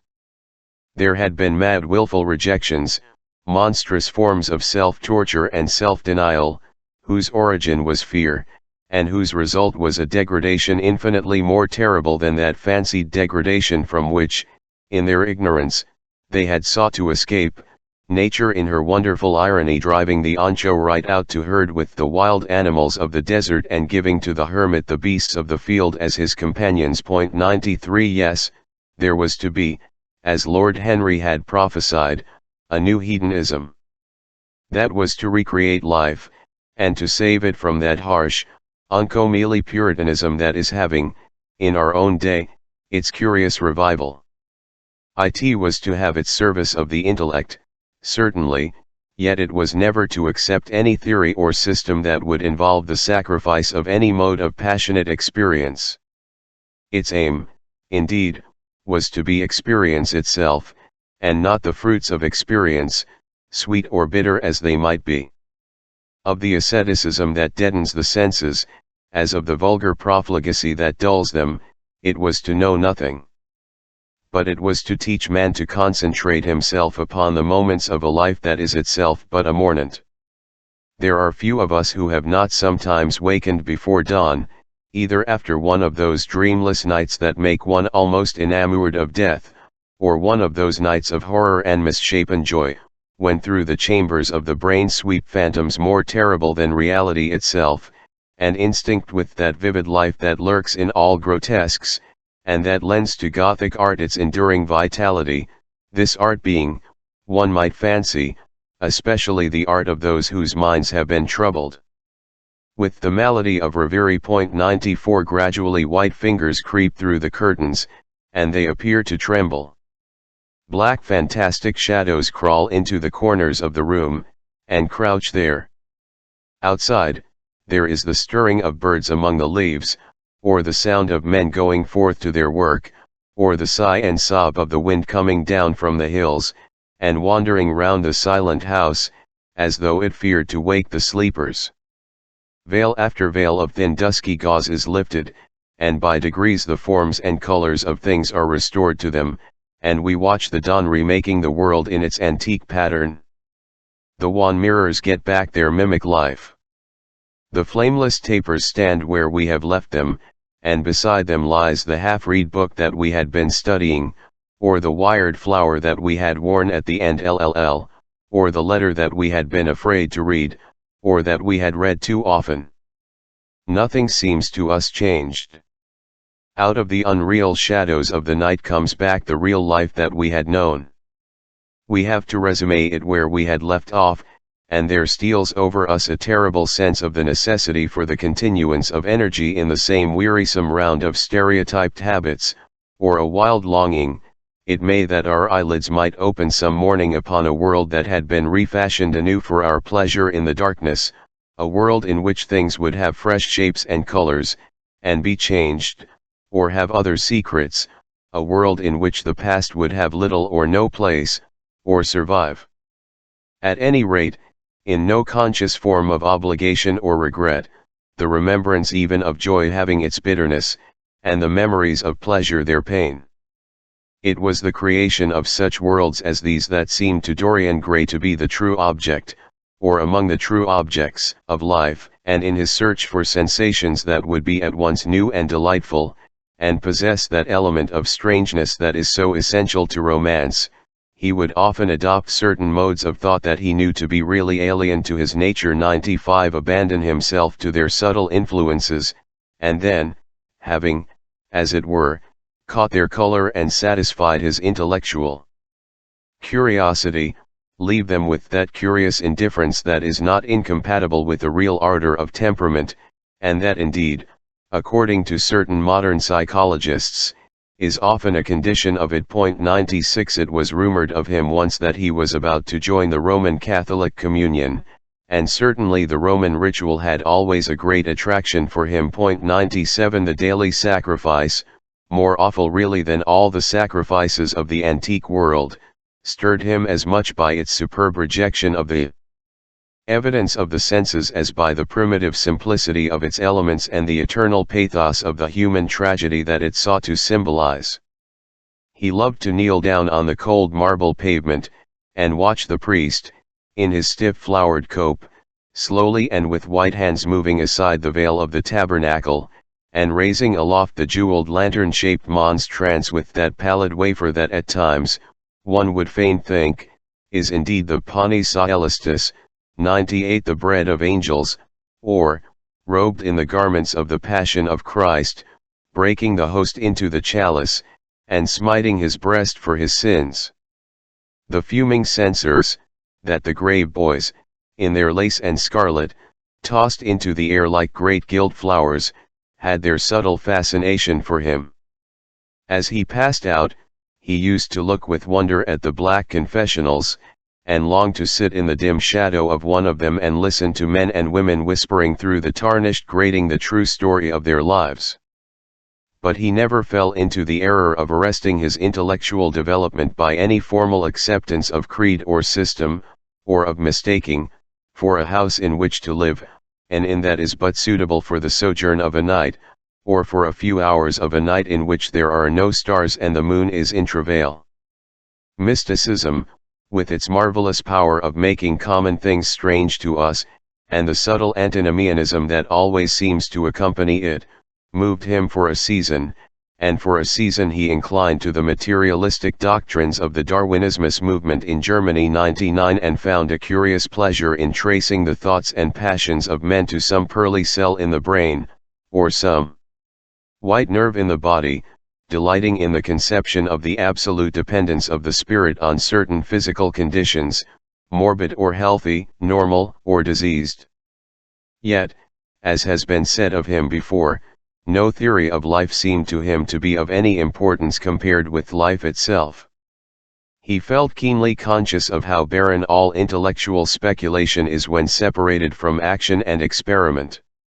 He knew that the senses, no less than the soul, have their mysteries to reveal. And so he would now study perfumes, and the secrets of their manufacture, distilling heavily scented oils, and burning odorous gums from the East. He saw that there was no mood of the mind that had not its counterpart in the sensuous life, and set himself to discover their true relations, wondering what there was in frankincense that made one mystical, and in ambergris that stirred one's passions, and in violets that woke the memory of dead romances, and in musk that troubled the brain, and in champak that stained the imagination, and seeking often to elaborate a real psychology of perfumes, and to estimate the several influences of sweet smelling roots, and scented pollen-laden flowers, of aromatic and llms, and of dark and fragrant woods, of spikenard that sickens, of havania that makes men mad, and of aloes that are said to be able to expel melancholy from the soul. 100 At another time he devoted himself entirely to music, and in a long latticed room, with a vermilion and gold ceiling and walls of olive green lacquer, he used to give curious concerts in which mad gypsies tore wild music from little zithers, or grave yellow shawled Tunisians plucked at the strained strings of monstrous lutes, while grinning Negroes beat monotonously upon copper drums, or turbaned Indians, crouching upon scarlet mats, blew through long pipes of reed or brass, and charmed, or feigned to charm, great hooded snakes and horrible horned adders. The harsh intervals and shrill discords of barbaric music stirred him at times when Schubert's Grace, and Chopin's Beautiful Sorrows, and the mighty harmonies of Beethoven himself, fell unheeded on his ear. 101 He collected together from all parts of the world the strangest instruments that could be found, either in the tombs of dead nations or among the few savage tribes that have survived contact with Western civilizations and loved to touch and try them. He had the mysterious juruperis of the Rio Negro Indians, that women are not allowed to look at, and that even youths may not see till they have been subjected to fasting and scourging, and the earthen jars of the Peruvians that have the shrill cries of birds, and flutes of human bones such as Alfonso de Ovalle heard in Chile, and the sonorous green stones that are found near Cuzco and give forth a note of singular sweetness. He had painted gourds filled with pebbles that rattled when they were shaken, the long clarin of the Mexicans, into which the performer does not blow, but through which he inhales the air, the harsh tour of the Amazon tribes, that is sounded by the sentinels who sit all day long in trees, and that can be heard, it is said, at a distance of 3 leagues, the tepanajli, that has 2 vibrating tongues of wood, and is beaten with sticks that are smeared with an elastic gum obtained from the milky juice of plants, the yodel bells of the Aztecs, that are hung in clusters like grapes, and a huge cylindrical drum, covered with the skins of great serpents, like the one that Bernal Diaz saw when he went with Cortez 102 into the Mexican temple, and of whose doleful sound he has left us so vivid a description. 103 The fantastic character of these instruments fascinated him, and he felt a curious delight in the thought that art, like nature, has her monsters, things of bestial shape and with hideous voices. Yet, after some time, he wearied of them, and would sit in his box at the opera, either alone or with Lord Henry, listening in rapt pleasure to Tannhauser, 104 and seeing in that great work of art a presentation of the tragedy of his own soul. On another occasion he took up the study of jewels, and appeared at a costume ball as N. de Joyeuse, Admiral of France 105 in a dress covered with 560 pearls. He would often spend a whole day settling and resettling in their cases the various stones that he had collected, such as the olive-green chrysoberyl that turns red by lamplight, the cymophane with its wire-like line of silver, the pistachio-colored peridot, rose-pink and wine-yellow topazes, carbuncles of fiery scarlet with tremulous four-rayed stars, flame-red cinnamon stones, orange and violet spinels, and amethysts with their alternate layers of ruby and sapphire. He loved the red gold of the sunstone, and the moonstone's pearly whiteness, and the broken rainbow of the milky opal.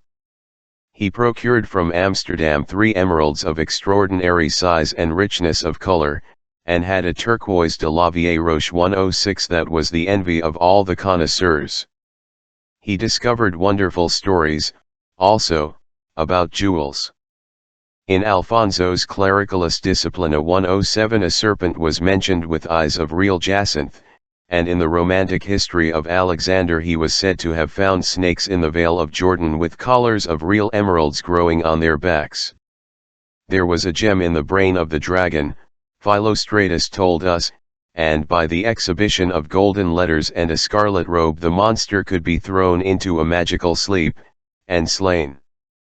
According to the great alchemist Pierre de Boniface, the diamond rendered a man invisible, and the agate of India made him eloquent. The cornelian appeased anger, and the hyacinth provoked sleep, and the amethyst drove away the fumes of wine.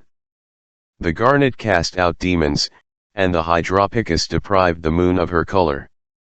The seal night waxed and waned with the moon, and the mellow sirs, that discovers thieves, could be affected only by the blood of kids. Leonardus Camillus had seen a white stone taken from the brain of a newly killed toad, that was a certain antidote against poison. The bezoar, that was found in the heart of the Arabian deer, was a charm that could cure the plague. In the nests of Arabian birds was the asp lates, that, according to Democritus 108 kept the wearer from any danger by fire. The king of Ceylon rode through his city with a large ruby in his hand, as the ceremony of his coronation. The gates of the palace of John the priest were made of sardius, with the horn of the horned snake inwrought, so that no man might bring poison within. Over the gable were 2 golden apples, in which were 2 carbuncles, so that the gold might shine by day, and the carbuncles by night. In Lodge's strange romance A Marguerite of America 109 it was stated that in the chamber of Marguerite were seen all the chaste ladies of the world, inchesed out of silver, looking through fair mirrors of chrysolites, carbuncles, sapphires, and green emeralds. Marco Polo had watched the inhabitants of Zapanga place a rose-colored pearl in the mouth of the dead. A sea monster had been enamored of the pearl that the diver brought to King Perozes, and had slain the thief, and mourned for 7 moons over his loss. When the Huns lured the king into the great pit, he flung it away. Procopius 110 tells the story, nor was it ever found again, though the Emperor Anastasius offered 500 weight of gold pieces for it.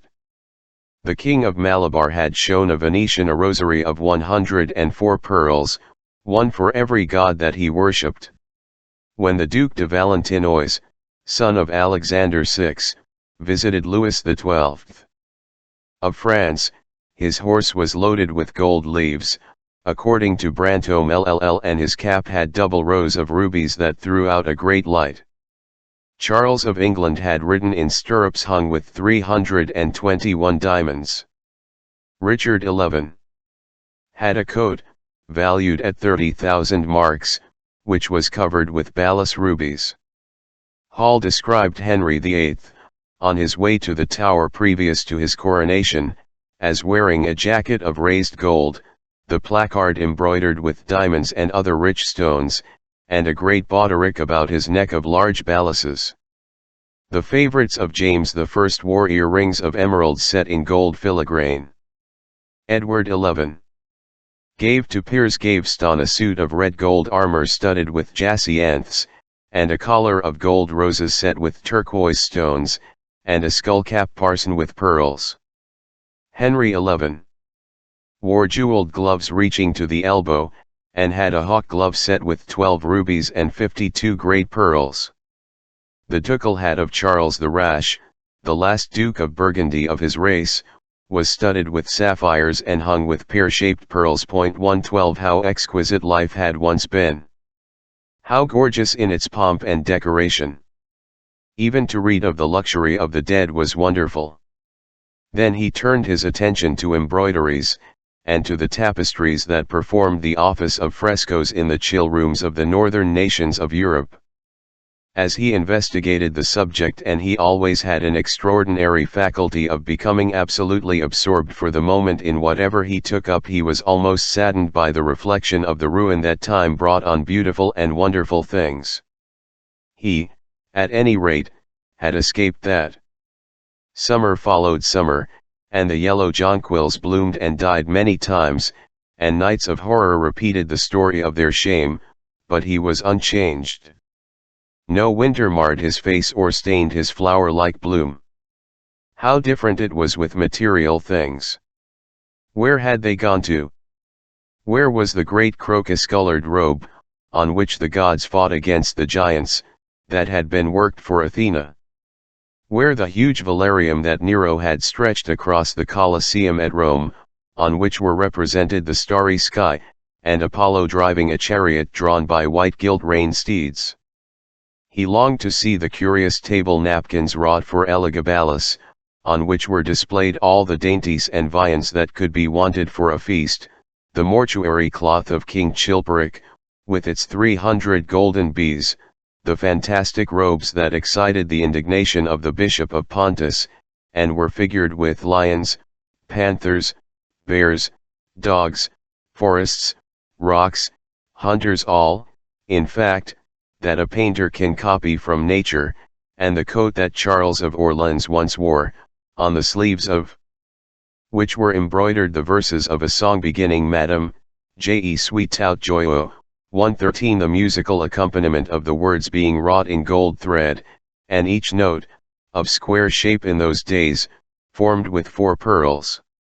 He read of the room that was prepared at the palace at Reims for the use of Queen Joan of Burgundy, and was decorated with 1,321 parrots, made in broidery, and blazoned with the king's arms, and 561 butterflies, whose wings were similarly ornamented with the arms of the queen, the whole worked in gold. Catherine de' Medicis 114 had a mourning bed made for her of black velvet powdered with crescents and suns. Its curtains were of damask, with leafy wreaths and garlands, figured upon a gold and silver ground, and fringed along the edges with broideries of pearls, and it stood in a room hung with rows of the Queen's devices in cut black velvet upon cloth of silver. Louis XIV had gold embroidered caryatides 15 feet high in his apartment. The state bed of Sobieski, King of Poland, was made of Smyrna gold brocade embroidered in turquoises with verses from the Koran. Its supports were of silver gilt, beautifully chased, and profusely set with enameled and jeweled medallions. It had been taken from the Turkish camp before Vienna, and the standard of Mohammed had stood under it. And so, for a whole year, he sought to accumulate the most exquisite specimens that he could find of textile and embroidered work, getting the dainty Delhi muslins, finely wrought, with gold thread pomates, and stitched over with iridescent beetles' wings, the Dhaka gauzes, that from their transparency are known in the East as woven air, and running water, and evening dew, strange figured cloths from Java, elaborate yellow Chinese hangings, books bound in tawny satins or fair blue silks, and wrought with fleurs de lis, birds and images, veils of laces worked in Hungary point, Sicilian brocades, and stiff Spanish velvets, Georgian work with its gilt coins, and Japanese fukuses 115 with their green-toned golds and their marvelously plumaged birds.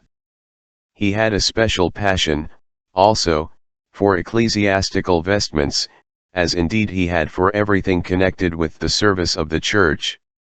In the long cedar chests that lined the west gallery of his house he had stored away many rare and beautiful specimens of what is really the raiment of the bride of Christ, who must wear purple and jewels and fine linen that she may hide the pallid macerated body that is worn by the suffering that she seeks for, and wounded by self-inflicted pain. He had a gorgeous cope of crimson silk and gold thread damask, figured with a repeating pattern of golden pomegranates set in six-petaled formal blossoms, beyond which on either side was the pineapple device wrought in seed pearls. The orphreys were divided into panels representing scenes from the life of the Virgin, and the coronation of the Virgin was figured in colored silks upon the hood. This was Italian work of the 15th century. Another cope was of green velvet, embroidered with heart-shaped groups of acanthus leaves, from which spread long-stemmed white blossoms, the details of which were picked out with silver thread and colored crystals. The Moors bore a seraph's head in gold thread raised work. The orphreys were woven in a diaper of red and gold silk, and were starred with medallions of many saints and martyrs, among whom was St. Sebastian. 116 He had chasubles, also, of amber-colored silk, and blue silk and gold brocade, and yellow silk damask and cloth of gold, figured with representations of the Passion and Crucifixion of Christ, and embroidered with lions and peacocks and other emblems, dalmatics of white satin and pink silk damask, decorated with tulips and dolphins and fleurs de lis, altar frontals of crimson velvet and blue linen, and many corporals, chalice veils, and sudaria. In the mystic offices to which these things were put there was something that quickened his imagination.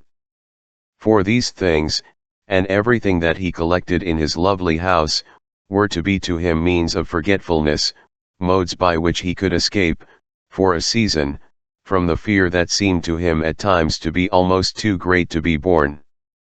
Upon the walls of the lonely locked room where he had spent so much of his boyhood, he had hung with his own hands the terrible portrait whose changing features showed him the real degradation of his life, and had draped the purple and gold pall in front of it as a curtain.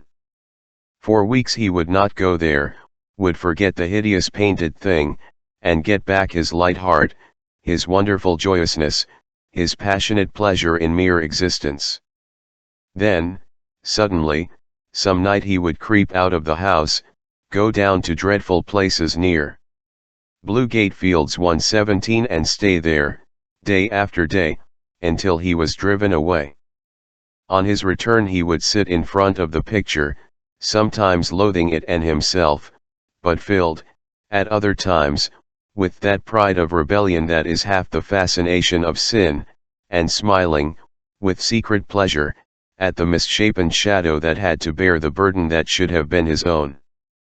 After a few years he could not endure to be long out of England, and gave up the villa that he had shared at Trouville with Lord Henry, as well as the little white walled-in house at Algiers where he had more than once spent his winter. 118 He hated to be separated from the picture that was such a part of his life, and he was also afraid that during his absence someone might gain access to the room, in spite of the elaborate bolts and bars that he had caused to be placed upon the door.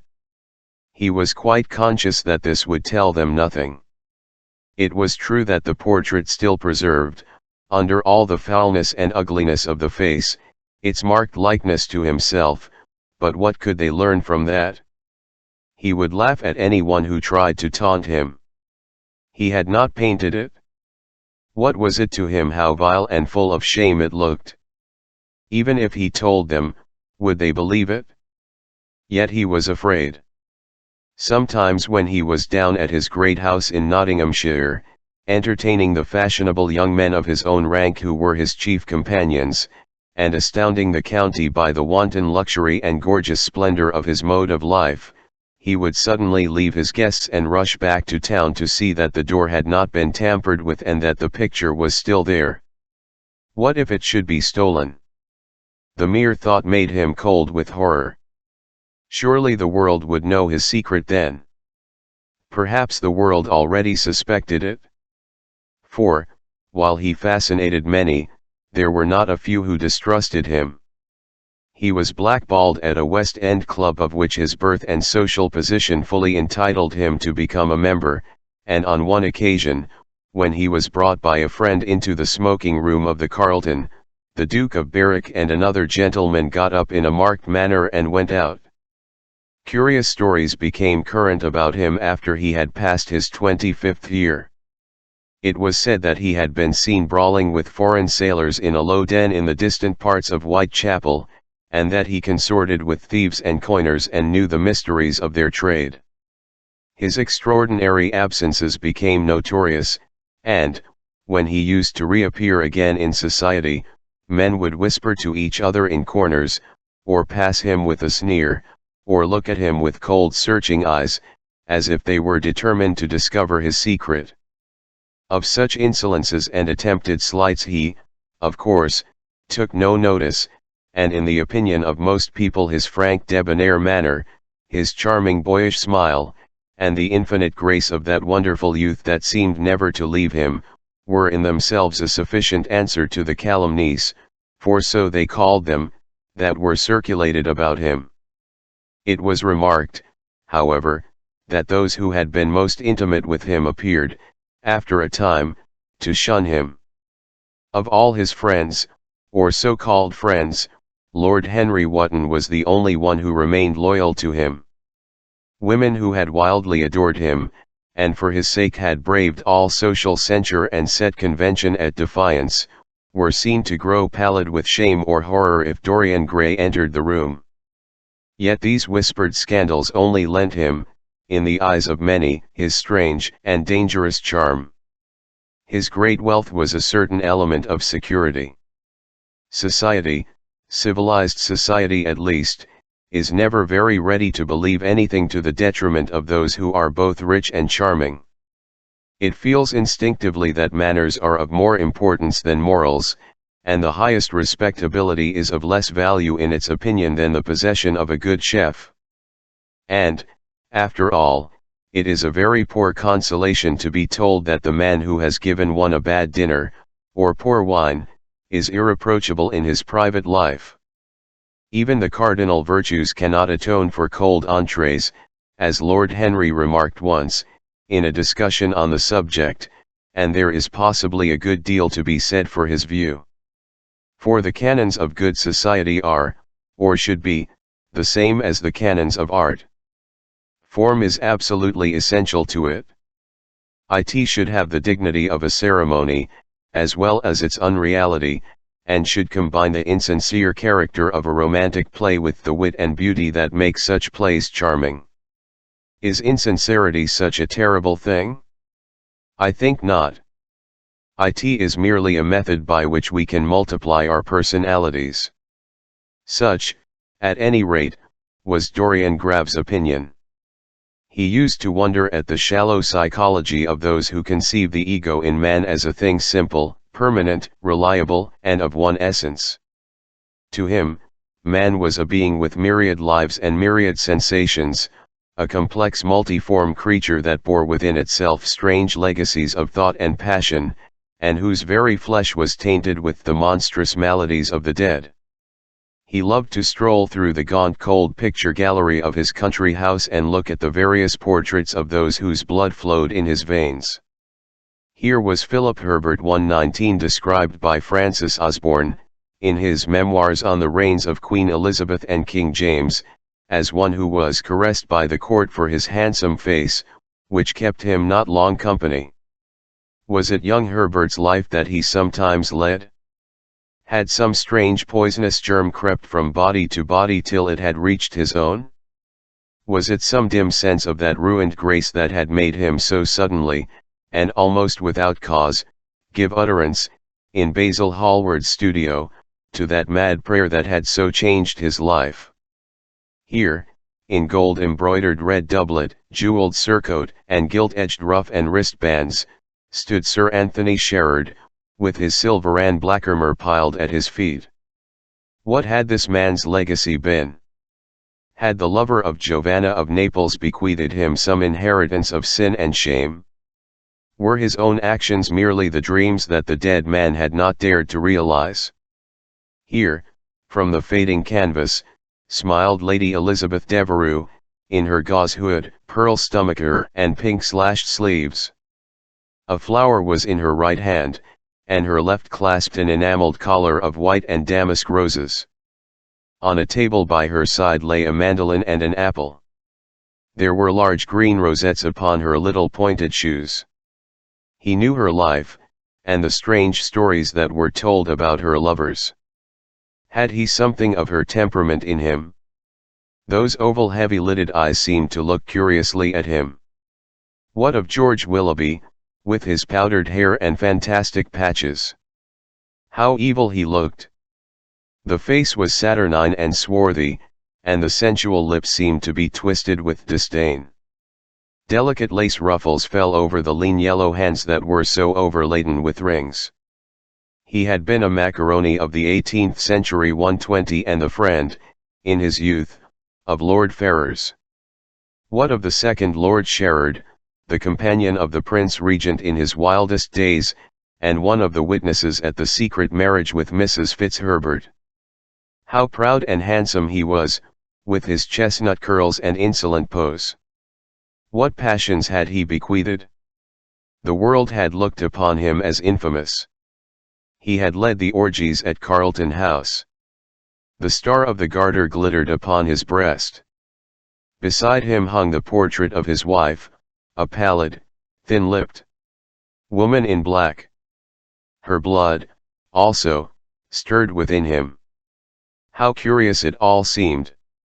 Yet one had ancestors in literature, as well as in one's own race, nearer perhaps in type and temperament, many of them, and certainly with an influence of which one was more absolutely conscious. There were times when it seemed to Dorian Gray that the whole of history was merely the record of his own life, not as he had lived it in act and circumstance, but as his imagination had created it for him, as it had been in his brain and in his passions. He felt that he had known them all, those strange terrible figures that had passed across the stage of the world and made sin so marvelous and evil so full of wonder. It seemed to him that in some mysterious way their lives had been his own. The hero of the dangerous novel that had so influenced his life had himself had this curious fancy. In a chapter of the book he tells how, crowned with laurel, lest lightning might strike him, he had sat, as Tiberius, in a garden at Capri, reading the shameful books of Elephantes, while dwarfs and peacocks strutted round him and the flute-player mocked the swinger of the censer, and, as Caligula, had caroused with the green-shirt jockeys in their stables, and supped in an ivory manger with a jewel-frontaled horse, and, as Domitian, had wandered through a corridor lined with marble mirrors, looking round with haggard eyes for the reflection of the dagger that was to end his days, and sick with that ennui, that tedium vitae 121 that comes on those to whom life denies nothing, and had peered through a clear emerald at the red shambles of the circus, and then, in a litter of pearl and purple drawn by silver-shod mules, been carried through the street of pomegranates to a house of gold, and heard men cry on Nero Caesar as he passed by, and, as Elagabalus, had painted his face with colors, and plied the distaff among the women, and brought the moon from Carthage, and given her in mystic marriage to the Sunday 122 over and over again. Dorian used to read this fantastic chapter, and the chapter immediately following, in which the hero describes the curious tapestries that he had woven for him from Gustave Moreau's Designs 123, and on which were pictured the awful and beautiful forms of those whom vice and blood and weariness had made monstrous or mad: Filippo, Duke of Milan, who slew his wife, and painted her lips with a scarlet poison; Pietro Barbi, the Venetian, known as Paul II, who sought in his vanity to assume the title of Formosus, and whose tiara, valued at 200,000 florins, was bought at the price of a terrible sin; Joe Maria Visconti, who used hounds to chase living men, and whose murdered body was covered with roses by a harlot who had loved him, the Borgia on his white horse, with fratricide riding beside him, and his mantle stained with the blood of Perato, Pietro Riario, the young Cardinal Archbishop of Florence, child and minion of Sixtus IV, whose beauty was equalled only by his debauchery, and who received Leonora of Aragon in a pavilion of white and crimson silk, filled with nymphs and centaurs, and gilded a boy that he might serve her at the feast as Ganymede or Hylas, Ezelin, whose melancholy could be cured only by the spectacle of death, and who had a passion for red blood, as other men have for red wine. The son of the fiend, as was reported, and one who had cheated his father at dice when gambling with him for his own soul, Giambattista Cibo, who in mockery took the name of Innocent, and into whose torpid veins the blood of 3 lads was infused by a Jewish doctor, Sigismondo Malatesta, the lover of Isata, and the lord of Rimini, whose effigy was burned at Rome as the enemy of God and man, who strangled Polissena with a napkin, and gave poison to Ginverdest in a cup of emerald, and in honor of a shameful passion built a pagan church for Christian worship, Charles VI, who had so wildly adored his brother's wife that a leper had warned him of the insanity that was coming on him, and who could only be soothed by Saracen cards painted with the images of love and death and madness, and, in his trim jerkin and jeweled cap and acanthus-like curls, Griffonetto Baglioni,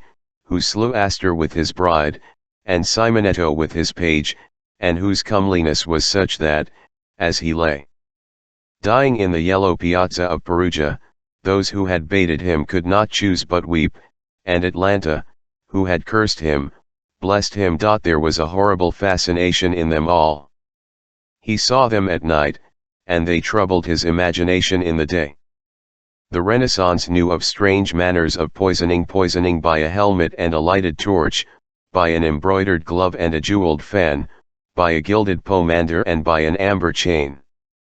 Dorian Gray had been poisoned by a book. 124 There were moments when he looked on evil simply as a mode through which he could realize his conception of the beautiful. Chapter XIT was on the 7th of November, the eve of his own 32nd birthday, as he often remembered afterwards. 125 He was walking home about 11 o'clock from Lord Henry's, where he had been dining, and was wrapped in heavy furs, as the night was cold and foggy. At the corner of Grosvenor Square and South Audley Street a man passed him in the mist, walking very fast, and with the collar of his grey ulster turned up. He had a bag in his hand. He recognized him. It was Basil Hallward. A strange sense of fear, for which he could not account, came over him. He made no sign of recognition, and went on slowly, in the direction of his own house. But Hallward had seen him. Dorian heard him first stopping, and then hurrying after him. In a few moments his hand was on his arm. Dorian. What an extraordinary piece of luck. I have been waiting for you ever since 9 o'clock in your library. Finally I took pity on your tired servant, and told him to go to bed, as he let me out. I am off to Paris by the midnight train, and I wanted particularly to see you before I left. I thought it was you, or rather your fur coat, as you passed me. But I wasn't quite sure. Didn't you recognize? In this fog, my dear Basil? Why, I can't even recognize Grosvenor Square. I believe my house is somewhere about here, but I don't feel at all certain about it. I am sorry you are going away, as I have not seen you for ages. But I suppose you will be back soon. No, I am going to be out of England for 6 months. I intend to take a studio in Paris, and shut myself up till I have finished a great picture I have in my head. However, it wasn't about myself I wanted to talk. Here we are at your door. Let me come in for a moment. I have something to say to you. I shall be charmed. But won't you miss your train, said Dorian Gray, languidly, as he passed up the steps and opened the door with his latchkey.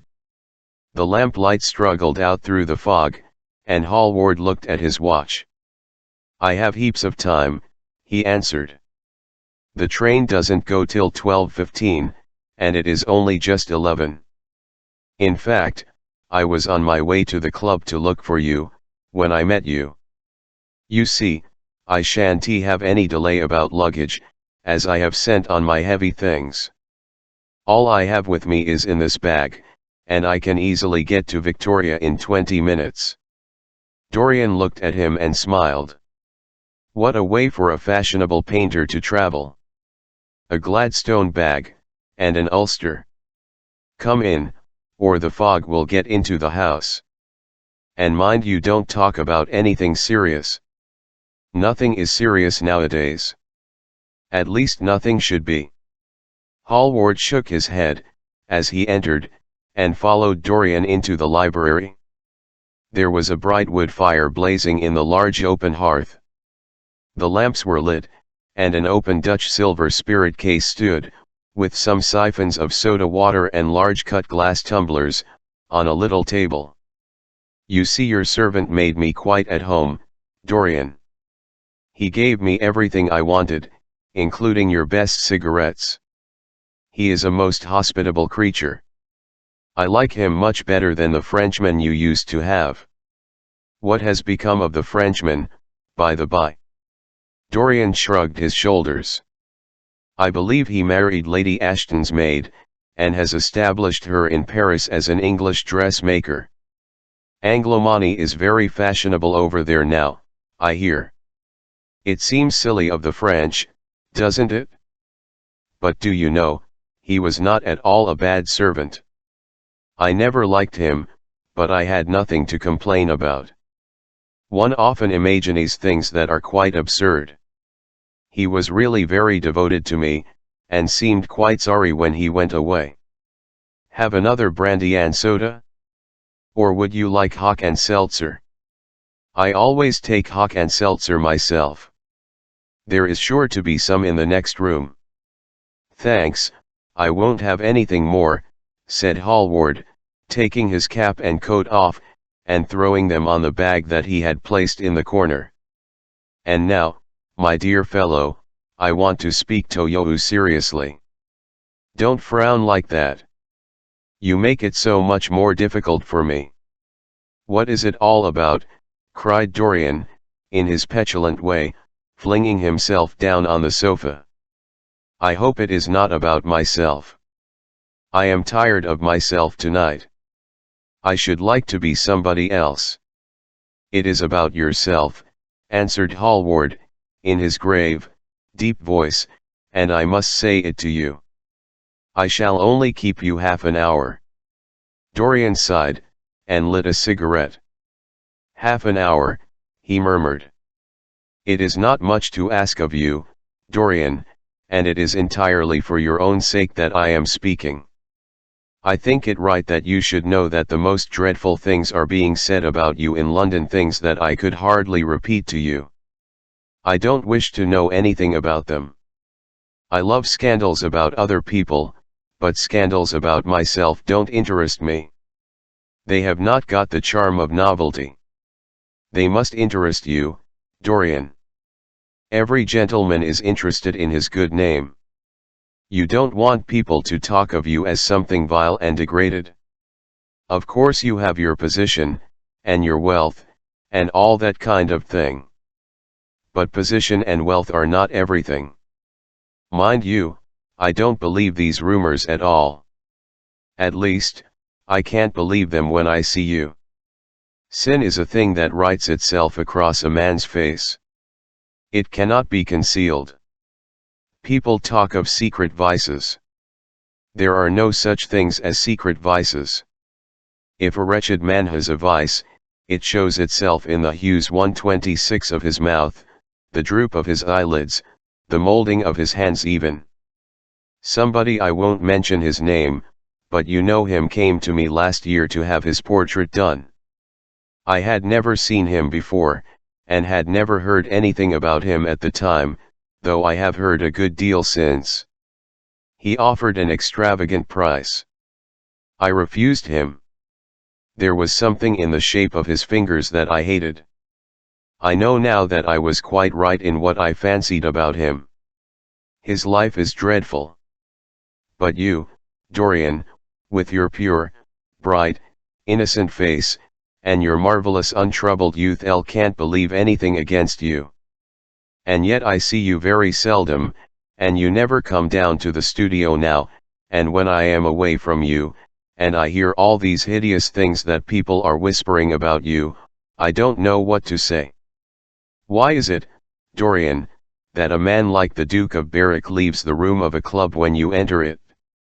Why is it that so many gentlemen in London will neither go to your house nor invite you to theirs? You used to be a friend of Lord Cotter. I met him at dinner last week.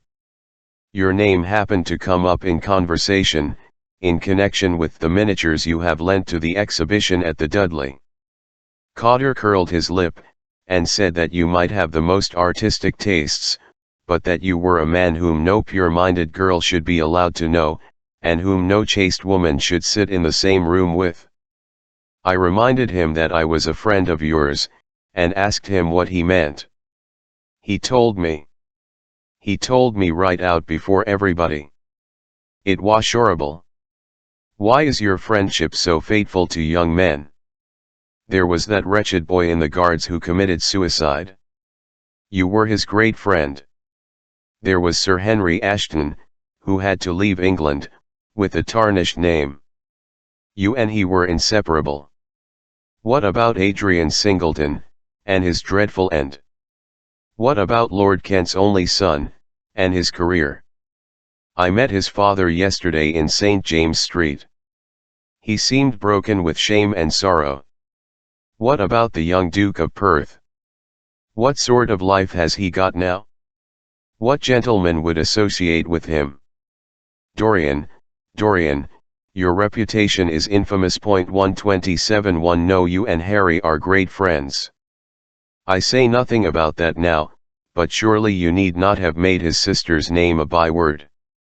When you met Lady Gwendolen, not a breath of scandal had ever touched her. Is there a single decent woman in London now who would drive with her in the park? Why, even her children are not allowed to live with her. Then there are other stories that you have been seen creeping at dawn out of dreadful houses and slinking in disguise into the foulest dens in London. Are they true? Can they be true? When I first heard them, I laughed. I hear them now, and they make me shudder. What about your country house, and the life that is led there? Dorian, you don't know what is said about you. I won't tell you that I don't want to preach to you. I remember Harry saying once that every man who turned himself into an amateur curate for the moment always said that, and then broke his word. I do want to preach to you. I want you to lead such a life as will make the world respect you. I want you to have a clean name and a fair record. I want you to get rid of the dreadful people you associate with. Don't shrug your shoulders like that. Don't be so indifferent. You have a wonderful influence. Let it be for good, not for evil. They say that you corrupt everyone whom you become intimate with, and that it is quite sufficient for you to enter a house, for shame of some kind to follow after you. I don't know whether it is so or not. How should I know? But it is said of you. I am told things that it seems impossible to doubt. Lord Gloucester was one of my greatest friends at Oxford. He showed me a letter that his wife had written to him when she was dying alone in her villa at Mentone. Your name was implicated in the most terrible confession I ever read. I told him that it was absurd that I knew you thoroughly, and that you were incapable of anything of the kind. Know you? I wonder, do I know you? Before I could answer that, I should have to see your soul. To see my soul, muttered Dorian Gray, starting up from the sofa and turning almost white from fear. Yes, answered Hallward, gravely, and with infinite sorrow in his voice, to see your soul. But only God can do that. A bitter laugh of mockery broke from the lips of the younger man. You shall see it yourself, tonight, he cried, seizing a lamp from the table. Come, it is your own handiwork. Why shouldn't you look at it? You can tell the world all about it afterwards, if you choose. Nobody would believe you. If they did believe you, they'd like me all the better for it. I know the age better than you do, though you will prate about it so tediously. Come, I tell you. You have chattered enough about corruption. Now you shall look on it face to face. There was the madness of pride in every word he uttered. He stamped his foot upon the ground in his boyish insolent manner. He felt a terrible joy at the thought that someone else was to share his secret, and that the man who had painted the portrait that was the origin of all his shame was to be burdened for the rest of his life with the hideous memory of what he had done. Yes, he continued, coming closer to him, and looking steadfastly into his stern eyes, I will show you my soul. You shall see the thing that you fancy only God can see. Hallward started back. This is blasphemy, Dorian, he cried. You must not say things like that. They are horrible, and they don't mean anything. You think so? He laughed again. I know so. As for what I said to you tonight, I said it for your good. You know I have been always devoted to you. Don't touch me. Finish what you have to say. A twisted flash of pain shot across Hallward's face. He paused for a moment, and a wild feeling of pity came over him. After all, what right had he to pry into the life of Dorian Gray? If he had done a tithe 1/28 of what was rumored about him, how much he must have suffered. Then he straightened himself up, and walked over to the fireplace, and stood there, looking at the burning logs with their frost-like ashes and their throbbing cores of flame. I am waiting, Basil, said the young man, in a hard, clear voice. He turned round. What I have to say is this, he cried. You must give me some answer to these horrible charges that are made against you. If you tell me that they are absolutely untrue from beginning to end, I will believe you. Deny them, Dorian, deny them. Can't you see what I am going through? My God! Don't tell me that you are infamous. Dorian Gray smiled. There was a curl of contempt in his lips. Come upstairs, Basil, he said, quietly. I keep a diary of my life from day to day, and it never leaves the room in which it is written. I will show it to you if you come with me. I will come with you, Dorian, if you wish it. I see I have missed my train. That makes no matter. I can go tomorrow. But don't ask me to read anything tonight. All I want is a plain answer to my question. That will be given to you upstairs. I could not give it here. You won't have to read long. Don't keep me waiting. Chapter XL. He passed out of the room, and began the ascent, Basil Hallward following close behind. They walked softly, as men instinctively do at night. The lamp cast fantastic shadows on the wall and staircase. A rising wind made some of the windows rattle. When they reached the top landing, Dorian set the lamp down on the floor, and taking out the key turned it in the lock. You insist on knowing, Basil? He asked, in a low voice. I am delighted, he murmured, smiling. Then he added, somewhat bitterly, you are the one man in the world who is entitled to know everything about me. You have had more to do with my life than you think. And, taking up the lamp, he opened the door and went in. A cold current of air passed them, and the light shot up for a moment in a flame of murky orange. He shuddered. Shut the door behind you, he said, as he placed the lamp on the table.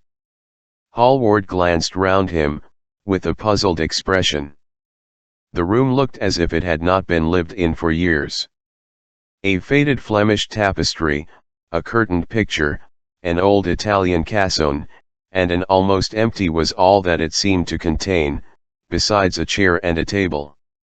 As Dorian Gray was lighting a half-burned candle that was standing on the mantel shelf, he saw that the whole place was covered with dust, and that the carpet was in holes. A mouse ran scuffling behind the wainscoting. There was a damp odor of mildew. So you think that it is only God who sees the soul, Basil? Draw that curtain back, and you will see mine. The voice that spoke was cold and cruel. You are mad, Dorian, or playing a part, muttered Hallward, frowning. You won't? Then I must do it myself, said the young man, and he tore the curtain from its rod, and flung it on the ground. An exclamation of horror broke from Hallward's lips as he saw in the dim light the hideous thing on the canvas leering at him. There was something in its expression that filled him with disgust and loathing. Good heavens! It was Dorian Gray's own face that he was looking at. The horror, whatever it was, had not yet entirely marred that marvelous beauty. There was still some gold in the thinning hair and some scarlet on the sensual lips. The sodden eyes had kept something of the loveliness of their blue, the noble curves had not yet passed entirely away from chiseled nostrils and from plastic throat. Yes, it was Dorian himself. But who had done it? He seemed to recognize his own brushwork, and the frame was his own design. The idea was monstrous, yet he felt afraid. He seized the lighted candle, and held it to the picture. In the left-hand corner was his own name, traced in long letters of bright vermilion. It was some foul parody, some infamous, ignoble satire. He had never done that. Still, it was his own picture. He knew it, and he felt as if his blood had changed from fire to sluggish ice in a morning. His own picture. What did it mean? Why had it altered? He turned, and looked at Dorian Gray with the eyes of a sick man. His mouth twitched, and his parched tongue seemed unable to articulate. He passed his hand across his forehead. It was dank with clammy sweat. The young man was leaning against the mantel shelf, watching him with that strange expression that is on the faces of those who are absorbed in a play when a great artist is acting. There was neither real sorrow in it nor real joy. There was simply the passion of the spectator, with perhaps a flicker of triumph in the eyes. He had taken the flower out of his coat, and was smelling it, or pretending to do so. What does this mean? Cried Hallward, at last. His own voice sounded shrill and curious in his ears. Years ago, when I was a boy, said Dorian Gray, you met me, devoted yourself to me, flattered me, and taught me to be vain of my good looks. One day you introduced me to a friend of yours, who explained to me the wonder of youth, and you finished a portrait of me that revealed to me the wonder of beauty, in a mad moment, that I don't know, even now, if I regret it or not. I made a wish. Perhaps you would call it a prayed percent. I remember it. Oh, how well I remember it. No. The thing is impossible. The room is damp. The mildew has got into the canvas. The paints I used had some wretched mineral poison in them. I tell you the thing is impossible. Ah, what is impossible? Murmured the young man, going over to the window, and leaning his forehead against the cold, mist-stained glass. You told me you had destroyed it? I was wrong. It has destroyed me. I don't believe it is my picture. Can't you see your romance in it? Said Dorian, bitterly. My romance, as you call it, as you called it? There was nothing evil in it, nothing shameful. This is the face of a satyr. It is the face of my soul. God. What a thing I must have worshipped. This has the eyes of a devil. Each of us has heaven and hell in him, Basil, cried Dorian, with a wild gesture of despair. Hallward turned again to the portrait, and gazed at it. My God! If it is true, he exclaimed, and this is what you have done with your life, why, you must be worse even than those who talk against you fancy you to be. He held the light up again to the canvas, and examined it. The surface seemed to be quite undisturbed, and as he had left it. It was from within, apparently, that the foulness and horror had come. Through some strange quickening of inner life the leprosies of sin were slowly eating the thing away.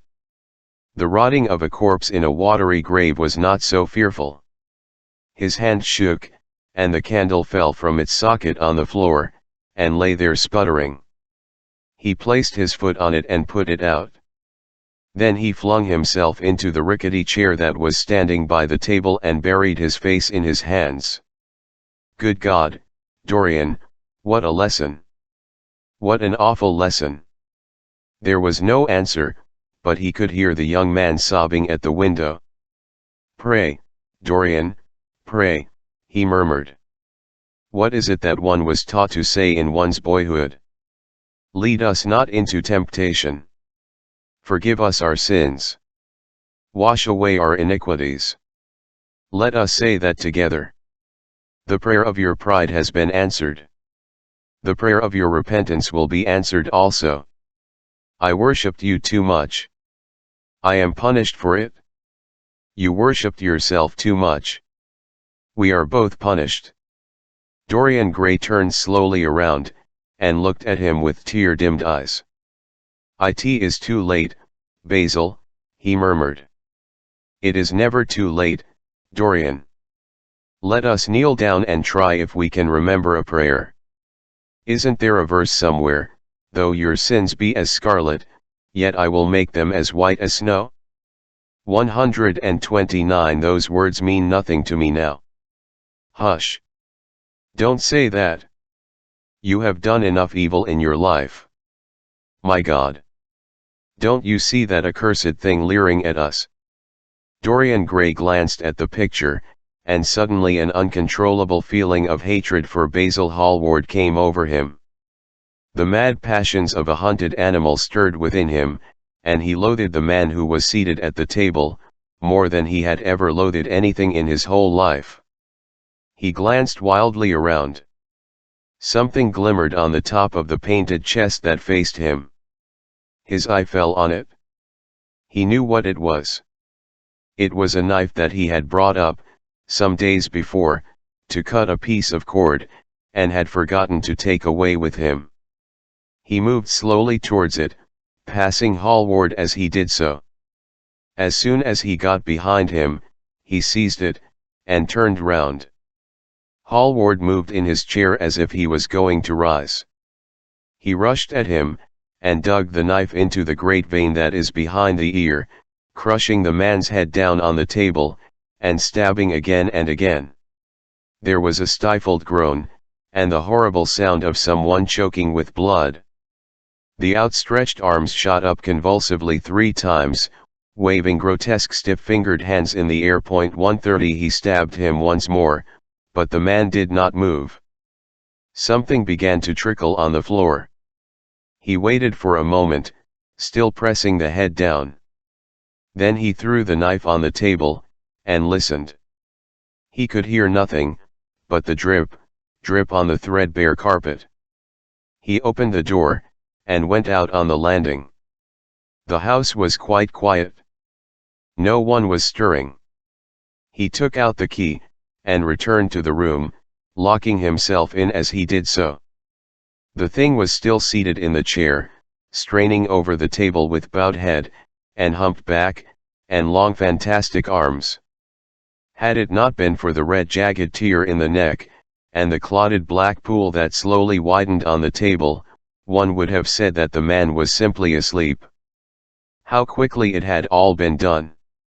He felt strangely calm, and, walking over to the window, opened it, and stepped out on the balcony. The wind had blown the fog away, and the sky was like a monstrous peacock's tail, starred with myriads of golden eyes.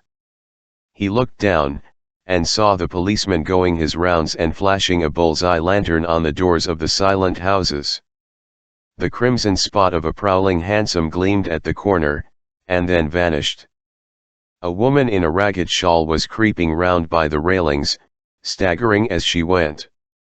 Now and then she stopped, and peered back. Once, she began to sing in a hoarse voice. The policeman strolled over and said something to her. She stumbled away, laughing. A bitter blast swept across the square. The gas lamps flickered, and became blue, and the leafless trees shook their black iron branches as if in pain. He shivered, and went back, closing the window behind him. He passed to the door, turned the key, and opened it. He did not even glance at the murdered man. He felt that the secret of the whole thing was not to realize the situation. The friend who had painted the fatal portrait, the portrait to which all his misery had been due, had gone out of his life. That was enough. Then he remembered the lamp. It was a rather curious one of Moorish workmanship, made of dull silver inlaid with arabesques of burnished steel. Perhaps it might be missed by his servant, and questions would be asked. He turned back, and took it from the table. How still the man was! How horribly white the long hands looked! He was like a dreadful wax image. He locked the door behind him, and crept quietly downstairs. The woodwork creaked, and seemed to cry out as if in pain. He stopped several times, and waited. No, everything was still. It was merely the sound of his own footsteps. When he reached the library, he saw the bag and coat in the corner. They must be hidden away somewhere. He unlocked a secret press that was in the wainscoting, and put them into it. He could easily burn them afterwards. Then he pulled out his watch. It was 20 minutes to 2. He sat down, and began to think. Every year, every month, almost men were strangled in England for what he had done. 131 There had been a madness of murder in the air. Some red star had come too close to the earth. Evidence. What evidence was there against him? Basil Hallward had left the house at 11. No one had seen him come in again. Most of the servants were at Selby Royal. His valet had gone to bed. Paris. Yes. It was to Paris that Basil had gone, by the midnight train, as he had intended. With his curious reserved habits, it would be months before any suspicions would be aroused. Months. Everything could be destroyed long before then. A sudden thought struck him. He put on his fur coat and hat, and went out into the hall. There he paused, hearing the slow heavy tread of the policeman outside on the pavement, and seeing the flash of the lantern reflected in the window. He waited, holding his breath. After a few moments he opened the front door, and slipped out, shutting it very gently behind him. Then he began ringing the bell. In about 10 minutes his valet appeared, half-dressed, and looking very drowsy. "I am sorry to have had to wake you up, Francis," he said, stepping in, "but I had forgotten my latchkey." "What time is it?" "5 minutes past 2, sir," answered the man, looking at the clock and yawning. 5 minutes past 2? How horribly late. You must wake me at 9 tomorrow. I have some work to do. All right, sir. Did anyone call this evening? Mr. Hallward, sir. He stayed here till 11, and then he went away to catch his train. Oh. I am sorry I didn't see him. Did he leave any message? No, sir, except that he would write to you. That will do, Francis. Don't forget to call me at 9 tomorrow. No, sir. The man shambled down the passage in his slippers. Dorian Gray threw his hat and coat upon the yellow marble table, and passed into the library. He walked up and down the room for a quarter of an hour, biting his lip, and thinking. Then he took the blue book down from one of the shelves, and began to turn over the leaves. Alan Campbell, 152, Hertford Street, Mayfair. Yes, that was the man he wanted. Chapter X11. At 9 o'clock the next morning his servant came in with a cup of chocolate on a tray, and opened the shutters. Dorian was sleeping quite peacefully, lying on his right side, with one hand underneath his cheek. He looked like a boy who had been tired out with play, or study. The man had to touch him twice on the shoulder before he woke, and as he opened his eyes a faint smile passed across his lips, as though he had been having some delightful dream. Yet he had not dreamed at all. His night had been untroubled by any images of pleasure or of pain. But youth smiles without any reason. It is one of its chiefest charms. He turned round, and, leaning on his elbow, began to drink his chocolate. The mellow November sun was streaming into the room. The sky was bright blue, and there was a genial warmth in the air. It was almost like a morning in May. Gradually the events of the preceding night crept with silent blood-stained feet into his brain, and reconstructed themselves there with terrible distinctness. He winced at the memory of all that he had suffered, and for a moment the same curious feeling of loathing for Basil Hallward, that had made him kill him as he sat in the chair, came back to him, and he grew cold with passion. That dead man was still sitting there, too, and in the sunlight now. How horrible that was! Such hideous things were for the darkness, not for the day.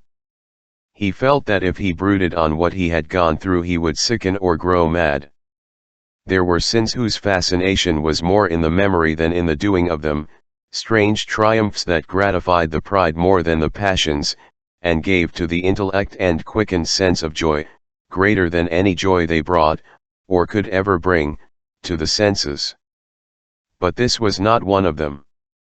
It was a thing to be driven out of the mind, to be drugged with poppies, to be strangled lest it might strangle one itself. He passed his hand across his forehead, and then got up hastily, and dressed himself with even more than his usual attention, giving a good deal of care to the selection of his necktie and scarf pin, and changing his rings more than once. He spent a long time over breakfast, tasting the various dishes, talking to his valet about some new liveries that he was thinking of getting made for the servants at Selby, and going through his correspondence. Over some of the letters he smiled. 3 of them bored him. One he read several times over, and then tore up with a slight look of annoyance in his face. That awful thing, a woman's memory, as Lord Henry had once said. When he had drunk his coffee, he sat down at the table, and wrote 2 letters. One he put in his pocket, the other he handed to the valet. Take this round to 152, Hertford Street, Francis, and if Mr. Campbell is out of town, get his address. As soon as he was alone, he lit a cigarette, and began sketching upon a piece of paper, drawing flowers and bits of architecture, first, and then faces. Suddenly he remarked that every face that he drew seemed to have an extraordinary likeness to Basil Hallward. He frowned, and, getting up, went over to the bookcase and took out a volume at hazard. He was determined that he would not think about what had happened, till it became absolutely necessary to do so. When he had stretched himself on the sofa, he looked at the title page of the book. It was Gautier's Images et Cames, Charpentier's Japanese paper edition, with the Jacquemart etching. The binding was of citron green leather with a design of gilt trellis work and dotted pomegranates. It had been given to him by Adrian Singleton. As he turned over the pages his eye fell on the poem about the hand of Lacenaire, the cold yellow hand du supplice encore mal lavé with its downy red hairs and its doigts de faune. 132. He glanced at his own white taper fingers, and passed on, till he came to those lovely verses upon Venice sur un gamme chromatique, le scène de perles ruisselant, la Venus de l'Adriatique qui sort de peau sun cor rose et blanc. Les domes, sur l'azur de ondes suivant la phrase au per contour, s'enflant comme de gorges rondes qui soulèvent un super d'amour. Elle esquive aboard et me depose, jetant son amer au pilier, devant un fagot rose, sur le marbre d'un escalier. 133. How exquisite they were! As one read them, one seemed to be floating down the green waterways of the pink and pearl city, lying in a black gondola with silver prow and trailing curtains. The mere lines looked to him like those straight lines of turquoise blue that follow one as one pushes out to the Lido. 134. The sudden flashes of color reminded him of the gleam of the opal and iris throat birds that flutter round the tall honeycombed campanile. 135. Or stalk, with such stately grace, through the dim arcades. Leaning back with half-closed eyes, he kept saying over and over to himself devant un fagot rose, sur le marbre d'un escalier. 136. The whole of Venice was in those two lines. He remembered the autumn that he had passed there, and a wonderful love that had stirred him to delightful fantastic follies. There was romance in every place. But Venice, like Oxford, had kept the background for romance, and background was everything, or almost everything.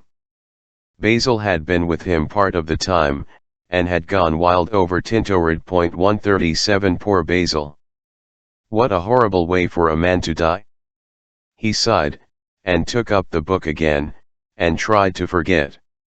He read of the swallows that fly in and out of the little cafe at Smyrna where the Hajis. 138 sit counting their ember beads and the turbaned merchants smoke their long tasseled pipes and talk gravely to each other, of the obelisk in the Place de la Concorde. 139 that weeps tears of granite in its lonely sunless exile, and longs to be back by the hot lotus-covered Nile, where there are sphinxes, and rose-red ibises, and white vultures with gilded claws, and crocodiles, with small barrel eyes, that crawl over the green steaming mud, and of that curious statue that Gautier compares to a contralto voice, the monstre charmant that couches in the porphyry room of the Louvre. 140 But after a time, the book fell from his hand. He grew nervous, and a horrible fit of terror came over him. What if Alan Campbell should be out of England? Days would elapse before he could come back. Perhaps he might refuse to come. What could he do then? Every moment was of vital importance. They had been great friends once, 5 years before, almost inseparable, indeed. Then the intimacy had come suddenly to an end. When they met in society now, it was only Dorian Gray who smiled. Alan Campbell never did. He was an extremely clever young man, though he had no real appreciation of the visible arts, and whatever little sense of the beauty of poetry he possessed he had gained entirely from Dorian. His dominant intellectual passion was for science. At Cambridge he had spent a great deal of his time working in the laboratory, and had taken a good class in the natural science tripos of his year. Indeed, he was still devoted to the study of chemistry, and had a laboratory of his own, in which he used to shut himself up all day long, greatly to the annoyance of his mother, who had set her heart on his standing for Parliament and had a vague idea that a chemist was a person who made up prescriptions. He was an excellent musician, however, as well, and played both the violin and the piano better than most amateurs. In fact, it was music that had first brought him and Dorian Gray, and that indefinable attraction that Dorian seemed to be able to exercise whenever he wished, and indeed exercised often without being conscious of it. They had met at Lady Berkshire's the night that Rubinstein 141 played there, and after that used to be always seen together at the opera, and wherever good music was going on. For 18 months their intimacy lasted. Campbell was always either at Selby Royal or in Grosvenor Square. To him, as to many others, Dorian Gray was the type of everything that is wonderful and fascinating in life. Whether or not a quarrel had taken place between them no one ever knew. But suddenly people remarked that they scarcely spoke when they met, and that Campbell seemed always to go away early from any party at which Dorian Gray was present. He had changed, too, was strangely melancholy at times, appeared almost to dislike hearing music of any passionate character, and would never himself play, giving as his excuse, when he was called upon, that he was so absorbed in science that he had no time left in which to practice. And this was certainly true. Every day he seemed to become more interested in biology, and his name appeared once or twice in some of the scientific reviews, in connection with certain curious experiments. This was the man that Dorian Gray was waiting for, pacing up and down the room, glancing every moment at the clock, and becoming horribly agitated as the minutes went by. At last the door opened, and his servant entered. "Mr. Alan Campbell, sir." A sigh of relief broke from his parched lips, and the color came back to his cheeks. "Ask him to come in at once, Francis." The man bowed, and retired. In a few moments Alan Campbell walked in, looking very stern and rather pale, his pallor being intensified by his coal black hair and dark eyebrows. "Alan, this is kind of you. I thank you for coming. I had intended never to enter your house again, Gray. But you said it was a matter of life and death." His voice was hard and cold. He spoke with slow deliberation. There was a look of contempt in the steady searching gaze that he turned on Dorian. He kept his hands in the pockets of his Astrakhan coat 142 and appeared not to have noticed the gesture with which he had been greeted. "It is a matter of life and death, Alan, and to more than one person. Sit down." Campbell took a chair by the table, and Dorian sat opposite to him. The two men's eyes met. In Dorian's there was infinite pity. He knew that what he was going to do was dreadful.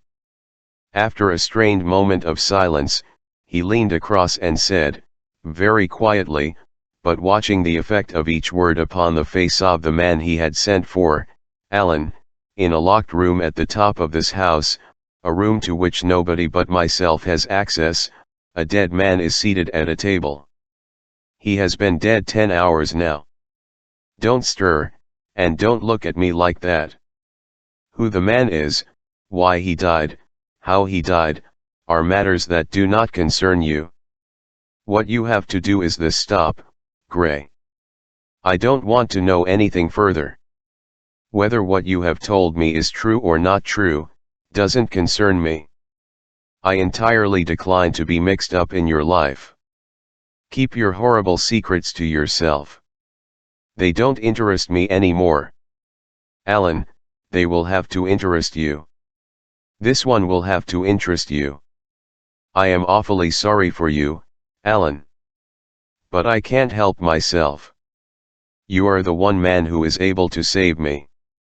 I am forced to bring you into the matter. I have no option. Alan, you are a scientist. You know about chemistry, and things of that kind. You have made experiments. What you have got to do is to destroy the thing that is upstairs, to destroy it so that not a vestige will be left of it. Nobody saw this person come into the house. Indeed, at the present moment he is supposed to be in Paris. He will not be missed for months. When he is missed, there must be no trace of him found here.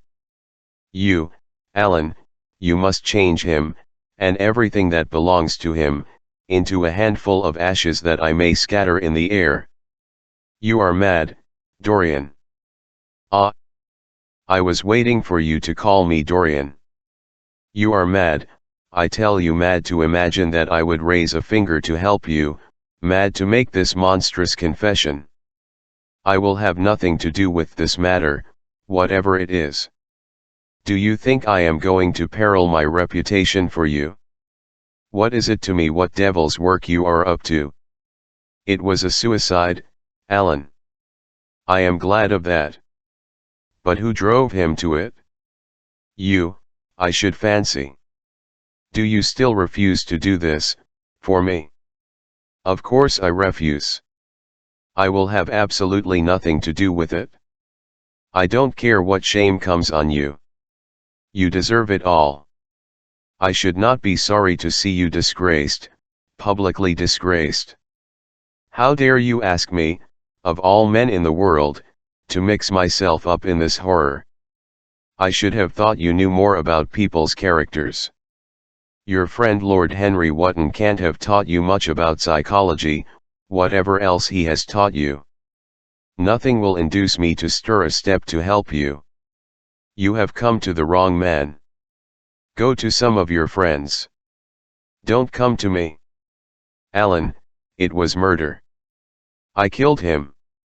You don't know what he had made me suffer. Whatever my life is, he had more to do with the making or the marring of it than poor Harry has had. He may not have intended it, the result was the same. Murder. Good God, Dorian, is that what you have come to? I shall not inform upon you. It is not my business. Besides, you are certain to be arrested, without my stirring in the matter. Nobody ever commits a murder without doing something stupid. But I will have nothing to do with it. All I ask of you is to perform a certain scientific experiment. You go to hospitals and dead houses, and the horrors that you do there don't affect you. If in some hideous dissecting room or fetid laboratory you found this man lying on a leaden table with red gutters scooped out in it, you would simply look admirable subject. You would not turn a hair. You would not believe that you were doing anything wrong. On the contrary, you would probably feel that you were benefiting the human race, or increasing the sum of knowledge in the world, or gratifying intellectual curiosity, or something of that kind. What I want you to do is simply what you have often done before. Indeed, to destroy a body must be less horrible than what you are accustomed to work at. And, remember, it is the only piece of evidence against me. If it is discovered, I am lost, and it is sure to be discovered unless you help me. I have no desire to help you. You forget that. I am simply indifferent to the whole thing. It has nothing to do with me. Alan, I entreat you. Think of the position I am in. Just before you came I almost fainted with terror. No. Don't think of that. Look at the matter purely from the scientific point of view. You don't inquire where the dead things on which you experiment come from. Don't inquire now. I have told you too much as it is. But I beg of you to do this. We were friends once, Alan. Don't speak about those days, Dorian, they are dead. The dead linger sometimes. The man upstairs will not go away. He is sitting at the table with bowed head and outstretched arms. Alan. Alan. If you don't come to my assistance I am ruined. Why, they will hang me, Alan. Don't you understand? They will hang me for what I have done. There is no good in prolonging this scene. I refuse absolutely to do anything in the matter. It is insane of you to ask me. You refuse absolutely. Yes. The same look of pity came into Dorian's eyes, then he stretched out his hand, took a piece of paper, and wrote something on it. He read it over twice, folded it carefully, and pushed it across the table. Having done this, he got up, and went over to the window. Campbell looked at him in surprise, and then took up the paper, and opened it. As he read it, his face became ghastly pale, and he fell back in his chair. A horrible sense of sickness came over him. He felt as if his heart was beating itself to death in some empty hollow. After 2 or 3 minutes of terrible silence, Dorian turned round, and came and stood behind him, putting his hand upon his shoulder. "I am so sorry, Alan," he murmured, "but you leave me no alternative. I have a letter written already. Here it is. You see the address. If you don't help me, I must send it. You know what the result will be. But you are going to help me. It is impossible for you to refuse now. I tried to spare you. You will do me the justice to admit that.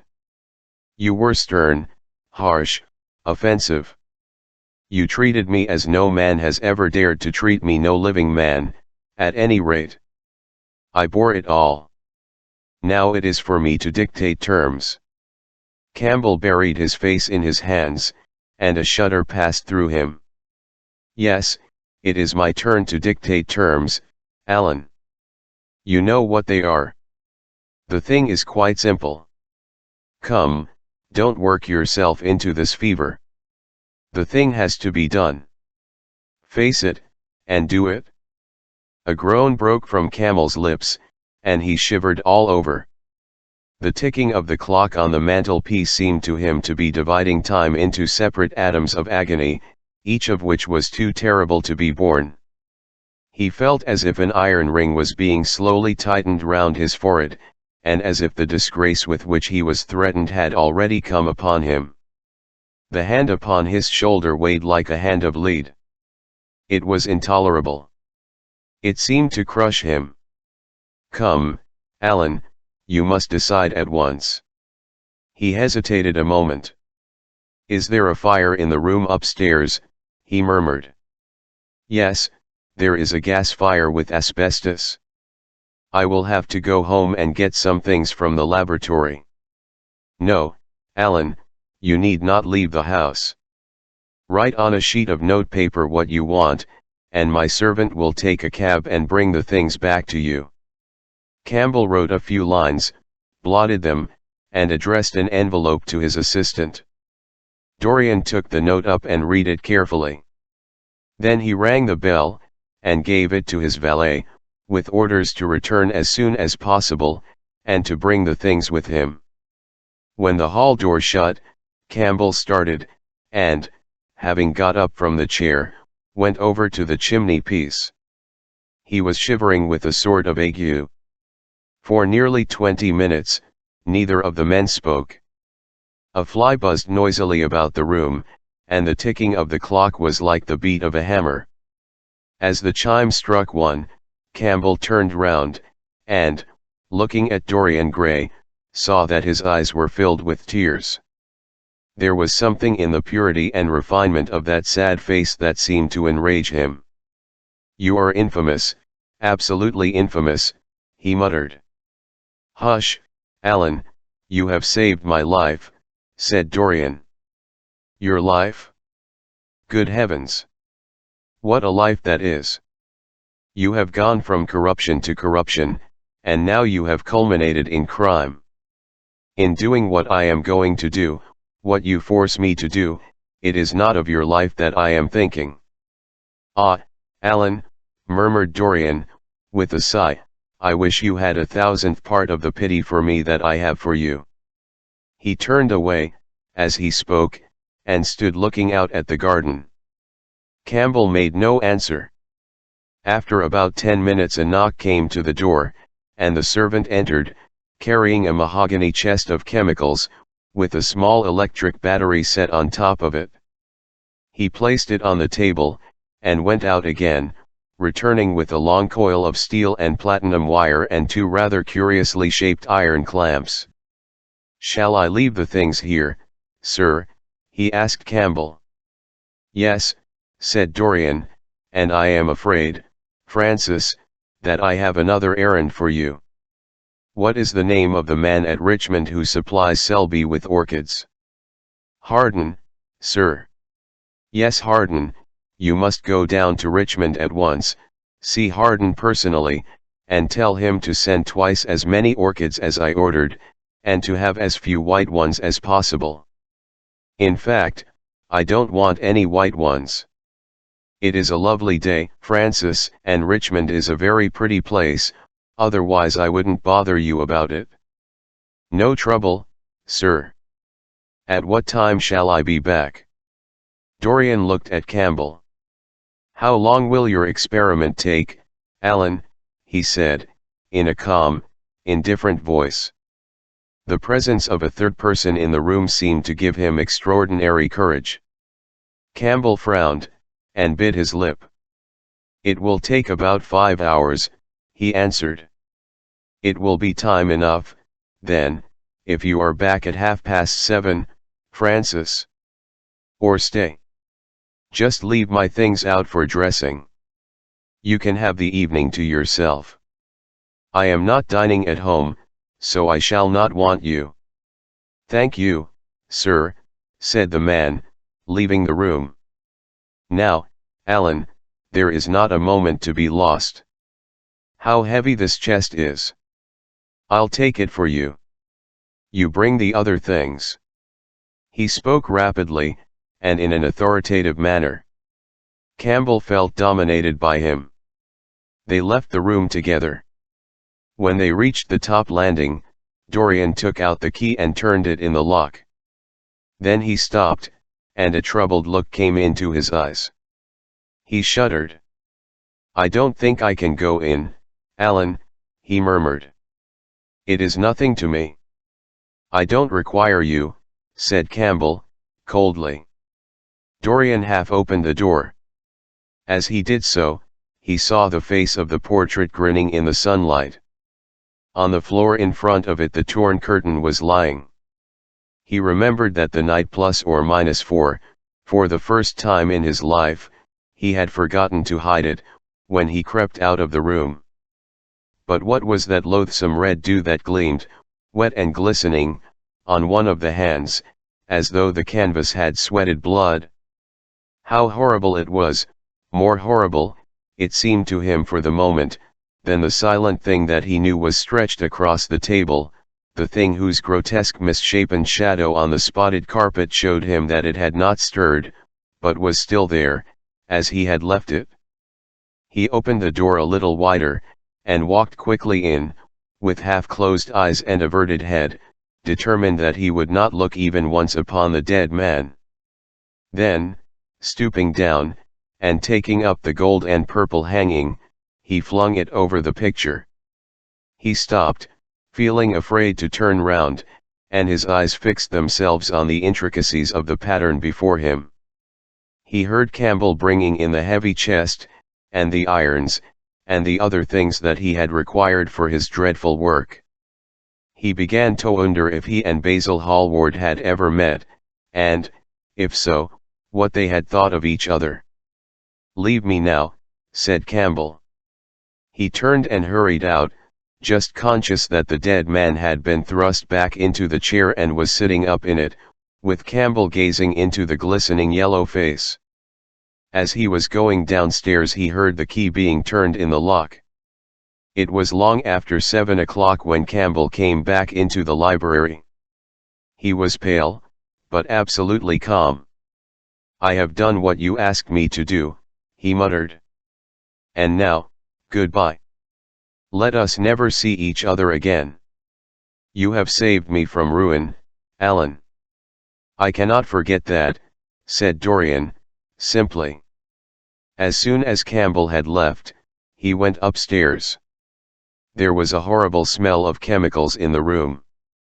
But the thing that had been sitting at the table was gone. Chapter X 111 "There is no good telling me you are going to be good, Dorian," cried Lord Henry, dipping his white fingers into a red copper bowl filled with rose water. "You are quite perfect. Pray don't change." Dorian shook his head. "No, Harry, I have done too many dreadful things in my life. I am not going to do any more. I began my good actions yesterday." "Where were you yesterday?" "In the country, Harry." I was staying at a little inn by myself. My dear boy, said Lord Henry, smiling, anybody can be good in the country. There are no temptations there. That is the reason why people who live out of town are so uncivilized. There are only two ways, as you know, of becoming civilized. One is by being cultured, the other is by being corrupt. Country people have no opportunity of being either, so they stagnate. Culture and corruption, murmured Dorian. I have known something of both. It seems to me curious now that they should ever be found together. For I have a new ideal, Harry. I am going to alter. I think I have altered. You have not told me yet what your good action was. Or did you say you had done more than one? I can tell you, Harry. It is not a story I could tell to anyone else. I spared somebody. It sounds vain, but you understand what I mean. She was quite beautiful, and wonderfully like Sybil Vane. I think it was that which first attracted me to her. You remember Sybil, don't you? How long ago that seems. Well, Hetty was not one of our own class, of course. She was simply a girl in a village. But I really loved her. I am quite sure that I loved her. All during this wonderful May that we have been having, I used to run down and see her 2 or 3 times a week. Yesterday she met me in a little orchard. The apple blossoms kept tumbling down on her hair, and she was laughing. We were to have gone away together this morning at dawn. Suddenly I determined to leave her as flower-like as I had found her. I should think the novelty of the emotion must have given you a thrill of real pleasure, Dorian, interrupted Lord Henry. But I can finish your idyll for you. You gave her good advice, and broke her heart. That was the beginning of your reformation. Harry, you are horrible. You mustn't say these dreadful things. Hetty's heart is not broken. Of course she cried, and all that. But there is no disgrace upon her. She can live, like Perdita, in her garden. 143 And weep over a faithless Florizel, said Lord Henry, laughing. My dear Dorian, you have the most curious boyish moods. Do you think this girl will ever be really contented now with any one of her own rank? I suppose she will be married some day to a rough carter or a grinning ploughman. Well, having met you, and loved you, will teach her to despise her husband, and she will be wretched. From a moral point of view I really don't think much of your great renunciation. Even as a beginning, it is poor. Besides, how do you know that Hetty isn't floating at the present moment in some mill pond, with water lilies round her, like Ophelia? I can't bear this, Harry. You mock at everything, and then suggest the most serious tragedies. I am sorry I told you now. I don't care what you say to me, I know I was right in acting as I did. Poor Hetty. As I rode past the farm this morning, I saw her white face at the window, like a spray of jasmine. Don't let me talk about it any more, and don't try to persuade me that the first good action I have done for years, the first little bit of self-sacrifice I have ever known, is really a sort of sin. I want to be better. I am going to be better. Tell me something about yourself. What is going on in town? I have not been to the club for days. The people are still discussing poor Basil's disappearance. I should have thought they had got tired of that by this time, said Dorian, pouring himself out some wine, and frowning slightly. My dear boy, they have only been talking about it for 6 weeks, and the public are really not equal to the mental strain of having more than one topic every 3 months. They have been very fortunate lately, however. They have had my own divorce case, and Alan Camel's suicide. Now they have got the mysterious disappearance of an artist. Scotland Yard still insists that the man in the grey ulster who left Victoria by the midnight train on the 7th of November was poor Basil, and the French police declare that Basil never arrived in Paris at all. I suppose in about a fortnight we will be told that he has been seen in San Francisco. It is an odd thing, but everyone who disappears is said to be seen at San Francisco. It must be a delightful city, and possess all the attractions of the next world. What do you think has happened to Basil? Asked Dorian, holding up his burgundy against the light, and wondering how it was that he could discuss the matter so calmly. I have not the slightest idea. If Basil chooses to hide himself, it is no business of mine. If he is dead, I don't want to think about him. Death is the only thing that ever terrifies me. I hate it. One can survive everything nowadays except that. Death and vulgarity are the only two facts in the 19th century that one cannot explain away. Let us have our coffee in the music room, Dorian. You must play Chopin to me. The man with whom my wife ran away played Chopin exquisitely. Poor Victoria. I was very fond of her. The house is rather lonely without her. Dorian said nothing, but rose from the table, and, passing into the next room, sat down to the piano and let his fingers stray across the keys. After the coffee had been brought in, he stopped, and, looking over at Lord Henry, said, "Harry, did it ever occur to you that Basil was murdered?" Lord Henry yawned. Basil had no enemies, and always wore a Waterbury watch. Why should he be murdered? He was not clever enough to have enemies. Of course he had a wonderful genius for painting. But a man can paint like Velázquez 144 and yet be as dull as possible. Basil was really rather dull. He only interested me once, and that was when he told me, years ago, that he had a wild adoration for you. I was very fond of Basil, said Dorian, with a sad look in his eyes. But don't people say that he was murdered? Oh, some of the papers do. It does not seem to be probable. I know there are dreadful places in Paris, but Basil was not the sort of man to have gone to them. He had no curiosity. It was his chief defect.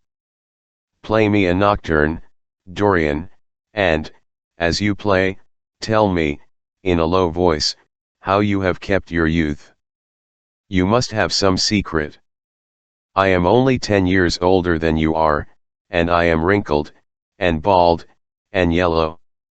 You are really wonderful, Dorian. You have never looked more charming than you do tonight. You remind me of the day I saw you first. You were rather cheeky, very shy, and absolutely extraordinary. You have changed, of course, but not in appearance. I wish you would tell me your secret. To get back my youth I would do anything in the world, except take exercise, get up early, or be respectable. Youth. There is nothing like it. It's absurd to talk of the ignorance of youth. The only people whose opinions I listen to now with any respect are people much younger than myself. They seem in front of me. Life has revealed to them her last wonder. As for the aged, I always contradict the aged. I do it on principle. If you ask them their opinion on something that happened yesterday, they solemnly give you the opinions current in 1820, when people wore high stocks and knew absolutely nothing. How lovely that thing you are playing is. I wonder did Chopin write it at Majorca 145 with the sea weeping round the villa, and the salt spray dashing against the panes? It is marvelously romantic. What a blessing it is that there is one art left to us that is not imitative. Don't stop. I want music tonight. It seems to me that you are the young Apollo, and that I am Marsyas listening to you. 146 One have sorrows, Dorian, of my own, that even you know nothing of. The tragedy of old age is not that one is old, but that one is young. I am amazed sometimes at my own sincerity. Ah, Dorian, how happy you are! What an exquisite life you have had! You have drunk deeply of everything. You have crushed the grapes against your palate. Nothing has been hidden from you. But it has all been to you no more than the sound of music. It has not marred you. You are still the same. I wonder what the rest of your life will be. Don't spoil it by renunciations. At present you are a perfect type. Don't make yourself incomplete. You are quite flawless now. You need not shake your head, you know you are. Besides, Dorian, don't deceive yourself. Life is not governed by will or intention. Life is a question of nerves and fibers and slowly built up cells in which thought hides itself and passion has its dreams. You may fancy yourself safe, and think yourself strong. But a chance tone of color in a room or a morning sky, a particular perfume that you had once loved and that brings strange memories with it, a line from a forgotten poem that you had come across again, a cadence from a piece of music that you had ceased to play. I'll tell you, Dorian, that it is on things like these that our lives depend. Browning writes about that somewhere, but our own senses will imagine them for us. There are moments when the odor of heliotrope passes suddenly across me, and I have to live the strangest year of my life over again. I wish I could change places with you, Dorian. The world has CFLED out against us both, but it has always worshipped you. It always will worship you. You are the type of what the age is searching for, and what it is afraid it has found. I am so glad that you have never done anything, never carved a statue, or painted a picture, or produced anything outside of yourself. Life has been your art. You have set yourself to music. Your days have been your sonnets. Dorian rose up from the piano, and passed his hand through his hair. Yes, life has been exquisite, he murmured, but I am not going to have the same life, Harry. And you must not say these extravagant things to me. You don't know everything about me. I think that if you did, even you would turn from me. You laugh. Don't laugh. Why have you stopped playing, Dorian? Go back and play the nocturne over again. Look at that great honey-colored moon that hangs in the dusky air. She is waiting for you to charm her, and if you play she will come closer to the earth. You won't? Let us go to the club, then. It has been a charming evening, and we must end it charmingly. There is someone at the club who wants immensely to know you, young Lord Poole, Bournemouth's eldest son. 147 He has already copied your neckties, and has begged me to introduce him to you. He is quite delightful, and rather reminds me of you. I hope not, said Dorian, with a touch of pathos in his voice. But I am tired tonight, Harry. I won't go to the club. It is nearly 11, and I want to go to bed early. Do stay. You have never played so well as tonight. There was something in your touch that was wonderful. It had more expression than I had ever heard from it before. It is because I am going to be good, he answered, smiling. I am a little changed already. Don't change, Dorian, at any rate, don't change to me. We must always be friends. Yet you poisoned me with a book once. I should not forgive that. Harry, promise me that you will never lend that book to anyone. It does harm. My dear boy, you are really beginning to moralize. You will soon be going about warning people against all the sins of which you have grown tired. You are much too delightful to do that. Besides, it is no use. You and I are what we are, and will be what we will be. Come round tomorrow. I am going to ride at 11, and we might go together. The park is quite lovely now. I don't think there have been such lilacs since the year I met you. Very well. I will be here at 11, said Dorian. Good night, Harry. As he reached the door he hesitated for a moment, as if he had something more to say. Then he sighed and went out. It was a lovely night, so warm that he threw his coat over his arm, and did not even put his silk scarf round his throat. As he strolled home, smoking his cigarette, two young men in evening dress passed him. He heard one of them whisper to the other, "That is Dorian Gray." He remembered how pleased he used to be when he was pointed out, or stared at, or talked about. He was tired of hearing his own name now. Half the charm of the little village where he had been so often lately was that no one knew who he was. He had told the girl whom he had made love him that he was poor, and she had believed him. He had told her once that he was wicked, and she had laughed at him, and told him that wicked people were always very old and very ugly. What a laugh she like a thrush singing! And how pretty she had been in her cotton dresses and her large hats! She knew nothing, but she had everything that he had lost. When he reached home, he found his servant waiting up for him. He sent him to bed, and threw himself down on the sofa in the library, and began to think over some of the things that Lord Henry had said to him. Was it really true that one could never change? He felt a wild longing for the unstained purity of his boyhood, his rose-white boyhood, as Lord Henry had once called it. 148 He knew that he had tarnished himself, filled his mind with corruption, and given horror to his fancy, that he had been an evil influence to others, and had experienced a terrible joy in being so, and that of the lives that had crossed his own it had been the fairest and the most full of promise that he had brought to shame. But was it all irretrievable? Was there no hope for him? It was better not to think of the past. Nothing could alter that. It was of himself, and of his own future, that he had to think. Alan Campbell had shot himself one night in his laboratory, but had not revealed the secret that he had been forced to know. The excitement, such as it was, over Basil Hallward's disappearance would soon pass away.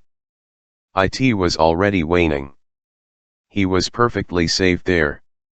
Nor, indeed, was it the death of Basil Hallward that weighed most upon his mind. It was the living death of his own soul that troubled him. Basil had painted the portrait that had marred his life. He could not forgive him that. It was the portrait that had done everything.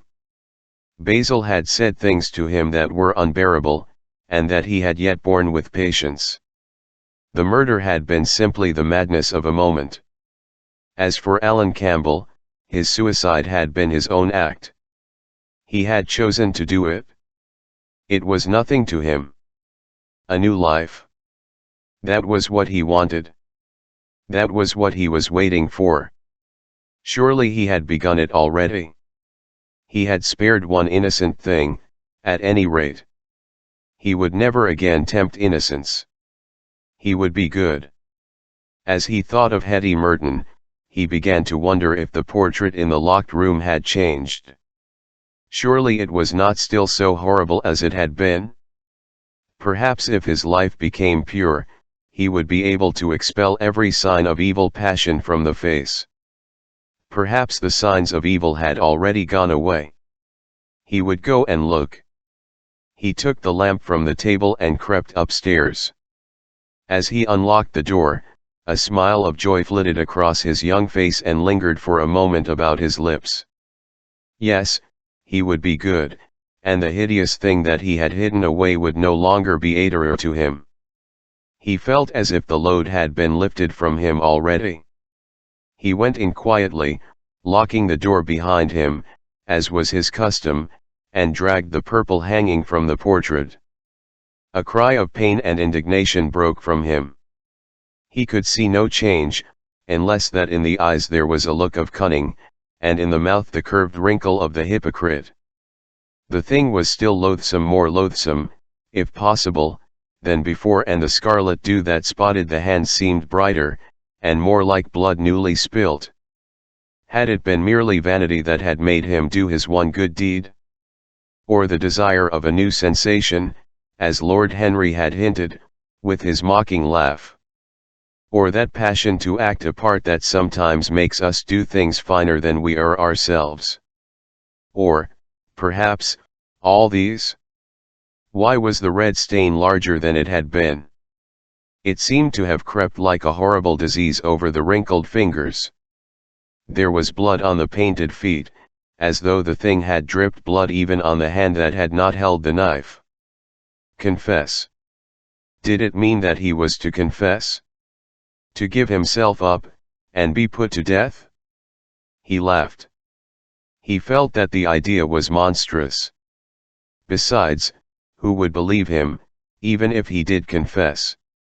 There was no trace of the murdered man anywhere. Everything belonging to him had been destroyed. He himself had burned what had been below stairs. The world would simply say he was mad. They would shut him up if he persisted in his story. Yet it was his duty to confess, to suffer public shame, and to make public atonement. There was a God who called upon men to tell their sins to earth as well as to heaven.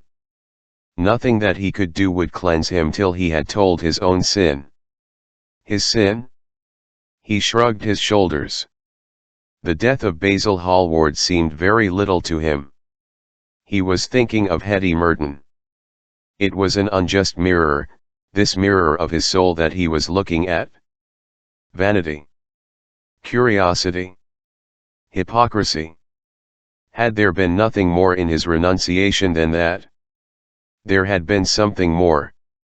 At least he thought so. But who could tell? 149, and this murder, was it to dog him all his life? Was he never to get rid of the past? Was he really to confess? No.